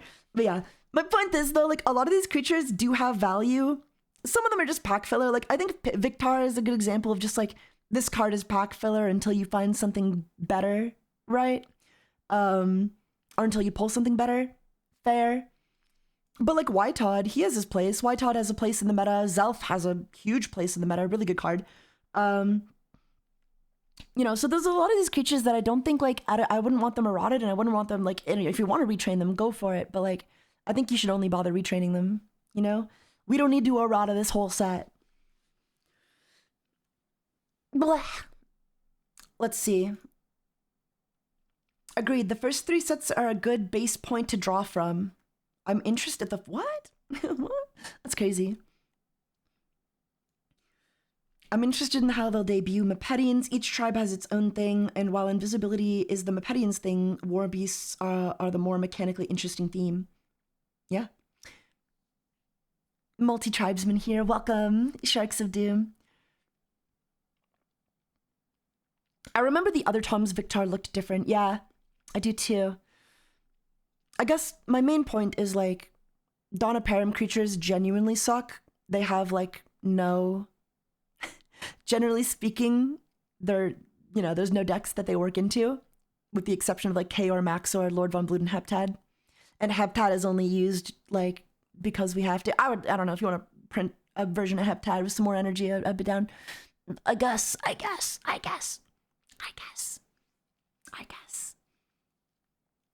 I'm just wondering if, like, do these erratas need to be considered erratas, or could they just be considered a different scan of the card, you know?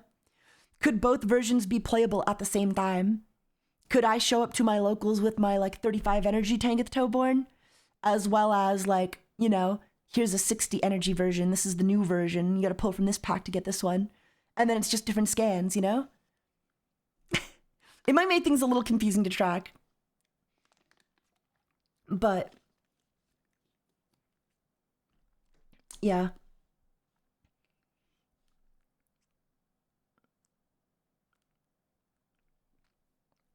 Is the answer just like different scans? And when I say different scans, like different, you know, different stats? Or is the answer like just retrains? Or is it both? It's probably both. I think for Dawn and Param, just errata them. Just errata them. Keep them like mostly the same, but just buff them up. Maybe like replace any support abilities with something more interesting. Happy Wednesday, CDK.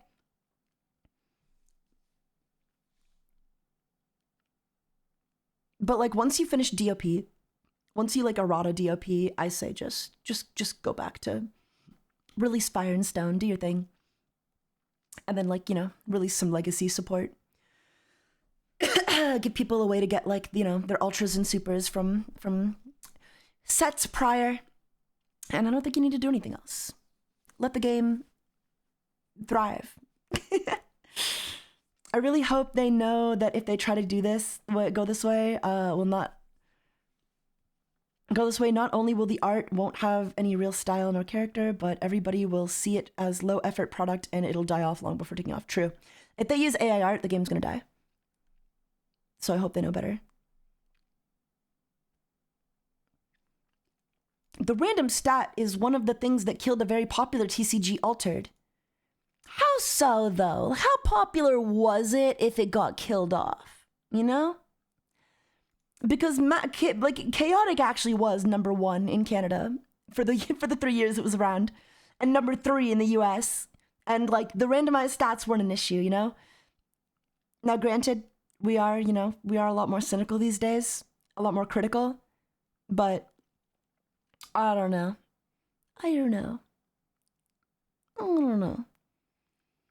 And yes, the random stats created a pay-to-win situation where some cards were completely worse than others. Yeah, I still think they could solve that entirely just by releasing more support. The fuck? Oh, my dog's outside. I still think they could solve that just by releasing more support for these like lower ranked creatures, you know? Give 55 energy creatures special music that only they can use, you know? Give these lower ranked energy creatures like special abilities and locations that only benefit them. Big bonuses that they get for just being slightly worse. Sounds to me like it was big among TCG nerds because I've never heard of Altered in my life. No, I'm not talking about Altered. I'm talking about Chaotic. Chaotic was #1 in Canada. I have no idea what the fuck Altered is. It couldn't have been that popular. I feel like everybody's kind of heard of Chaotic, you know? They either watched the show, or whatever. Random stat killed the pro competition because you can't predict what will be the card you need to counter. That's like the coolest part! It's literally just like, literally the coolest thing ever. This fucking sucks. That's the coolest fucking part. Am I crazy? I don't know, man. Am I wrong, guys? I like the randomized stats. I think people they're thinking too fucking lamely about it. I don't know. It's like, I don't know, like just rubbing their two brain cells together and giving the same opinion everybody's given for the last 15 years. But the reality is this card game was #1 in Canada and #3 in the US for the 3 years it was around, and nobody cared. Nobody cared about the randomized stats. It was embraced. It was embraced and people liked it. We just have like these min-maxing, like competitive brained cucks who they just want to min-max the fun out of the game.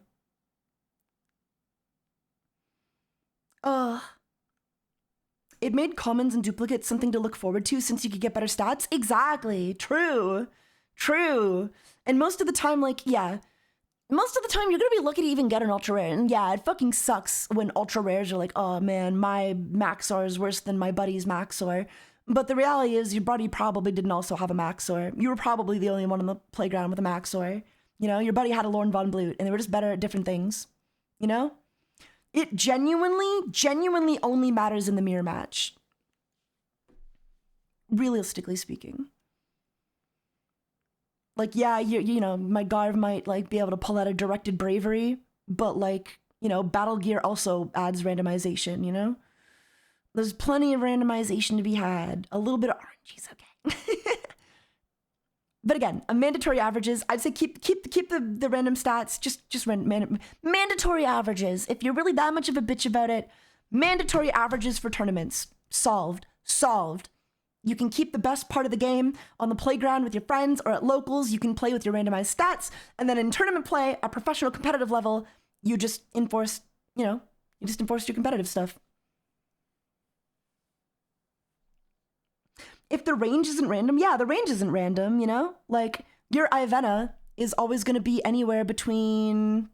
Your Tartar XI Overloader is always going to be anywhere between 90 courage and 110 courage, or 90 wisdom and 110 wisdom, or 60 energy and 70 energy. Like, you don't want to pull a super rare with stats so ass as a common is better. Yeah, definitely not, no. Which is why the ultra rares should probably, be a little better.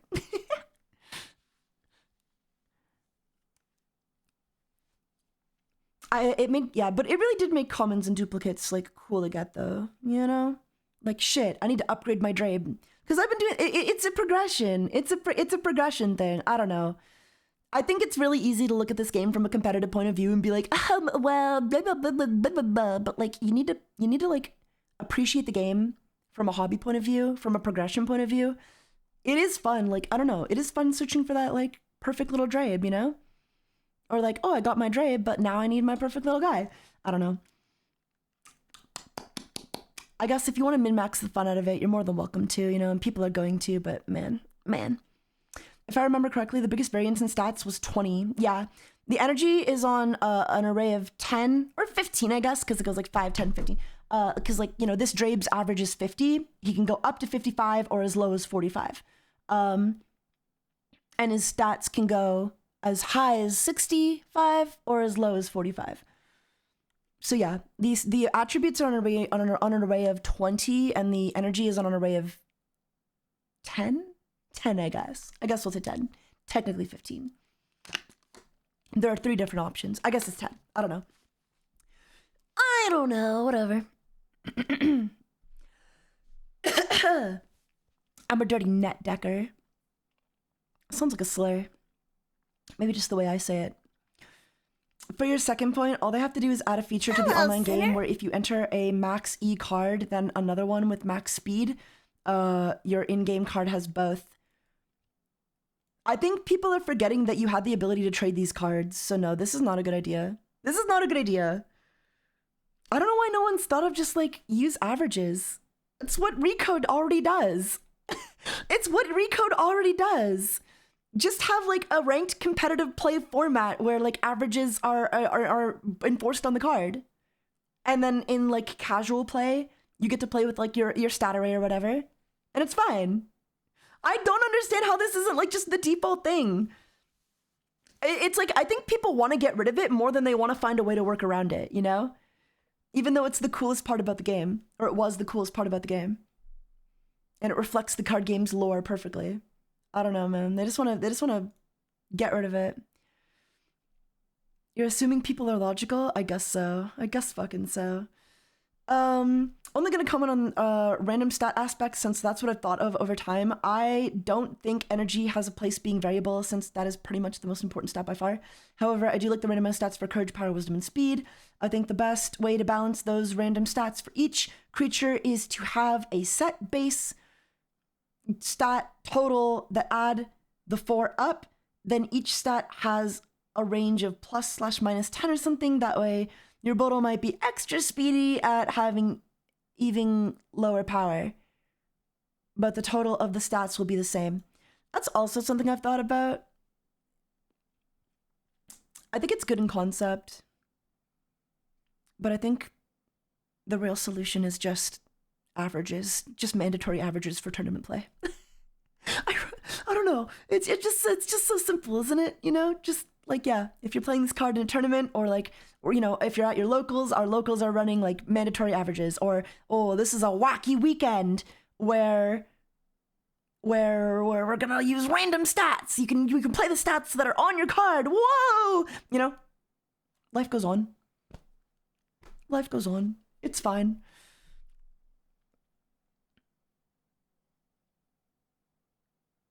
You don't get it. Everything has to appeal to me.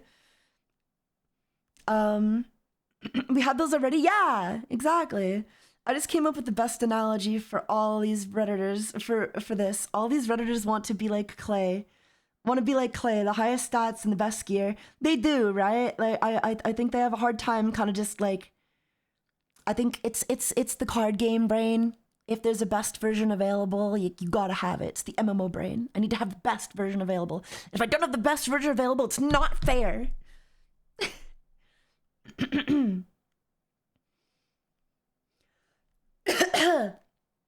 I will double down and say though, like these randomized stats genuinely only come up in the mirror match. I guess like you might have a slightly worse version of a card that might be lower than an opponent's, but like if it's a totally different card, like how can you even complain, you know? The only way I'd be mad is like if I showed up and my opponent had just like a 5 out of 5 max, so I'd be like, damn. Okay, you know what? Fair enough. I don't know, but at the same time, like I still build my deck to play around that, you know? Whereas the player with the max statted Maxor might not be loading in like the attacks to increase his courage, where I will. So yeah, I don't know. I think the randomized stats adds creativity to deck building. Everyone has an equal shot of getting the best version, so what's the issue? Well, the issue is that I don't have the best version, so it's not fair.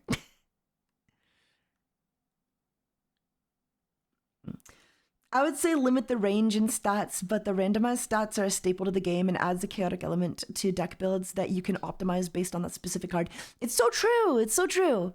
Like, I'll give an example. I'll give another example because I'll give a million examples. Sog Champs. What deck is that? What's my favorite deck? Sysops. I've been trying to min-max this deck. This is a really interesting deck, right? Because generally speaking, this deck relies on like fire water attacks, okay? Pretty much exclusively. But what's interesting is that Ivana has 60 courage and 90 wisdom. And Tankuttenkit in training only has 55, but if you get a version of him with 60, now you can start throwing out like directed bravery attacks, you know? And this is really important because in the event that, you know, your opponent flips up an Isaiah Mind Scrying Chamber or uses an element denial on you and takes away your fire or water, it would be really nice to have like these other secondary stat attack options for some of these attacks, you know? It would be nice to like kind of sneak these in. And that's where I think like the randomized stats really shines as a mechanic, you know?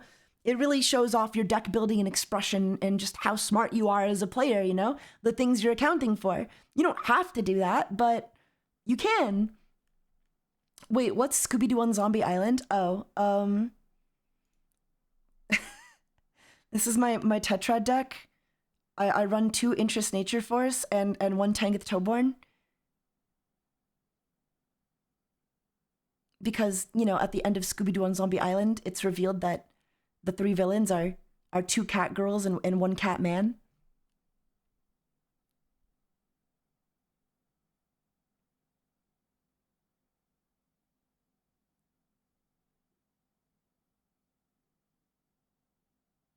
So, yep.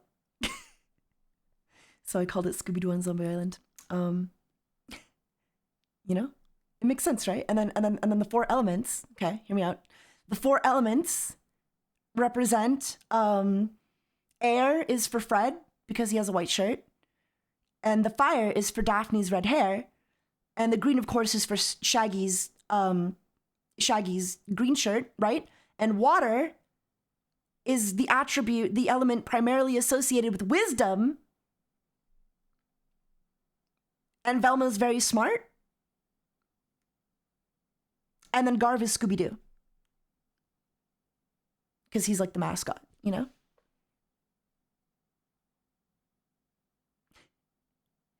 And Velma makes me wet, yes. Exactly, yeah.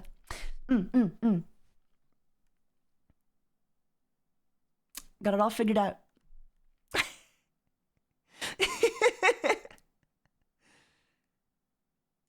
You made Garv a pet? Well, look at him. He's like a, you know, he's like a little, he's cute, you know? He's cute, isn't he? Wouldn't you want to make him a pet? Of course you would.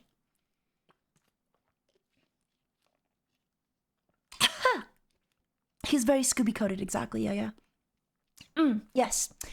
What were we talking about? We were reading Reddit posts, right? I would say limit the range. Yeah, I don't know about limiting the range. I mean, like, it's not a bad idea, but it feels a little weird. Could be fine. Could be okay. I really hate to say it. Their big test is going to be getting people to learn to play. I watched the show as a kid and I really loved the series, but it took me forever to learn. Is this popular, guys? In my opinion, Chaotic is like the easiest card game I've ever had to learn. Ever. Like, quite frankly, like, yeah, like the minutia of the meta game is a little complicated. Like, once you gotta learn all the cards still, like any card game. But in terms of like the game state flow, it is the easiest card game I've ever learned. Like, the show literally spells it out. I don't know, man. If you can learn Yu-Gi-Oh, you can learn Chaotic. If the Catboy can learn, then Redditors can learn. That's what I'm saying. Like, I don't know, you just watch the show. You just lay your creatures out, and then on your turn, you move one creature into another and attack. You flip up a location, and then you play attacks. And then you can use music, and it's like, it is such a fucking easy game to learn. Like, it is so fucking basic. The foundation, anyway. Like, obviously, like, maybe the minutia of like, oh, this is a burst, and you know, now you play music and then I play music, and now this opens the like, that stuff maybe is a little harder, but like, that's in Yu-Gi-Oh too. That's probably in Pokemon, I imagine. I don't know what Magic the Gathering looks like, but like, I think Chaotic is a easy game to learn. I'm sorry. I do not think it needs to be dumbed down for casuals any more than it already has been. The keywords can get confusing, sure, but like, you know, you have a glossary for that. Loyal means you can only play them with the other cards in the same tribe. Unique means you can only play one copy of that card. Legendary means you can only have one legendary card in the game. Like, I don't know. I think it's pretty easy. Hello from Mongolia. Hello, Freaky Fried. How's it going? Welcome to stream. I've never in my life played a card game and not been like, oh, I didn't play for a year. I have no fucking idea what the hell my enemy's doing. I think that's gonna be way more complicated in like Yu-Gi-Oh, right? Like Yu-Gi-Oh, you need to learn like every little individual card to understand what the fuck is going on in a game state. Hello, Because the only thing that's spelled out to you in Yu-Gi-Oh is that you have 8,000 attack points and it's your opponent's turn. Like after that, like, I don't know, if I was at a locals and my opponent started like doing a 20-minute combo, I would just have to take their word that everything they're doing is legal because I would not know. I like, sure, dude, like, I guess I believe you. I don't know how this deck plays. I literally don't know. You might be cheating and I would have no idea. With Chaotic though, like, you get to check in every step of the way. Like, no one's going full combo on you in Chaotic to the point where you have no idea what's going on. Chaotic is a fucking easy game. All your cards are on the board at the start of the game. You know everything that's going on immediately. Yu-Gi-Oh's main issue is that each card has more text than the Bible. Yeah. Yu-Gi-Oh's main problem is that you do too much on your turn. Absolutely. You barely do anything on your turn though. Like, all you have to do is you flip up a location. It's your turn, flip up a location. Ask your opponent if they want to activate a music. If they say no, declare an attack. Ask your opponent if they want to activate a music. If they say no, declare an attack. There's a lot of like opening the burst a lot, I guess, with Chaotic, but like, that certainly isn't like the game is hard, you know? It's more just like learning the back and forth, the flow. I think it'll be a little harder in real life, you know? Because obviously it's nice when you're online to just like click pass over and over, but yeah. But yeah, no, Chaotic is not a fucking hard game, chat. What? Yeah, no, you're crazy. You guys are crazy.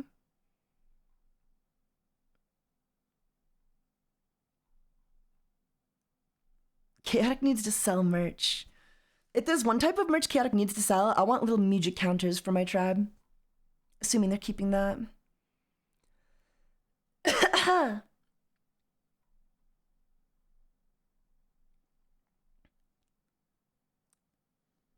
Yeah, like, I would say Chaotic is fucking simple, though. I don't know, man. Like, I've had a dozen people now saying Chaotic is too easy, but actually it's too hard, and it needs to be easier, and it needs to be harder, and it's like, I think it's fine. It's fine as is. It's fine just the way it is. All it needs to be is available to buy in stores. Scanner phone case? That'd be kind of cool. I'd like a scanner phone case. That would be kind of epic. What was KR doing there? I think he was firing balls out of his nipples, yeah. Very interesting. Yeah, some custom fan and scanner phone cases would be cool. I need more hot takes, chat. I need more hot takes to respond to. I need more things. I need more people to tell they're wrong. Let's see. Something with like I want where are the discussions happening? People don't discuss things anymore. Oh, here's one. I think this game truly needs a hard reboot. Don't get me wrong, I would love to use my old cards and deck, but it's been a while since Chaotic was officially sold, and I don't think the remaining player base plus whoever returns when they hear about the game coming back is enough to keep the company profitable. I don't see the relation. A lot of people seem to be approaching this from the understanding that like we need a hard reboot or the game is gonna die because nobody's gonna buy into the new cards, and that's just not the case. Like, we can just make the cards backwards compatible with the intention to release them eventually later, and then also just have new cards. You know, we can just do both. We just have both. We just have both. We can have two cakes.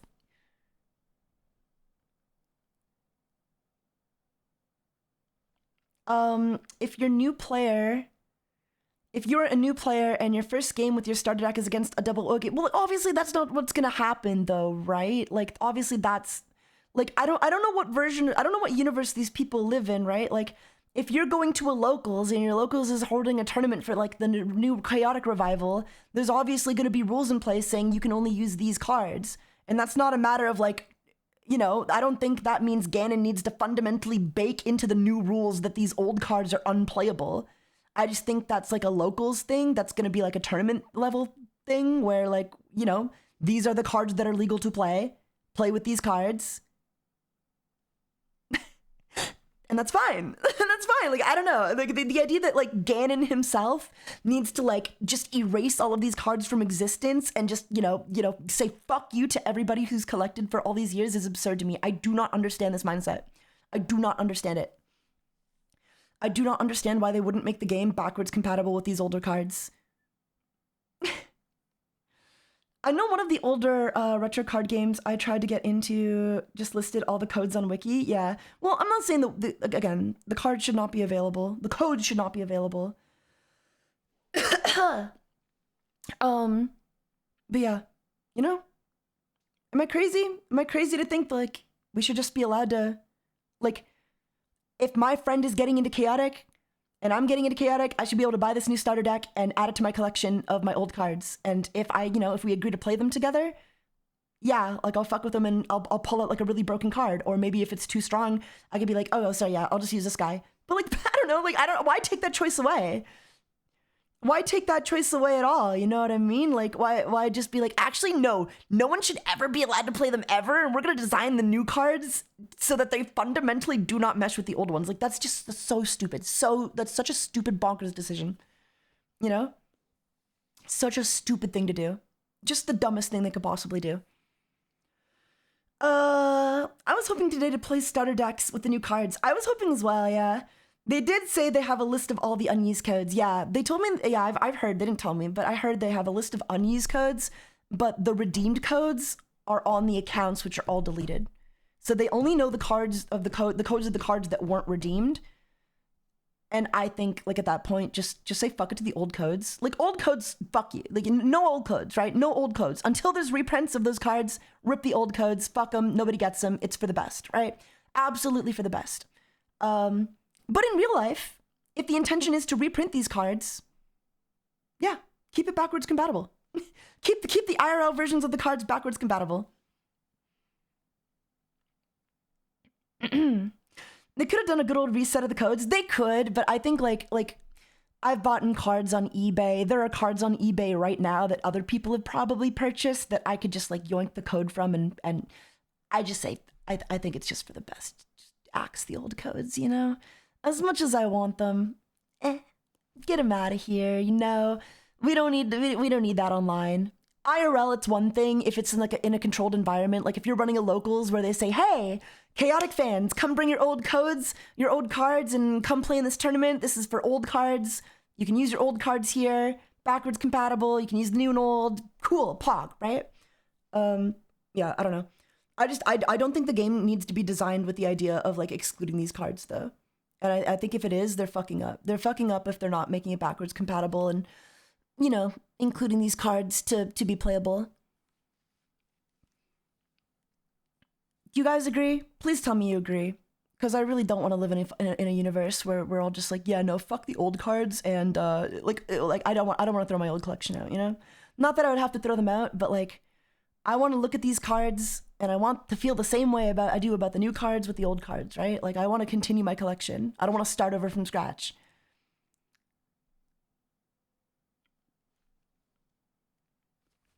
Sorry, I disagree. That's crazy. So you don't think there's any circumstance in any capacity that old cards should be usable?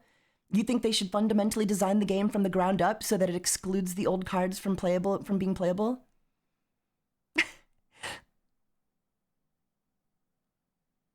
Okay. I mean, okay.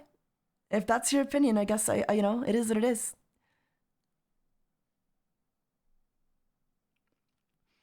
If that's your opinion, I don't know, man. I fundamentally disagree. I don't think it's the job of Brian Gannon to say which cards can and can't be used past, like, here's a ban list, here's a rotation list, right? If the current rotation list with, like, the new sets released doesn't include the old cards, totally valid, right? Should they never include the old cards, though? No. Like, there should be a, 5 years from now, I should be able to play my old cards with, like, all the new cards, you know?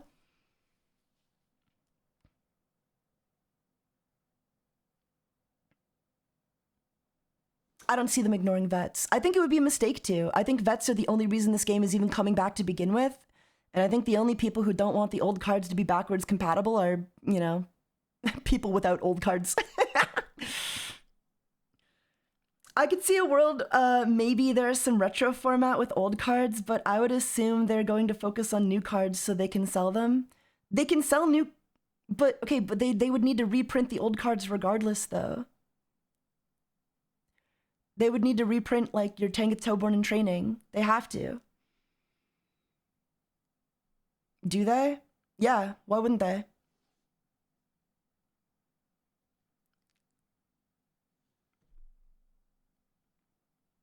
I say update the website to support the old and new code cards. No. Reprints are absolutely, because, like, it just doesn't make sense, though, guys. Like, we have 80 episodes of television. They're not gonna say fuck Zerium Armor, fuck Droskin, fuck Armageddon. They're not just gonna erase these cards from the lore. They need to be reprinted. Like, they are too iconic.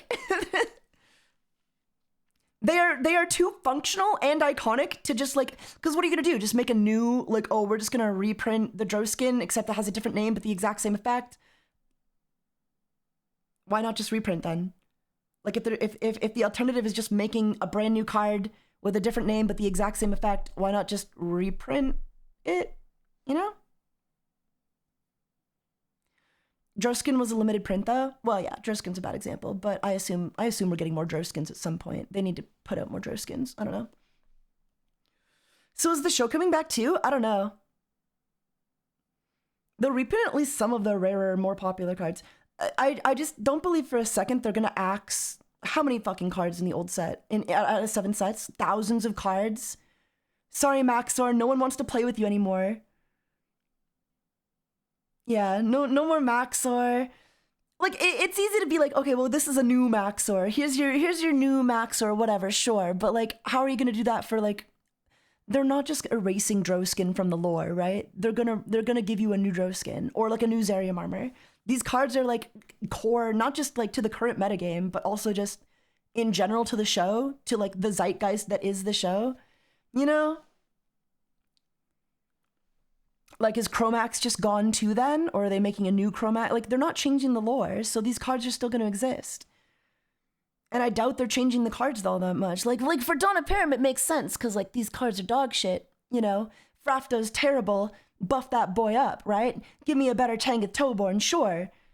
But like, what are you changing about Chromax effectively that you can't just reprint him, you know? It doesn't make sense. It doesn't make sense. It doesn't make sense that they're not just going to reprint some of these cards. Gannon said he wants to pick up from where season 3 dropped off. There you go. There you go. I'm sorry. I just have to reject. I just got to like push back against anyone and be like, yeah, they're just going to erase the game. It's just going to be gone. It's just going to be gone. I think it's easy to look at like Donna Param creatures and be like, yeah, just reboot it. But like the later you get with sets, it's like, so do you just re-release Ursus? Do you retrain him? Do you re-release him with the same name, but then different effects? But does he need different effects? Like, you know? Does he need to be changed? Do these like, cause the early creatures like absolutely need to be adjusted. But I don't think you can like safely say the same for like Ursus and Chromax and some of these like later cards, you know? Unless they're just completely redesigning the game from the ground up and they're changing everything, but like, and maybe if that's the case, maybe they'll just re-release everything at that point, but I would be very disappointed if that was the case. New sets with reprints don't need to be in the order of the old releases. True! Also true. Like, I think some of the older cards, just as pack filler for these newer sets would be great. Anyway, this person says, I kind of agree. Best part about a hard reboot is that the creators can learn from their fumbles to keep the game healthy. For example, make back row hate more expensive.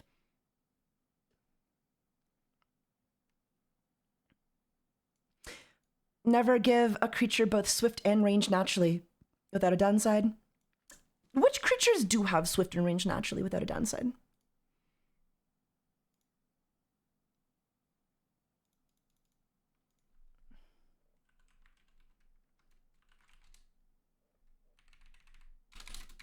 I'm just trying to think. Okay, what if I just... Oh, creature? Ah. Some war beasts have it? Yeah, I did think some war beasts have it. I wish I could search. Let's just look for range, I guess. Or swift, rather.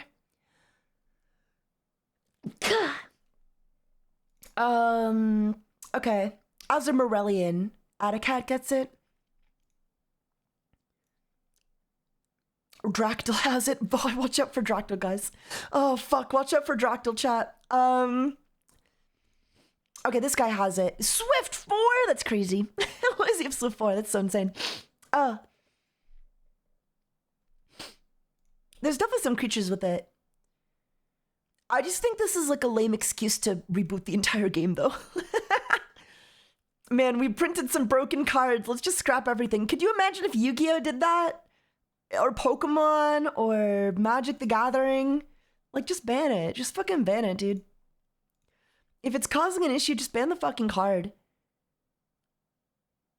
Just reprint them and then ban, yeah, like errata, or like errata, just errata and ban. But like the idea that we need to like start from scratch and just wipe the whole fucking slate clean because we printed some creatures with range and swift, it seems like a bit of an overreaction.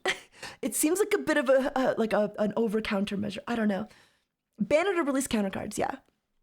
Or errata it if it's like that bad. If it's like, I don't know. I don't really support errating cards. I'd prefer they stay banned so that the legacy is maintained. Because too many times in Yu-Gi-Oh! Have they taken like really cool cards that were really good, that they errated, made useless, and then the metagame just power crept to the point where they weren't even that bad to begin with. You know, like brain control, mind control, or whatever. They nerfed the shit out of the card, errated it, banned it, errated it, brought it back, nobody played it, and now the metagame's at a point where like the card wouldn't have even been that strong to begin with, you know? So I'd say just ban it. Just ban it. It's fine. I don't think we need a whole new game. I've waited 16 years for this game to come back just to find out, like, actually, we're getting rid of everything. It's like, oh, so it's not chaotic. Don't take away a core resource of damage like elements, especially not for cheap like Von Blute. I tried to make Von Blute good. Von Blute's definitely annoying. But he's not unkillable. Every element has like a not element. I don't know. Von Blute's definitely annoying, but I'm not sure I'm not sure who's worse, Von Blute or like Zamul. Again, these are cards that I'd rather just see banned, you know what I mean? Like, yeah, they're strong, so ban them. Just ban them, it's okay. It's okay. Power creep is gonna happen, and one day they're gonna get brought back, and it's gonna be great. It's gonna be fine.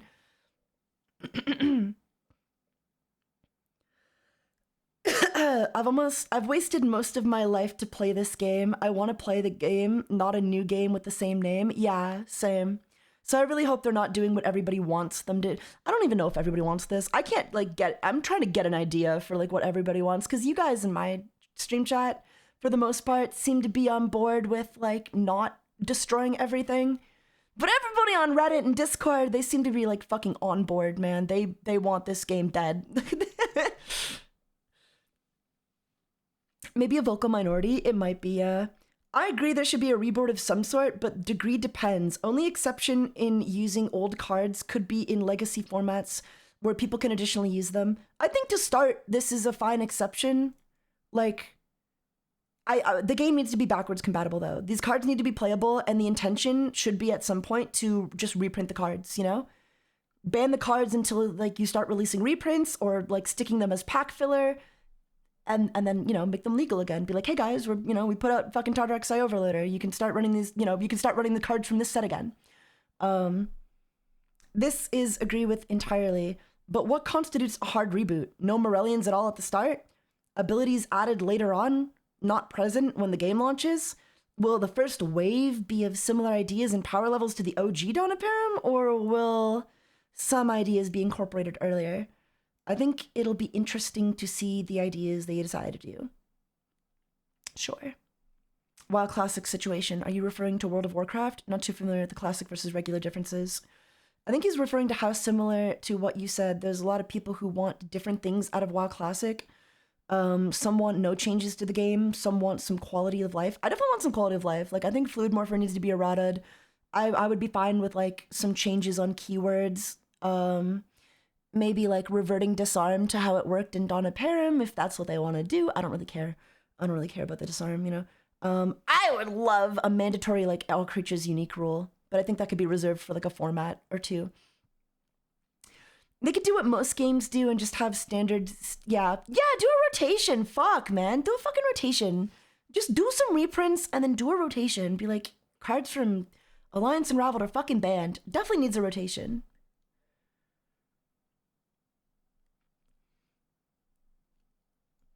The obvious solution is formats, classic, combined, and modern.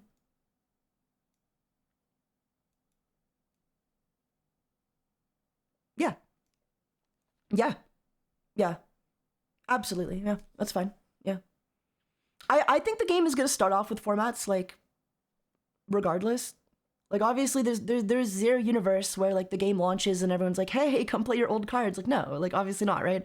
Obviously, I don't expect to roll up with my original deck, and, like, you know, mog everybody because I collected all the best cards online, like, for 16 years. Obviously, I don't expect that to be the case. However, eventually that would be nice, you know? Not to like show up and mog everybody, but like, you know, once they start doing reprints, I wanna use my old cards. I want to use my old cards. And I think Ganon wants me to use my old cards too. So, I don't know. Gonna come back thinking you're king shit and get rolled by a Timmy who bought the $15 structure? Maybe, yeah. It's possible. Strong possibility. As much as I love hearing a ban list, I accept that a rotation is healthier for the meta. I agree. I've never played in a card game with a rotation, right? I know Magic the Gathering has rotation. Yu-Gi-Oh! Just does the ban list. I don't give a fuck which they do. I think regardless of which, maybe maybe a ban list is okay. Like maybe, hey, we're playing with Alliance Unraveled, but yeah, Zamul's gonna be banned. Foxboy, you suck at chaotic? Don't say that, J. Johnny. What the fuck? I'm trying to be your friend. You just hate me. He's trying to start shit. Rotation is better than IMO? Yeah, I'm down for rotation. Unless there's some really problematic cards, I'm down for rotation. We're just discussing, J. Johnny, the prospects of like a full reboot, a hard reboot, a soft reboot, and what that actually means. What would you prefer, J. Johnny? Or sorry, Mr. Johnny. Reboot the game hard, reboot F it. I think he's trolling, guys. I think he's fucking trolling. I think he's fucking trolling, chat. I don't think he wants that. I'm of the opinion, Jade, that I think, like, obviously I don't expect to be able to roll up to locals with all of my old cards and, like, just combine them with the new sets. You think a hard reboot? Okay, what do you mean when you say a hard reboot? What do you mean? What are you asking for? Like, do I need to burn my old cards, you know? Do you not think the old cards should be backwards compatible with the new cards? Like, what are you asking for with a hard reboot?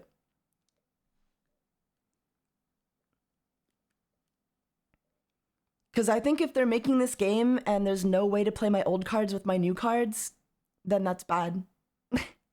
Like, regardless of what tournament rules are in place, because tournaments can put any rules they want in place, right? Any locals or tournament can be like, hey, you're not allowed to use cards from these sets yet, or right now. But that's not the same as a hard reboot.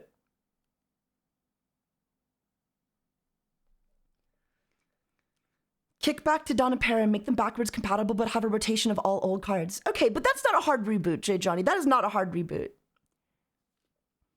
Because in my opinion, a hard reboot would be like, here's some brand new card designs.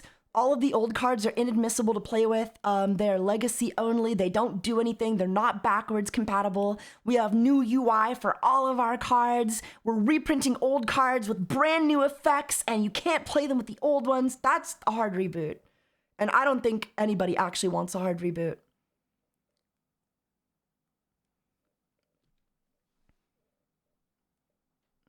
That would be like mixed or combined format, and then likely Redditor said have a new and rotated as well. Soft reboot? Okay. Good. Good. I can respect that opinion.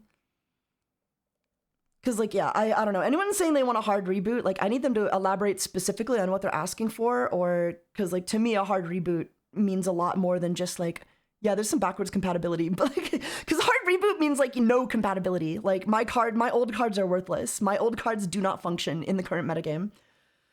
And even my thing with the soft reboot is, like, I want to see some cards, like, you know, buffed up, but, like, a card like Castle Pillar can stay as is, right? I think the complexity of the game is fine as is.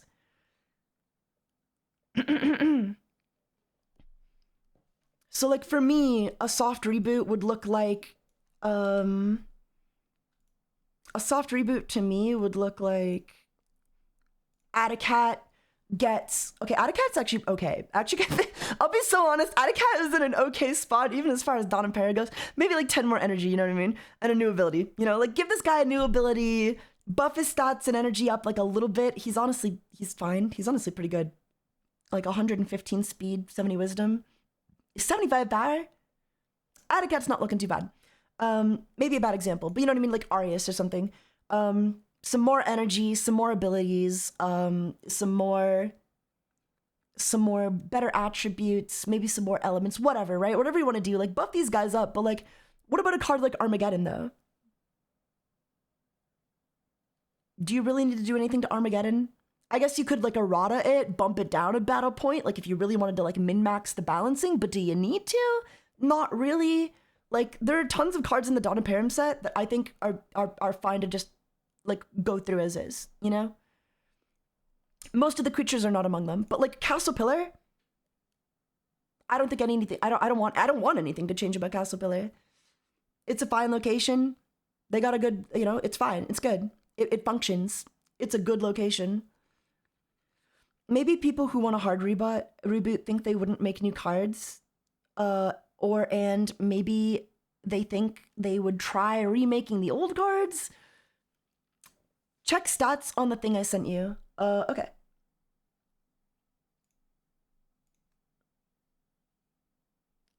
Is this something I can bring up on stream? Hold on. I'll make sure this comes up on a different browser.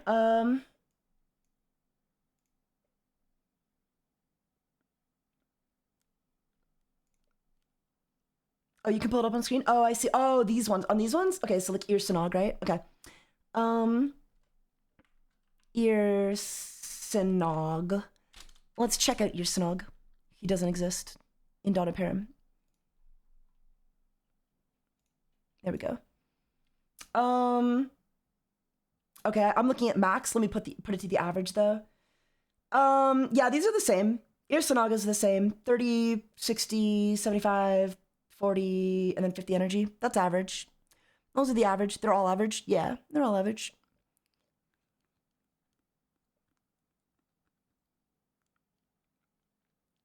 Irsanag might be a bad example though, because he's a promo, but I assume Arbeed and the other guys are also, like, Atala is the average as well. They used to leave them blank in the promo. I'm not sure what that means. That could mean anything or nothing.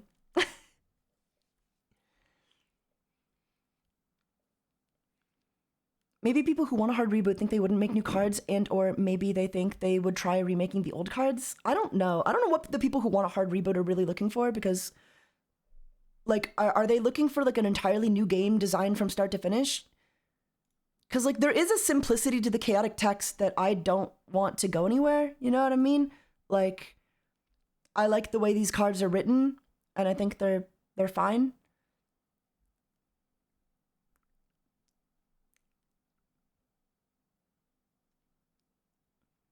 Stat differentials are being reduced. Okay. Yeah, it's a very approachable definition set. Exactly, right? So, like, I don't know. Like, if we're getting, like, a hard reboot, what happens to a card? Like, I don't know. I guess I just need to know. I just need to know what the fuck people think they're asking for, you know? Because I keep hearing the word hard reboot, but, like, what the fuck does that mean? You know? Is Armageddon getting changed, or does that stay the same? I'm totally down to buff these creatures because they fucking suck, right? But, like, what about a card like Aqua Shield, gain 5 energy and heal 15? Like, how badly do these like support, like, Battle Gear locations need to be changed, you know? Is my Castle Pillar gonna be completely invalidated because they wanted to give it a brand new effect? Are they changing all of the keywords to make it a completely different vibe for the game? I don't want that. I don't want that. That would suck. I hope they don't do that. I don't think anybody wants that. But I think the people asking for a hard reboot are asking for that. Or I don't know. I don't know what they're asking for. What do you guys think? What do you guys think they're asking for?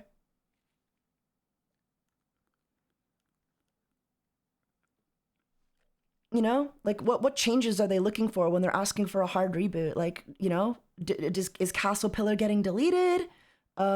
Is the effect being changed? Was it too strong? Was it too weak? Can it stay the same? If it can stay the same, do I need to get a new version? Why can't I use my old card? You know?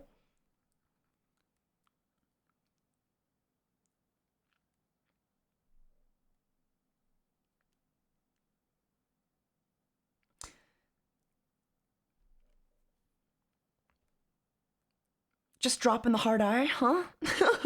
Hard reboot. Oh yeah, the hard Shut the fuck up. But yeah. So yeah, I hope it's like a soft reboot, and by that I mean I hope they errata some Donna Param creatures or something and leave the locations, because, like, these locations are fine. Like, your Castle Boldrin, Castle Pillar, a lot of the pillars, like, they're still really good. They still get ran. You know? Is Kordak Falls very good? No. Is Kordak Falls Punch Pool very good? No. Is that a reason to, you know, just retrain them, you know? Say the Morellians invaded and make a new version of it and buff it up a little bit, you know? I don't think some weak cards, at least in terms of location, warrant, like, a full remake of the game. Dardamus, though, like, I don't know. I'm down if they want to really re-release, like, these cards and be like, yeah, fucking Dardamus sucks. Fucking Dardamus sucks. Actually, Dardamus is actually pretty good. Actually, Dardamus is pretty good as far as, like, DOP goes, but yeah. Don't touch my boy. Well, that's what's gonna happen if you're asking for a hard reboot. But yeah, like, I don't know. Sure, if you want to give, like, what do you do to Dardamus? Give him more energy, I guess? You can give Dardamus more energy. I don't know, because, like, some of these cards barely need to be touched. Decrescendo sucks, though. Maybe make Decrescendo, I don't know, do something else. And Fortissimo. Oh, man, they should buff Fortissimo. They should, like, buff up the creatures a little bit, you know, make them a little more well-rounded, give them some new abilities, while keeping them the same creature with the same card at key art. That'd be awesome. And then, maybe touch up a few attacks here, lowering some battle point costs for some. But, like, there's so many cards that I don't even think need to be, like, bothered, you know? Like, Isle of the Maelstrom. Both players discard one Minja card when it becomes the active location. Like, is this getting used a lot? No. Probably not, but like, it's fine. It's fine, right? Like, it's a card. It plays, it functions. Same with Fear Valley, like, Initiative Wisdom, creature with the lowest courage loses 10 energy. It's fine. This is a fine card. This is a functional card, you know? And I don't want shit to just be like changed for the sake of changing it. That would just annoy me. Because you know what it's gonna feel like? You know what it's gonna fucking feel like, chat? You know what's gonna fucking feel like if they do that? It's gonna feel like D&D 2024. Or 5.5e or 1DND or whatever they decided to fucking call it with Wizards of the Coast. That's what it's gonna feel like. It's gonna feel like there's effectively no reason for me to like get this new version of the card when my old version of the card is fine, other than to play with these new rules. I don't know. And I want to buy the new cards, but like, I don't know. So many of the cards just don't need to be bothered. They don't need to be touched. Fuck Hasbro always, yeah. Sorry, I probably just made some people feel very old by saying very old. It's okay. Yeah, 1D&D was awful. I sent you the full set list, by the way. Wait. No, you didn't. You fucking liar. You fucking liar. But yeah, like so many of these, like Flame Orb is a good attack. Ferocity, like it would be a good attack. It doesn't have a great creature to use it right now, but you know, maybe they make it buff up the creatures. Just touch the creatures. Honest to God. Honest to God. Buff up some of the creatures, buff up some of the music, buff up some of the attacks, mainly just like Lavalanche, shouldn't be 3 cost. Maybe touch some of the battle gear if you want. Some, but I think a lot of the battle gear from DLP is pretty good actually. And then, like, the locations are fine, though. Because, like, so many of the DOP locations are genuinely staples. Like, Gigantompolis is really good in Overworld decks. Glacier Plains is, like, a really good countercard to Underworld. Like, I don't know. I just really hope they're not changing too much, man. Because I really like what they got going on here, you know? Oh, yeah. Give Talking on fire attacks. Give Talking on fire attacks, 100%. Give her fire. Well, maybe not fire 5. Give Talking on fire attacks, though. Yeah. And buffer power up. Sure. Yeah. Like, yeah. I genuinely think only the creatures need to be touched. And not even all of them. Like, I don't know.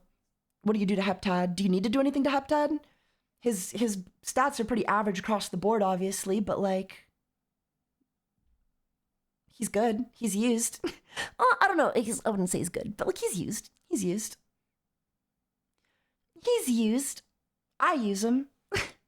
I use him, he's fun. I mean, I wouldn't mind a buff, but like, I also think it'd be a little unnecessary. But if they want to do it, I'd be down.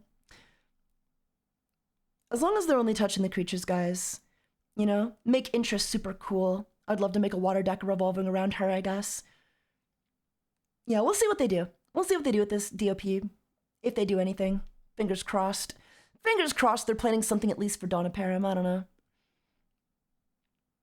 And like just leaving the rest of the game alone with the intention to re-release later. They should let me touch the creatures. They should let me touch interest.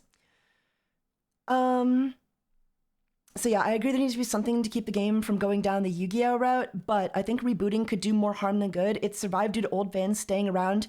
How many dead franchises have PTP or rewind type fan game? Only like Bakugan from my experience. But my point is, I think the best thing to do is to reduce the power level and change some cards. Metas can change. Thank God. I'm gonna update that. Yeah, update that. The amount of people that have apologized to me is insane. I'm glad, Jade. I'm glad. People are giving you a hard time. You're kind of like, it's kind of like, I don't know. You're just like a doomsday. You're like that guy from Skyrim who keeps like shouting about Talos. And everyone's like, oh my God, shut up. But then it actually comes true. And it's like, okay, never mind. We're sorry. You were right.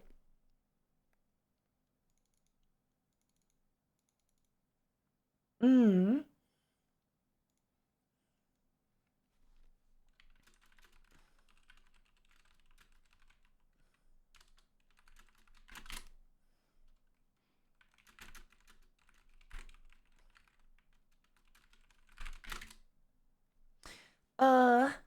Okay. Yeah, imagine being an old fan, keeping all of your cards only for the game to come back and go, everything you bought as before is now worthless. I don't see why there couldn't just be 2 formats. One for people starting out fresh and one for older cards. Yeah! Exactly! Like, literally, though. Literally this, though. Like, anyone asking for, like, a hard reboot, You doubted me too? I had my doubts, Jade, 100%. Oh shit, really? Fuck yeah, dude. Oh, nice. Sorry, I just saw something cool. I can't believe I lived to see the return of Chaotic. I know, Gunning, it's so fucking exciting. Or Conga. How's it going? I'm so fucking excited, dude. Hello, sinner. No, it is hype though. Yeah, but anyone saying like, oh, I want a hard reboot. I don't want any of the old cards to be playable because it'll put off old players. It's like, dude, formats. Like, dude, shut the fuck up, formats. Oh, like, I'm so sorry. Like, I'm sorry. I'm gonna be mean about this because there are unironically so many people saying like, yeah, man, the old cards just shouldn't be playable like at all. Like the game, you just forget about it. We should just remake everything. Hello, sinner. It's like, shut the fuck up. Shut the fuck up. I don't want them playable in the Premier format. I don't want them playable in the Premier format on release. Keyword on release. And that's it. That's all I have to say.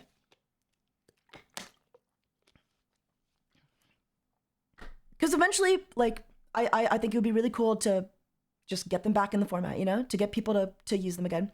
Not in general, or till we get a good amount of reprints. Exactly. So on release. On release, they shouldn't be available to play. Once there's reprints and everybody's like back on an equal playing field, then they should absolutely be reintroduced, you know? Maybe they could release like, oh, here's the Morellian Invasion set, re-release, or like, you know, we're including these cards in as support in whatever, and now these cards are gonna be legal. But yeah, like, but just the mere concept that like they should just be banned, flat banned, like as a rule is stupid, you know? It should entirely depend on the locals or whatever tournament you're attending to decide which cards are going to be playable and allowed, you know? Modern legacy formats are a must, 100%. 100%. Just, it's not even a question. I guess, as long as we're on the same page as that, as long as we're on the same page that, like, yeah. We're on the same page. I think we're on the same page. There's a lot of people though asking for hard reboots saying like, yeah, the old cards should just never be available, and it's like they're not elaborating enough for me to understand that like they mean like, I don't know, because if you mean like, yeah, like legacy modern formats, like as long as they're compatible, as long as they're fucking compatible, like as long as if me and my friends are fucking hanging out and I just got them into the game and like they're not gonna mind if I use my own cards, as long as it's compatible, as long as the cards are compatible and they look the same and they feel the same. I don't want to look at my old card and my new card and be like, these are two different cards, you know? Other than maybe the printing quality improving. That would be cool. If the printing quality improves, I won't mind. But like, I don't want to look at like my old card and my new card and be like, these are two different cards completely. Like these aren't even chaotic anymore. You know? They need to have the same vibe, the same feel. They need to be compatible. That's all I care about. They could do what Duel Masters does and release the legacy sets that release separately from the mainline sets. Exactly. That's exactly what they should do. You can read it off if you want. Okay, cool. Also, please new card frames. What do you mean? Oh, my neck. Oh. What's wrong with you? Me? Don't you want 2010? Don't you want 2010 print quality in 2027? It depends. I hope they keep the fonts the same, right? Like I don't want the font to change or anything. You know, it would just be nice if like I'm reading. Is it a 50? Is it a 60? Is it an 80? I don't fucking know. As long as I can make out the printed stats, that's all I care about. But I do want the cards to look basically identical. That would be really cool. Not really cool. That would be like, I don't know. If the cards don't look the same, it's just gonna upset me. It's gonna throw me off. So as long as they're using the same font, whatever, it's fine. So like older chaotic cards could come back in style with new meta and be reintroduced into new decks. Yes, that is what I want. Which to me is not a hard reboot. So everybody saying they want a hard reboot is just, I don't know what they're, I don't think they know what they're asking for. I don't think they know what they're asking for. Oh yeah, we need a hard reboot. We should just say fuck all the old cards because it wouldn't be fair to new players. It's like, yeah, it wouldn't. Which is why we ban those cards in like tournaments when the game comes out, obviously. Like, obviously nobody should be allowed to pull up with their Zerium armor, like lore FTK burn deck, right? But that's an entirely separate issue from like banning these cards from play altogether until the end of time and not making the two formats compatible. They need to be compatible. They need to be. Okay, I gotta read this out. I had permission to read this out, I believe. How's it going, Sentai? Cheer 500 hi Taiga, smiley face. Hello, hello. The people who are making chaotic Mothership games is a group of people who fully support multi-formats. Their most recent game, Cataclysm Arcade, is built for sealed play with multiplayer in mind, balanced for 1v1.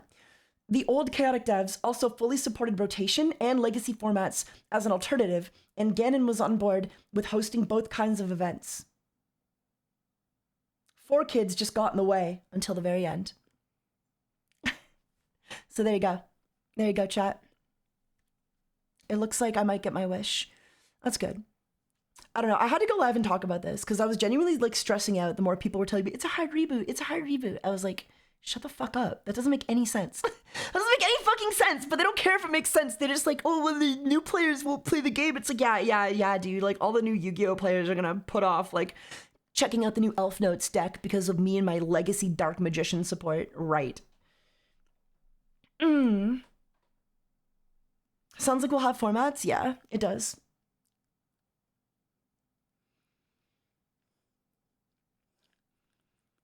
Yeah, I'm fine with some rule changes, J. Johnny, as long as it's nothing like core, right? Like as long as like the gameplay is the same as the show, right? Like I take, you know, I flip a location up, I attack, but I'm okay with like some more minute gameplay changes, like, oh, the initiative tie goes to the defender instead of the attacker.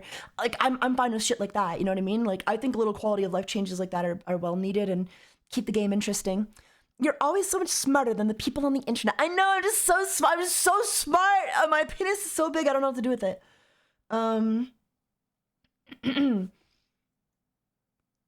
Oh, did they, Jade? I want to see what that was replaced with. Interesting. They removed the burst. The burst is gone? Huh? Is that true?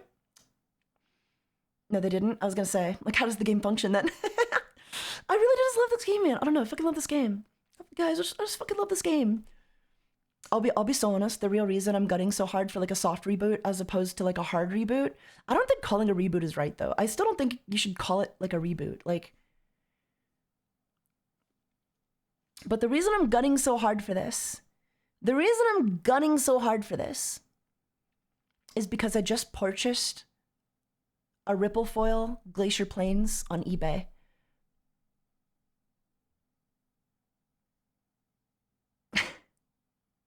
And I really want to use it.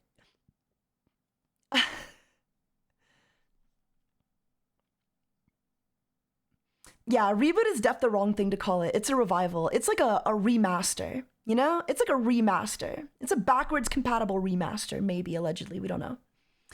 Wait, what? Chaotic? What did I just fall into? Chaotic is playable again? Chaotic? Yeah, it's Chaotic HD. Chaotic HD. I don't think calling it a reboot really does give the wrong idea, and then nobody specifies what they mean. They're just like, I want a hard reboot. It's like, what does that look like to you? Like, what are you saying? Like, you don't want any of the cards to be usable? You don't want them to be backwards compatible? No, I do want them to be backwards compatible. Okay, so you don't want a hard reboot then. You just want, like, a revival. It's just a revival. Like, it's just a revival, you know? It's not a reboot. It's just a revival. Go to Danians and look at lore. Okay. Oh, am I on the website yet? No. Oh, yeah, I am. Okay. Some portal to Param, right? r/portal. Okay. r/portal. Okay, we're going to Danians. Guys, we're going to go look at lore. I've been informed to go look at lore. What do you think it's up? Lore. Lore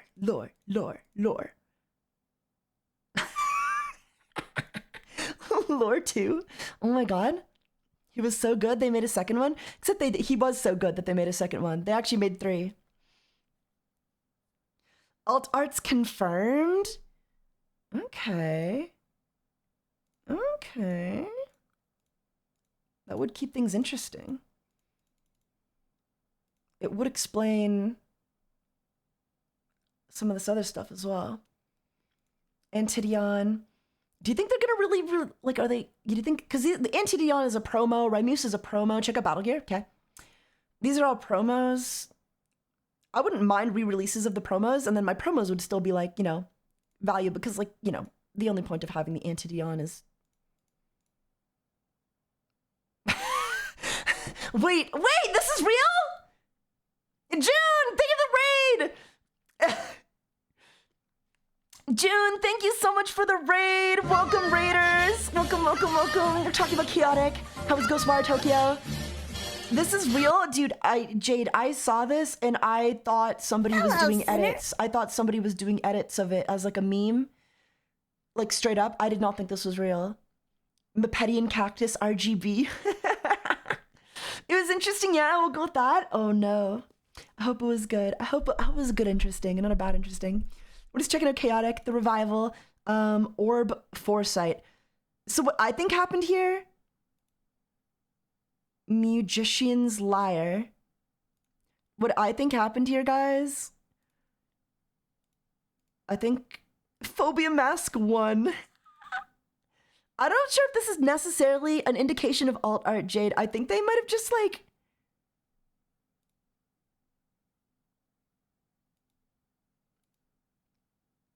Ring Narin. I think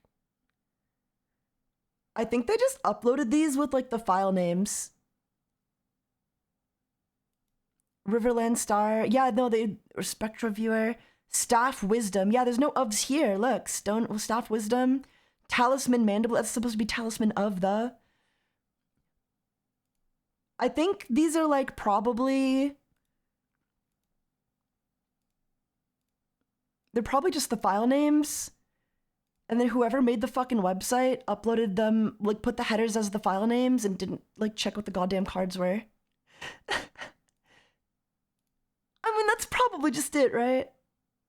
Chaotic getting a revival would be epic. God, I was too young and too Yu-Gi-Oh brained back in the day to play this. It is getting a revival. It's happening. Just another lie. It's happening. It's day 0. This is probably going to get fixed pretty quick. Yeah. The website also went up like 4 hours before it was meant to. So like I already made my account like 4 hours before. I hope they give me the ability to like choose my name though. Song Resurgence. Song Stasis. Canon Casualty. Discord Disarming. Dude, there, what? Why are there no ofs? Refrain Denial Overworld. Hello, sinner. Song Asperity.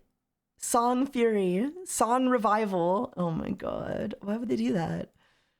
Why did they take all of the... it has to be like a file name thing. I bet whoever made the website for these images was just looking at the file names and then like didn't double check to see what the actual cards were called. That literally has to be it.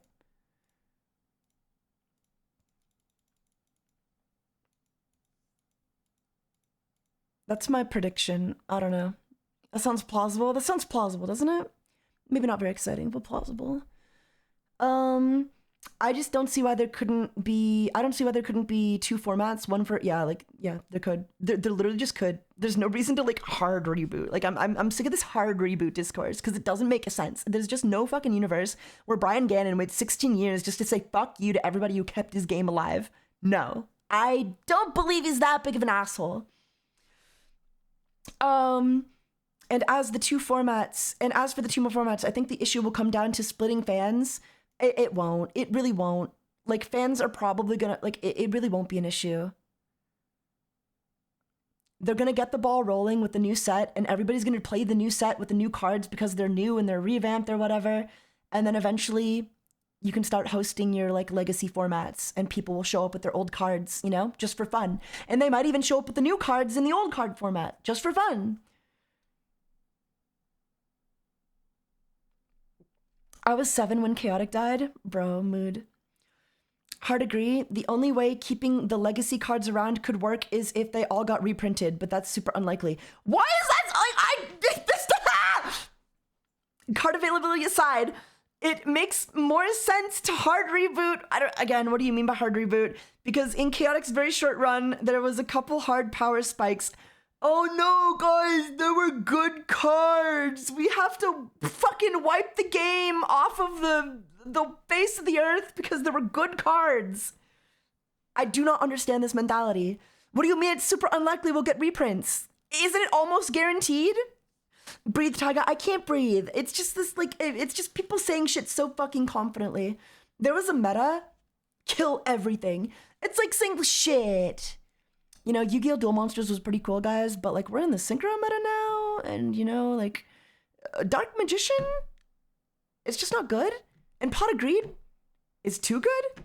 So, like, let's just forget these cards ever existed and make a brand new game that is in no way compatible with the old game. Make it make sense!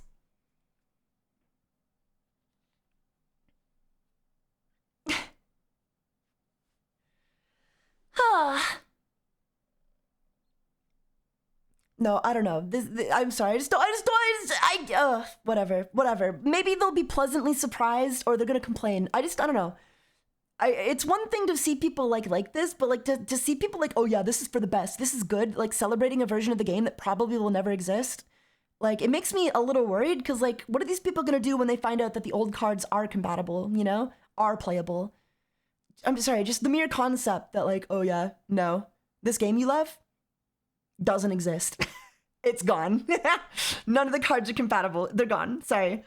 We'll have answers before August. Good. I hope to prove every one of these motherfuckers wrong. Card availability aside, it makes more sense to hard reboot because in Chaotix for short run, there were a couple hard power spikes and cards that frankly shouldn't have ever been printed. Ban them. Ban the cards. It's okay. We can just ban the cards, guys. We just ban the cards. Is the Zamul too strong? Ban him. Mockin' too strong? Ban him. Jornik? Ban him. Fluid Morpher's Foe? Ban him. We can just ban these cards or have rotation format. It doesn't make sense. It does not make sense. Like, I just don't know how I don't know. Like, you gotta be just so uncreative to be like, yeah, let's just like throw it away. Are you kidding me right meow? Literally. I'm downvoting this. I disagree. Yeah, I think the game was made for kids before. A new game would likely be targeted at men in their 20s, but accessible to kids, which I think would take to mean adopting modern design sensibilities like horizontal design, fleshing out niche archetypes, and putting effort to make sure different kinds of decks can hang.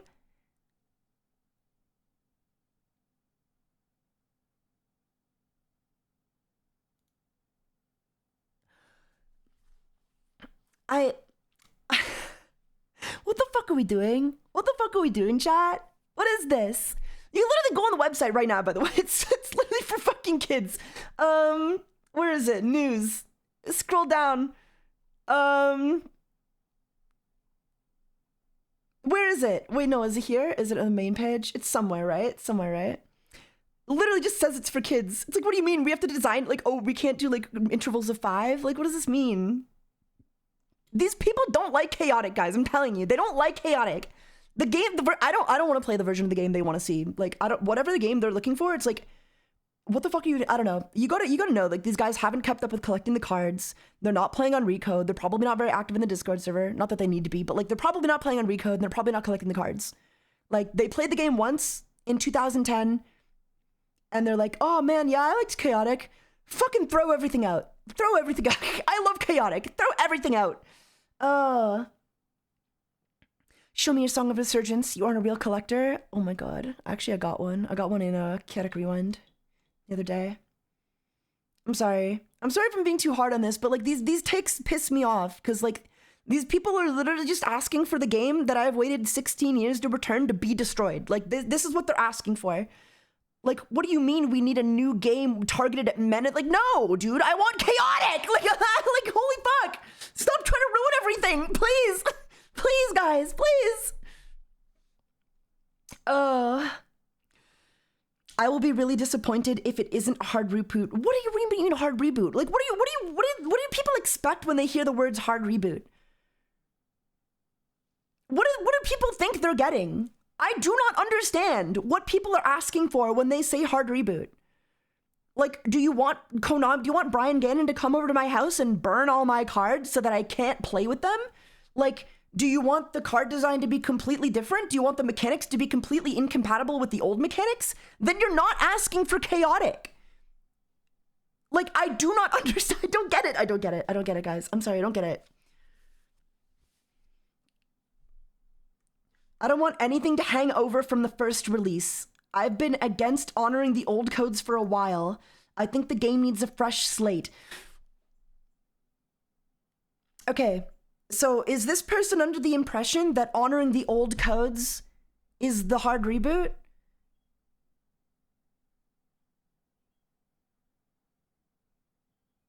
Yeah, not honoring the old codes is based. I agree. Like there's like, I'm sorry, as much as I love my old cards and I'd love to play with them online, like obviously in an online format, it would just be absurd to be like, oh, here are all my cards. No, like no, you can't honor them. So many of them have been scalped off of eBay. I could go on eBay right now and pick up like a million different card codes. Nobody's doing that, right?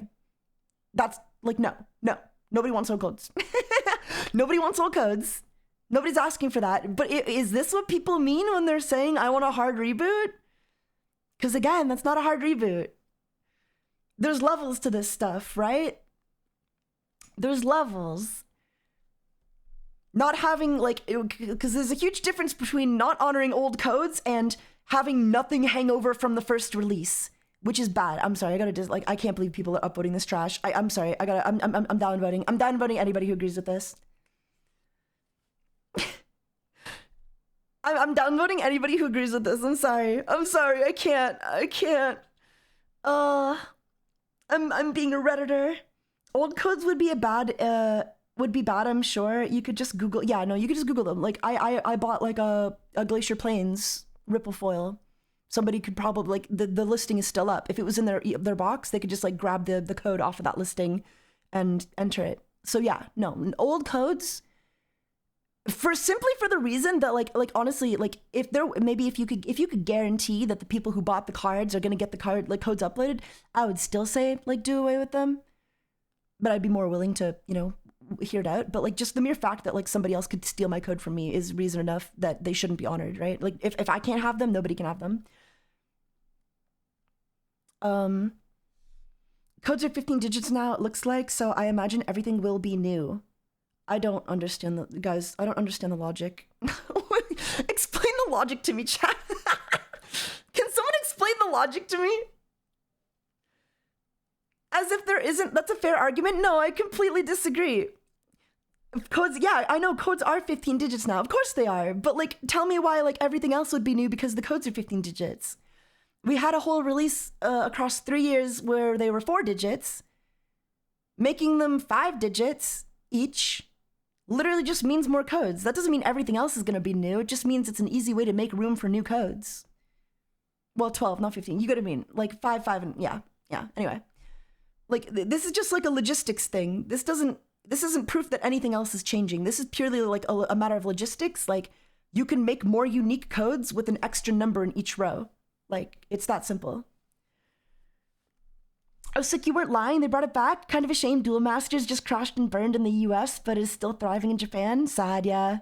Hopefully the Chaotic will do better. Here are my thoughts on doing a staggered re-release DOP and forward bit by bit rather than everything all at once. That way new players can build their collections and old players can try and find cards they missed previously or no longer have because their old collection was lost or damaged. Great idea. Kiss. We don't appreciate genius on the subreddit. Guys, should I leak what Chaotic will be? No. Oh, wait. I would love if they did an overhaul and something like making the game draftable. These people don't, like, again, just more evidence. The Chaotic Reddit does not like Chaotic. The people who want this game back do not want Chaotic back. The game they're asking for to come back is not Chaotic, man. I don't understand. Like, I think it'd be nice to, like, I don't know. I don't know. It depends what he means by this, but, like, I've been saying this for years. Yeah, no, it's crazy. It's crazy. These, like, if you mean make the game draftable by, like, maybe they could release, like, hey, here's an attack deck pack of attacks and it's only attacks. That'd be cool. That'd be cool. That'd be cool. That would make it kind of draftable, you know, like, hey, everybody, here, you open here's a pack for you to open and it comes with like this many attacks and this many battle gear and you open 3 of these packs and then, you know, whatever. That'd be cool, right? Make it draftable. Cool. Yeah. But like, if you're requesting that the game be fundamentally changed so that it could be traditionally draftable the way like Yu-Gi-Oh would be or Magic the Gathering would be, then no. Please no. Please guys, stop asking for Chaotic to come back when you don't want Chaotic to come back. It's not like they should still have lists, still have a list of the old codes they could set the new digits to 0 for them and it would be backwards compatible. No, when I'm asking for backwards compatibility, I'm not asking for the old codes to be like uploadable online day one or ever. When I'm asking for backwards compatibility, I want my IRL copies of the cards that I have purchased with my physical money on eBay and other places. I want those cards to be playable with my other IRL cards that I will be purchasing of Chaotic. I want to play with my friends with my old collection while I teach them the game on their new collection.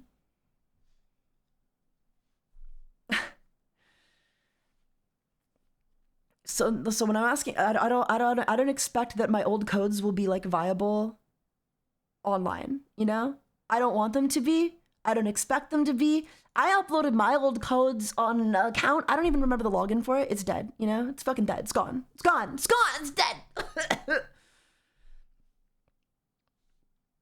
I just want to be able to play my new cards with my other new card, my old cards with my new cards, should I so choose. I want them to fundamentally, like gameplay wise, I want their I want their mechanics to be compatible, you know? I want them to be designed with the same kind of like philosophy, I guess. I want it to be the same game. I want the same game. I waited 16 years for this fucking game to come back.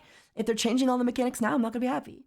You know, I like my Fire 10 or my Earth whatever, my Earth 10, my Fire 5, my water. I like my quad element Tetra deck, you know what I mean? Like, I just want to be able to play with my cards with my friends, should I so choose. Or at my locals, should a tournament or format be available where they allow my old cards, you know? That's all I'm asking for. That's all I'm asking for. So in that sense, I don't consider this a hard reboot, as long as that's possible. But what these people are asking for, like this guy, I'd be really disappointed if it isn't a hard reboot. I don't want anything to hang from the first release. Like, this is insane, right? Like, this is an insane opinion. This is an insane opinion. These people don't care about the longevity of Chaotic. These people don't want to play Chaotic. There's no way these new decks will be any weaker than whatever tier 1/tier 0 stuff that existed when the game stopped. Yeah. I want to play my friends' starter decks with wise guys. Well, I do. I might. I mean, I'm not saying I'm not going to try out the new cards, because I totally am. I'm going to go crazy on the new cards, in fact, as long as they're compatible. As long as they feel the same. Like, if they launch and it's got a totally different UI and, like, they've changed everything, you're a horrible person. I'm not. I just want to play with my cards that I've collected.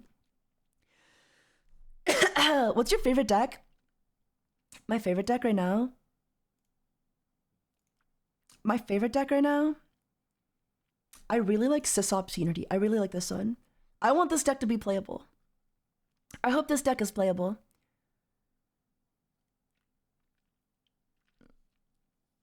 God, you're so basic. I also like Scooby-Doo on Zombie Island. This is my favorite pet deck right now, because I get to use Heptad, who's my favorite card. And then I get to use, well, I wouldn't use, like, obviously, like, if I was playing with the rules as written, I would just run double Tanguth toe board in training, because I'm using the recode ban list where interest is at 2. But obviously, if I had to play by the rules. Show us your huge throbbing dick. The game is solid. I can really see it succeeding with everything there is nowadays. I hope so, man. I hope so, Pump Squatch. He also drinks pumpkin spice latte, and his favorite anime is Dragon Ball. My favorite anime is Hunter x Hunter. Show us your huge throbbing deck. Yeah. But yeah, no, I want to play. I don't know. I just want to play. I just want to play with the cards I like to play with, you know? I love Heptad. I don't know. I wonder if they'll buff Heptad. If they do. If they're buffing anything. I don't know what the plan is. I agree. Anyway, let's read more rage bait, chat. Let's rage bait ourselves more. If you actually care about building a player base and the longevity of the game, we need a hard reboot. Oh my god, like, what are people asking for? Why do we need to invalidate every other old card in the game to play with a format where old cards aren't allowed? Why can't we just, like, have backwards compatibility and then just play in a format? Like, I don't understand.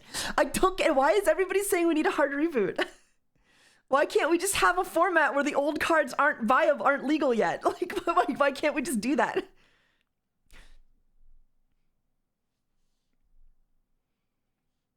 I would love if they did an overhaul and something like making the game draftable. 100%, if you actually care about building a player base and the longevity of the game, we need a hard reboot.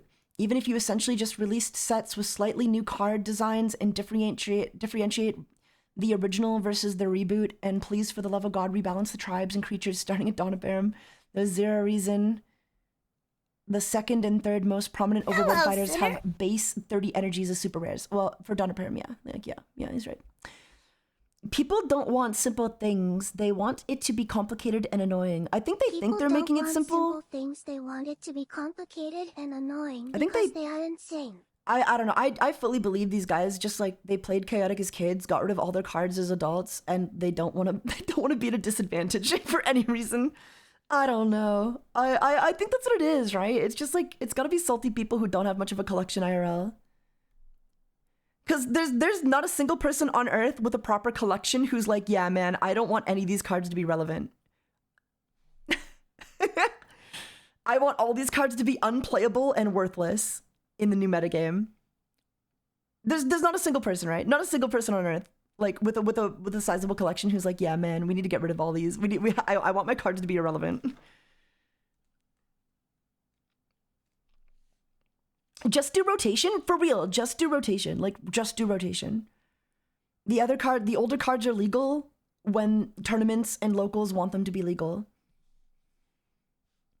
I'd say give it different lobbies, one for all cards accepted and one for only new cards. Also a great idea, like a beta. When the online game comes back, they should totally, like, I don't know, I think they should just make all the old cards buyable online. Like that was my solution for like online. Like obviously disregard all the old codes and then just give me like some monetization. Like I'll pay you $50. I'll pay you $50 for the old sets to use online with the minimum stats. Done. Done. Problem solved. You know what I mean? You know?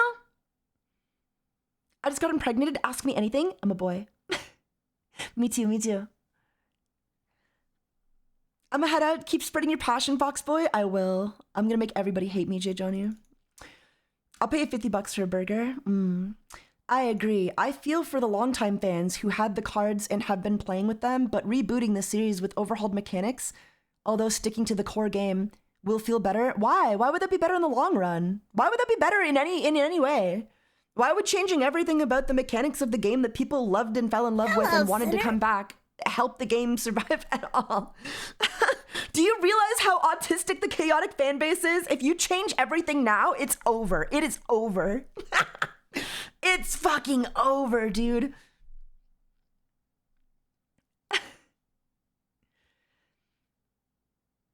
I'm sorry, I don't know, guys. I just can't understand this logic at all. I just can't get behind the idea of not just being like, yeah, we'll just have formats. Yeah, we'll just have formats and the new cards will be backwards compatible with the old cards and yeah, it'll be fine. This is so frustrating. This is so frustrating. Just see an entire subreddit of people just like, yeah, man, let's ruin this fucking game. Let's ruin this fucking game for longtime fans who have collected their cards, who have actually bothered to keep up with the hobby, who are actually truly dedicated. It's true, the fan base appears to have a lot of autism. No, they do, yeah. I know I brought it up a lot, but everyone asking for a hard reboot seriously needs to be forced to look into the history of Bakugan to the reboot, yeah. Did Bakugan really die again, man? I still have 3 of my Bakugan. I was a Darkest collector. I was a Darkest main. I only collected from the first set though, because like, even as a kid, I could tell that the first set of the Bakugan, I just like the way they were designed more. They were more compact. They broke a lot easier, I think. But they were more compact, you know? They were more compact. It got rebooted 2 times after the original. 2 times! And it died both times. Can you guys tell me why? Were the kids just not into it? Like, what happened?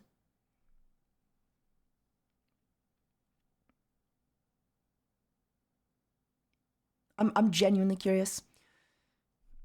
Chaotic needs new players as much as they need the veterans by allowing players to use all of the old cards. Is it, okay, like, is it just like people on Reddit synapses not firing off? Like, is it just like a lack of like fundamental problem solving that's causing this situation? Or what?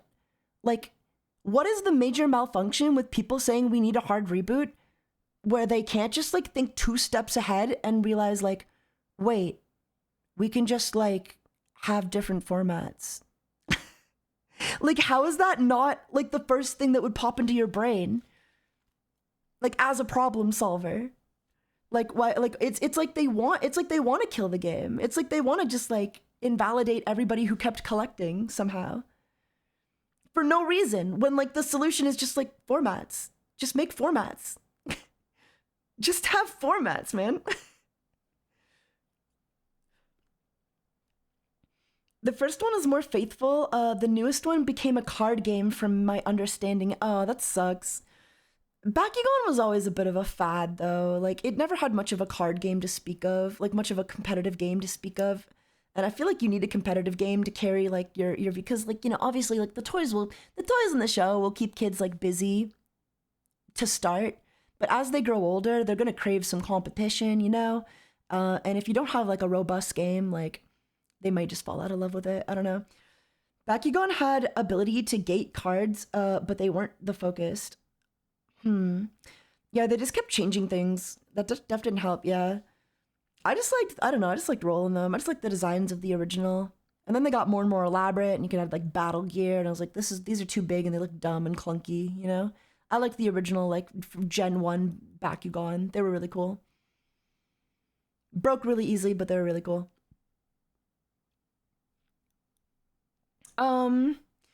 Chaotic needs new players as much as they need the veterans. By allowing players to use all of the old cards, the new base will always be playing catch up if they don't have the old cards. That's like just not true though, right? That's just not true, right? Yu-Gi-Oh! Is a game that's been around for like 20 years. Nobody's playing catch up to get Dark Magician.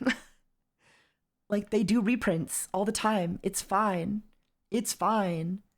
I don't understand reprints and formats. Obviously, like, yeah, you know, I'm not going to pull up to my locals day one with my Zerium armor, obviously. But the concept that the entire game needs to be like hard rebooted from the ground up and that none of these cards should be compatible and that like everything needs to be changed, it's like you're not even asking for Yu-Gi-Oh anymore. You don't want to play Yu-Gi-Oh. Go play a different, you don't play Yu-Gi-Oh. You don't play Chaotic. Go play a different game. Go play Yu-Gi-Oh. Go play Yu-Gi-Oh. Go play Pokemon. Go play Magic the Gathering. Chaotic isn't for you. Because clearly you like nothing about it. You don't like the randomized stats. You don't like the mechanics of the game. You want that to change. You want a hard reboot where none of the old cards are playable. Like, what are you even asking for then? Go play a different game.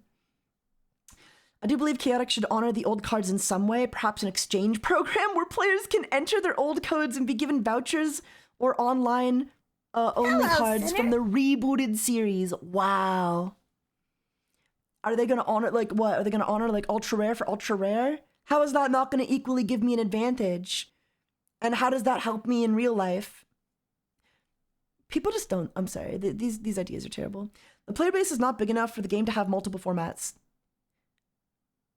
Yes, it is. Like, it can be. The game hasn't come back yet. Should the game come back and find success, it would be.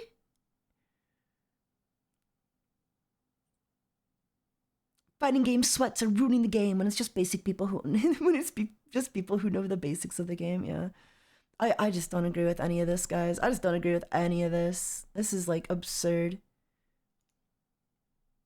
This is absurd, chat. These are the dumbest takes I've maybe ever seen in my life. There's gonna be different formats inherently, just automatically. Like, there's gonna be a 1v1 and a 3v3 and a 6v6 and a 10v10, and these are baked into the mechanics of the game. But I guess we can't have those either because there's not enough player base for a 1v1 format. God forbid. Like, I don't know, man. These people don't like Chaotic. These people don't like Chaotic. These people just don't like Chaotic. It was fun chatting. I look forward to talking more in the future with y'all. Have a good one, Pumpsquatch. Thanks for dropping in, giving your opinions on stuff. Hello, sinner. Man. Revival worry. Okay, let's read this one.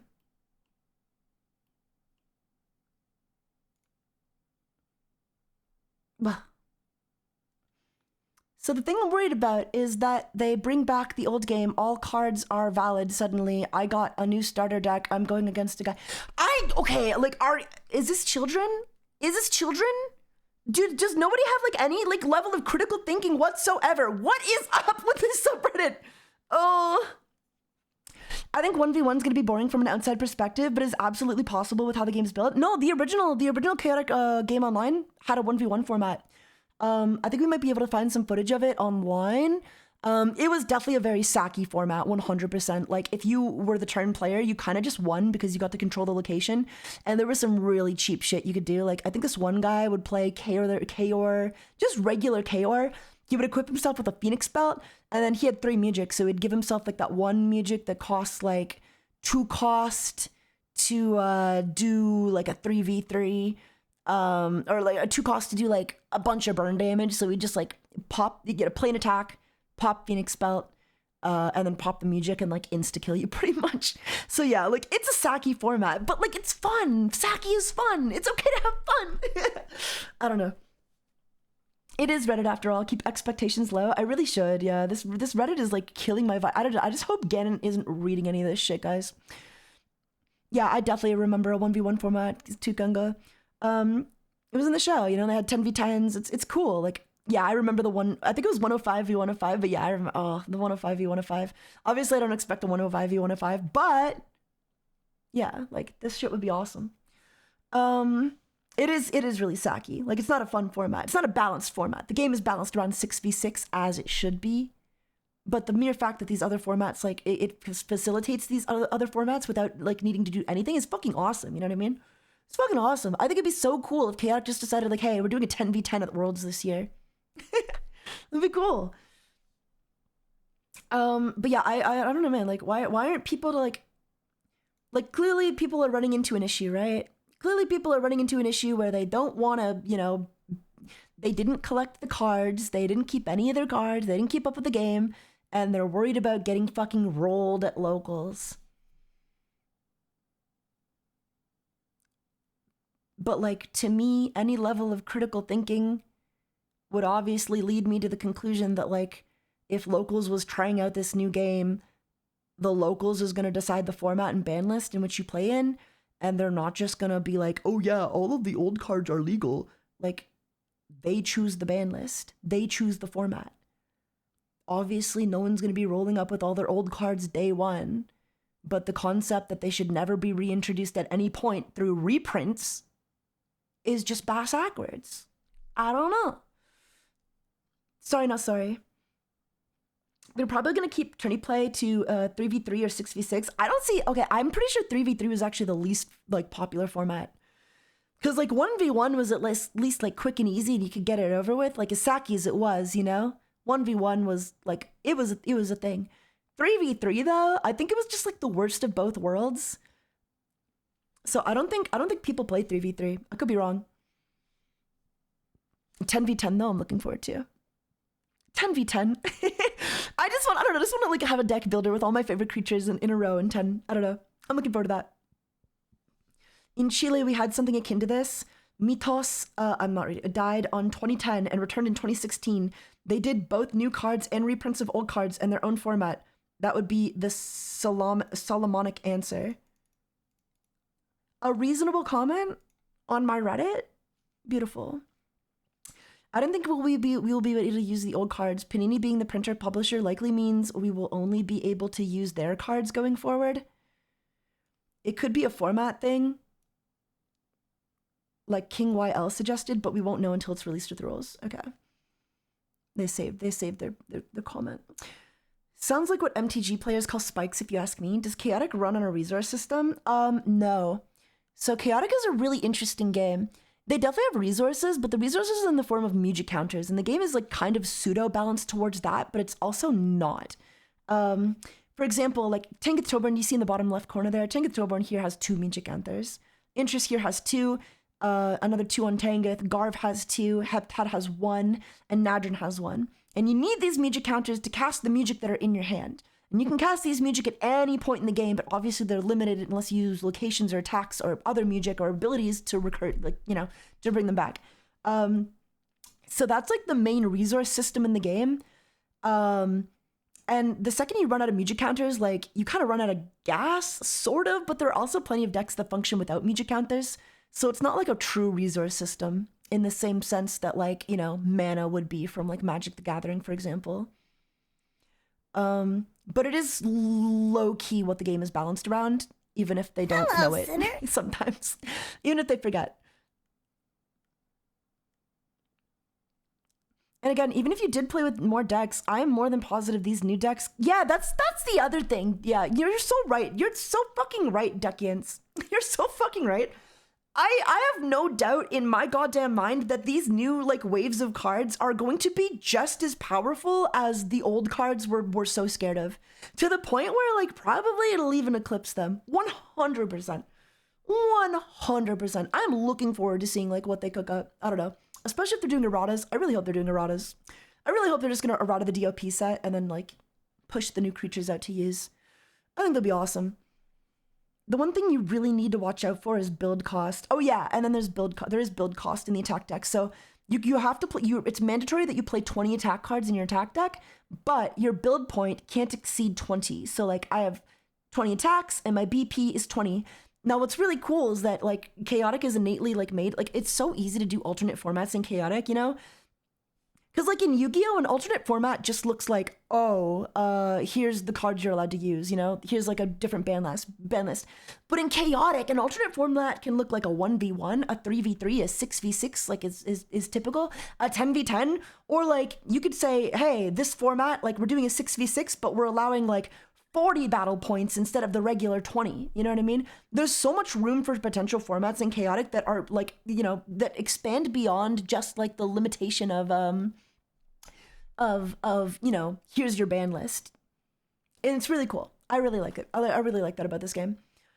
You know, you could also play in like a ban list where like, oh, you can only use one of each card, or you can use 2 of everything, or you can use 6 of everything. You know what I mean? Because usually you're limited to 2 of everything in this game. The limit is 2. So I can have 2 Tankith Toborns and I can equip them with 2 Elementalist Pauldrons. That's why I like the sound of Yu-Gi-Oh's new format. Oh yeah, the point, like, it's still a similar thing.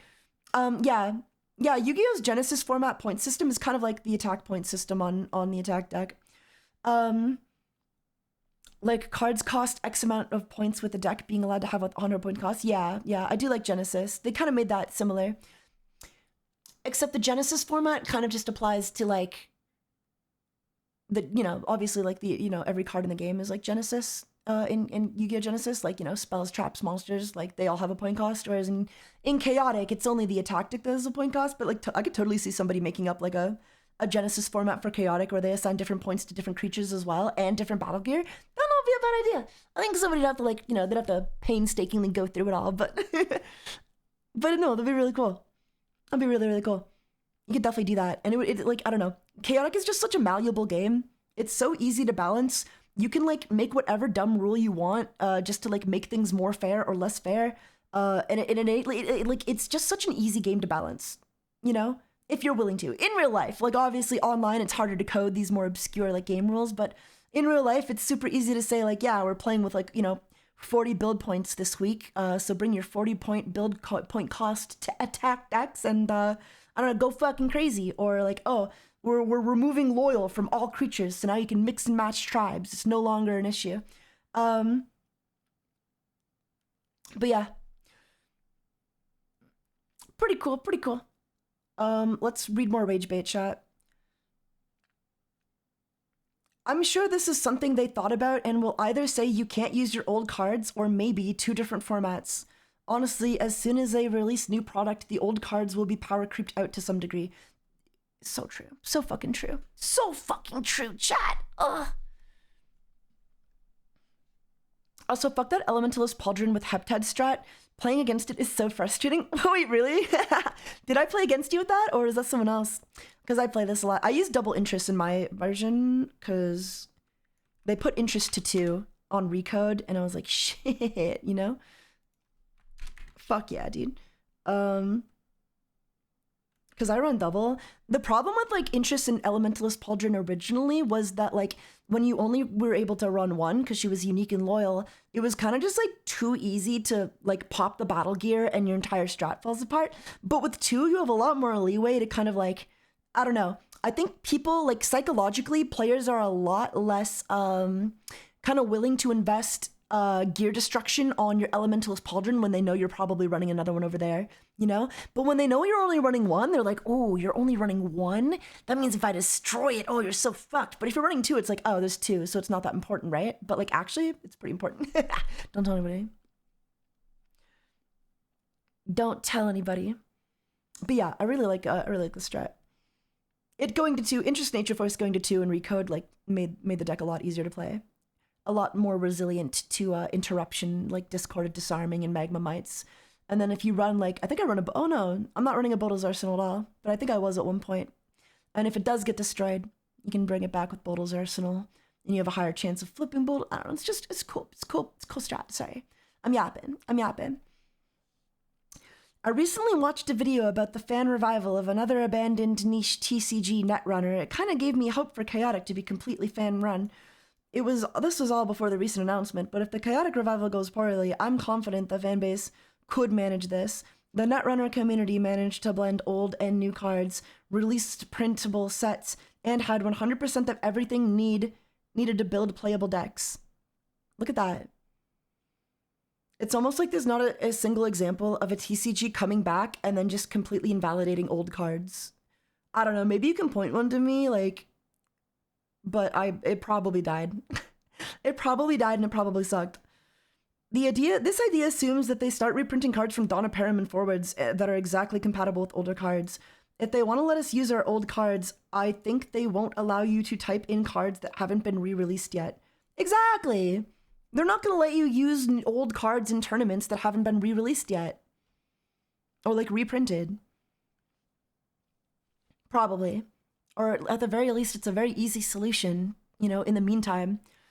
And as more sets get reprinted, you'll be able to redeem your cards. That way you're not playing Ursus Burn FTK versus Donna Perrin Beatdown, which obviously you never would be, right? Like, you're not going to go to your locals and be doing that. That's just not a reality.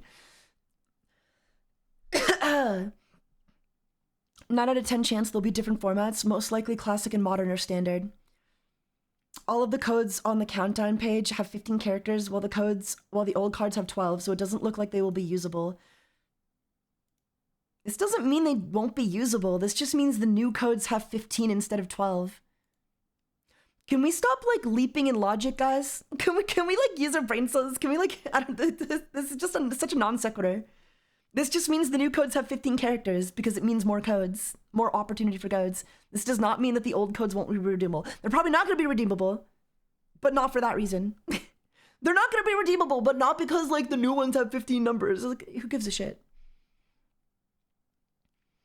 It is fine that the old codes won't be redeemable. What's not fine is that the old cards will be unplayable. They're using their brain cells, just frying them, yeah? What I want to know now is, are they going to rebalance old cards like Takinam with Fire or Tangus Abysmal 30 Energy? I think almost certainly. I hope so. Tangus better not get screwed over twice for all he did for Param in the original run, true.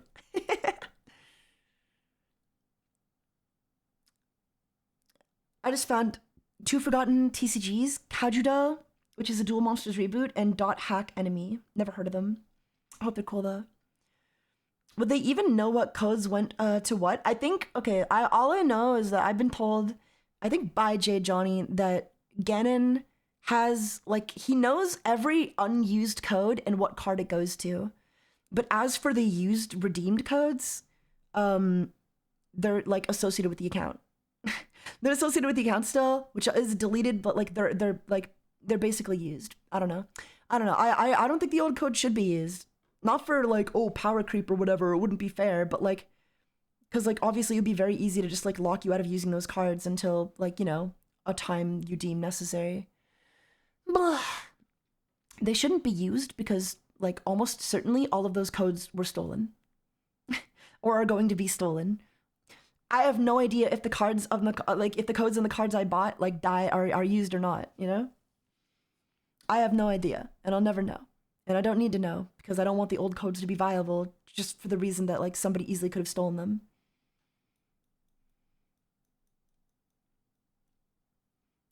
But yeah, I think this is clearly split into two different conversations. There's a group of people who are only thinking about like the online version of the game, and they want a hard reboot in the sense that they don't want the codes to be redeemable online, not thinking about the implications of the IRL versions should they get reprints.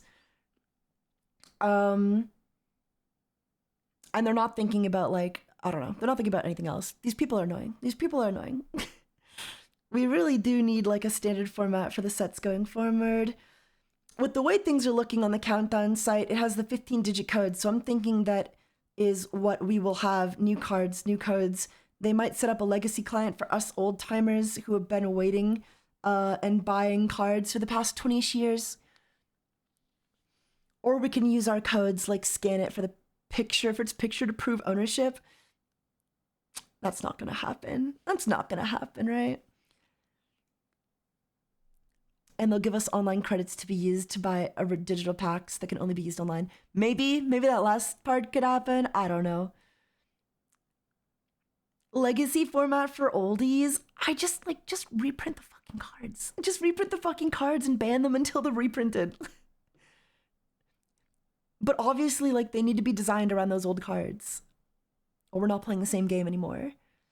I want to play my old cards with my friends' new decks. I just want to play my old cards with my friends' new decks just to see how they hold up. Like, I would love to see if, like, it's even, you know, not like, I do hope it. I'm just going to go off the assumption that it is the same game, but like, I should be allowed to do that. You know what I mean? Like, I should be allowed to play with my old cards with my friends just to see what they're up to, just to see how they compare. Because maybe the new cards are even better. I don't know. It's just fun. Anybody asking for these cards to be like full stop uncompatible is not a real chaotic fan, chat. Not a real chaotic fan. They're a Morellian. They're brainwashed. They're a Morellian. Okay, let's read more rage bait and then we'll just be done.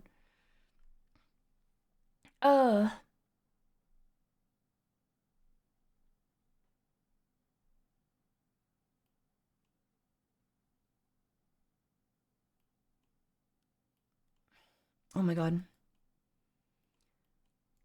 Come on. Fuck. Reboot. Has anyone else noticed that the cards on the official website's background are 15 digits rather than 12? Makes me think we'll be getting new cards instead of the old ones.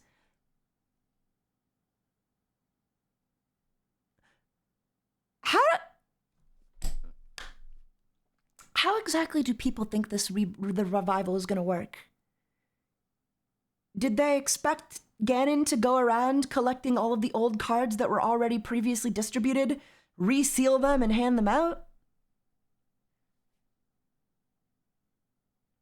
Like, yeah, dude, we're gonna be getting new cards. We're obviously getting new cards. What the fuck? What fucking planet are we on? Man. Of course we're getting new cards. Like, we were never not gonna get new cards. Hey guys, a new version of a Chaotic is coming out where the site says new cards are coming. Do you think they're gonna be new cards? I can't deal with this, dude. I can't deal with anyone in this, like, I don't know, man. I can't deal with anybody. Just, like, no vision for how this stuff is gonna work. Like, yeah, we're gonna get new cards. It is also very possible that these new 15-digit codes may also apply to older cards. There is a strong possibility that, like, on the online version of the client code, they may be handing out legacy cards as well. Like, in the same way that you could only get a Mesmar online to use online, there's a strong possibility that, like, maybe here's a Tartarek code that you can only use online. Shit is, like, it is possible. It is possible this is all gonna be a thing. Like, and the length of the code has nothing to do with the reprint status of a card. I don't know, man. I don't know. What do codes do? If you have a code on the card, you can upload the code to get the copy of the card in real life, basically.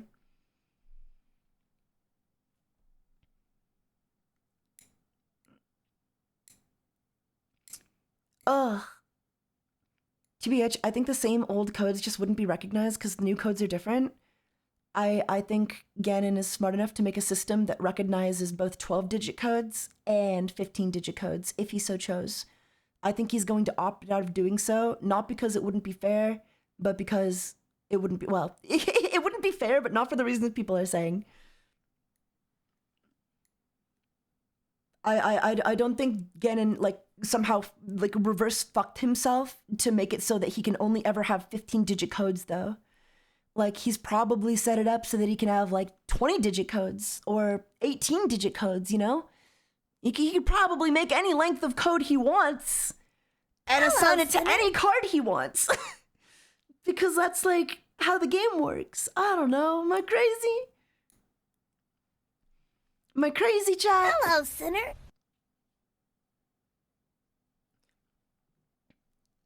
I don't know. I'm losing my mind.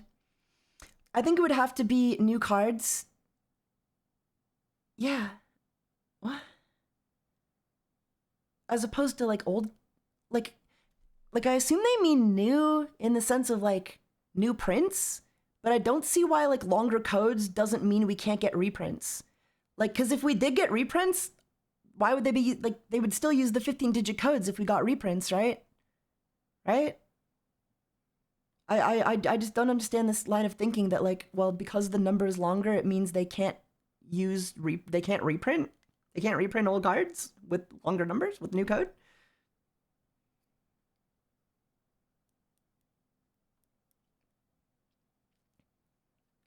Like, I'm not saying they're gonna do that, but they probably will eventually. Like, they're probably gonna do reprints.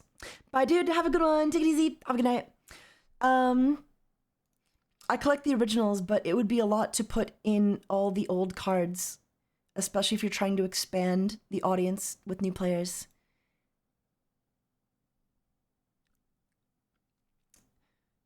I need people to take like a creative, I don't know, man, like a problem-solving class. Yeah, 15 digits sounds like a longevity thing, and it might be updated to 18 digits in the event that like, oh, all the 15-digit cards are gone, but like, I don't think they're worried about that right now. I think there's like 2 billion possible combinations of 15-digit numbers, right? So like, I don't think they're worried about, you know, that. It's literally just a matter of facilitating more card prints. You know, it's fine. It's fine. I remember near the end of the game, they put a thing where you'd earn currency for uploading codes. I think it was supposed to be redeemed for avatar items, but never got implemented. I would expect developers to want to start from the beginning rather than being tied to the old system. What old system? Which was highly imperfect and frozen in time now. Honestly, it gives me hope that some OG creatures can get updates with new stats and effects.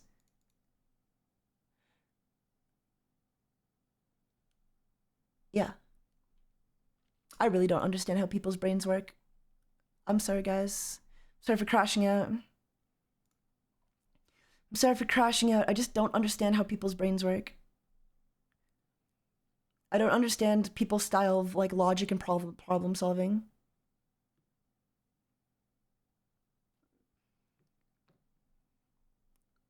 The code is longer. This means we won't get reprints? The code is longer. That means we have more room for reprints. Right? Am I crazy? But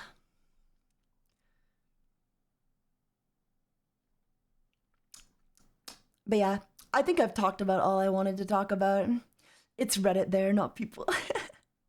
Yeah, it's no big deal. I do think I've yapped about all I want to yap about, though.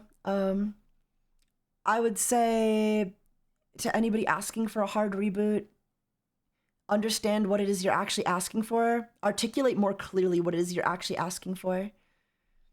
Because if you're just saying, like, I want a hard reboot, but all you mean is, I don't want the old codes to be uploadable online, there's a lot of distance in between those two statements, you know? So again, my ideal chaotic reboot is Dawn of Param re-release with like erratas for the creatures mainly the creatures, and maybe some of the more iconic but useless like music and I don't want to say locations because I think generally locations are fine, but maybe you know, just definitely the creatures, a couple music, a couple battle gear, a couple locations, and maybe some attacks as well. And then from there, just like let the game breathe, let it do its thing, you know. And as time goes on, work towards reprinting some of the older sets, reward players online with some cards from the older set, you know, like you did, and then eventually just reprint the old cards and work on introducing new formats so that these old cards can be playable again, and just make sure the game is backwards compatible otherwise. And to anybody not creative to think of that, I hope you're all wrong. I hope everybody's wrong. I hope everybody who's not asking for exactly that doesn't get what they want. I don't know. I hope that's the case. I hope they do a good job. I came out as broke and my parents kicked me out. What should I do? Oh no. I feel like the starter deck means more locations that synergize with the deck. Yeah, I think there's a lot of good locations, like with the original Dawn of Param set. So, like, there's only a few locations that I think are genuinely, like, I would never play this. Like, Forest of Life isn't very good. Kordak Falls, the Plunge Pit, and the Plunge Pit, like, they're also not very good. So, like, I think a couple cards definitely need to be, like, remade. But in general, I think a lot of them are really fine. It's like, I could genuinely count on one hand, like, the cards that I think from Dawn of Param, other than the creatures. All the creatures need, like, updates, but, like, I can count on one hand for all the locations, battle gear, music, and attacks that actually need to be, like, fixed and updated. So, I hope they do the bare minimum and just, like, mainly tackle the creatures and just keep the game the same, you know? Keep the game the same, keep the mechanics the same, keep the power scaling the same, within reason, you know what I mean? Like, update the Dawn of Param creatures so that they can kind of hang with, like, you know, the modern creatures, but that'd be cool. I would love a playable version of Raimusa, you know? That's my biggest complaint, is that Raimusa just kind of sucks, because I love him. I love his card art. He's just bad. But yeah, that's it for me, guys. Thanks for Tom coming. Sorry there wasn't more to, like, do on chaotic.com. I thought there'd be more to, like, talk about or look at, but there's not. So, next time. I'll keep you guys updated, though.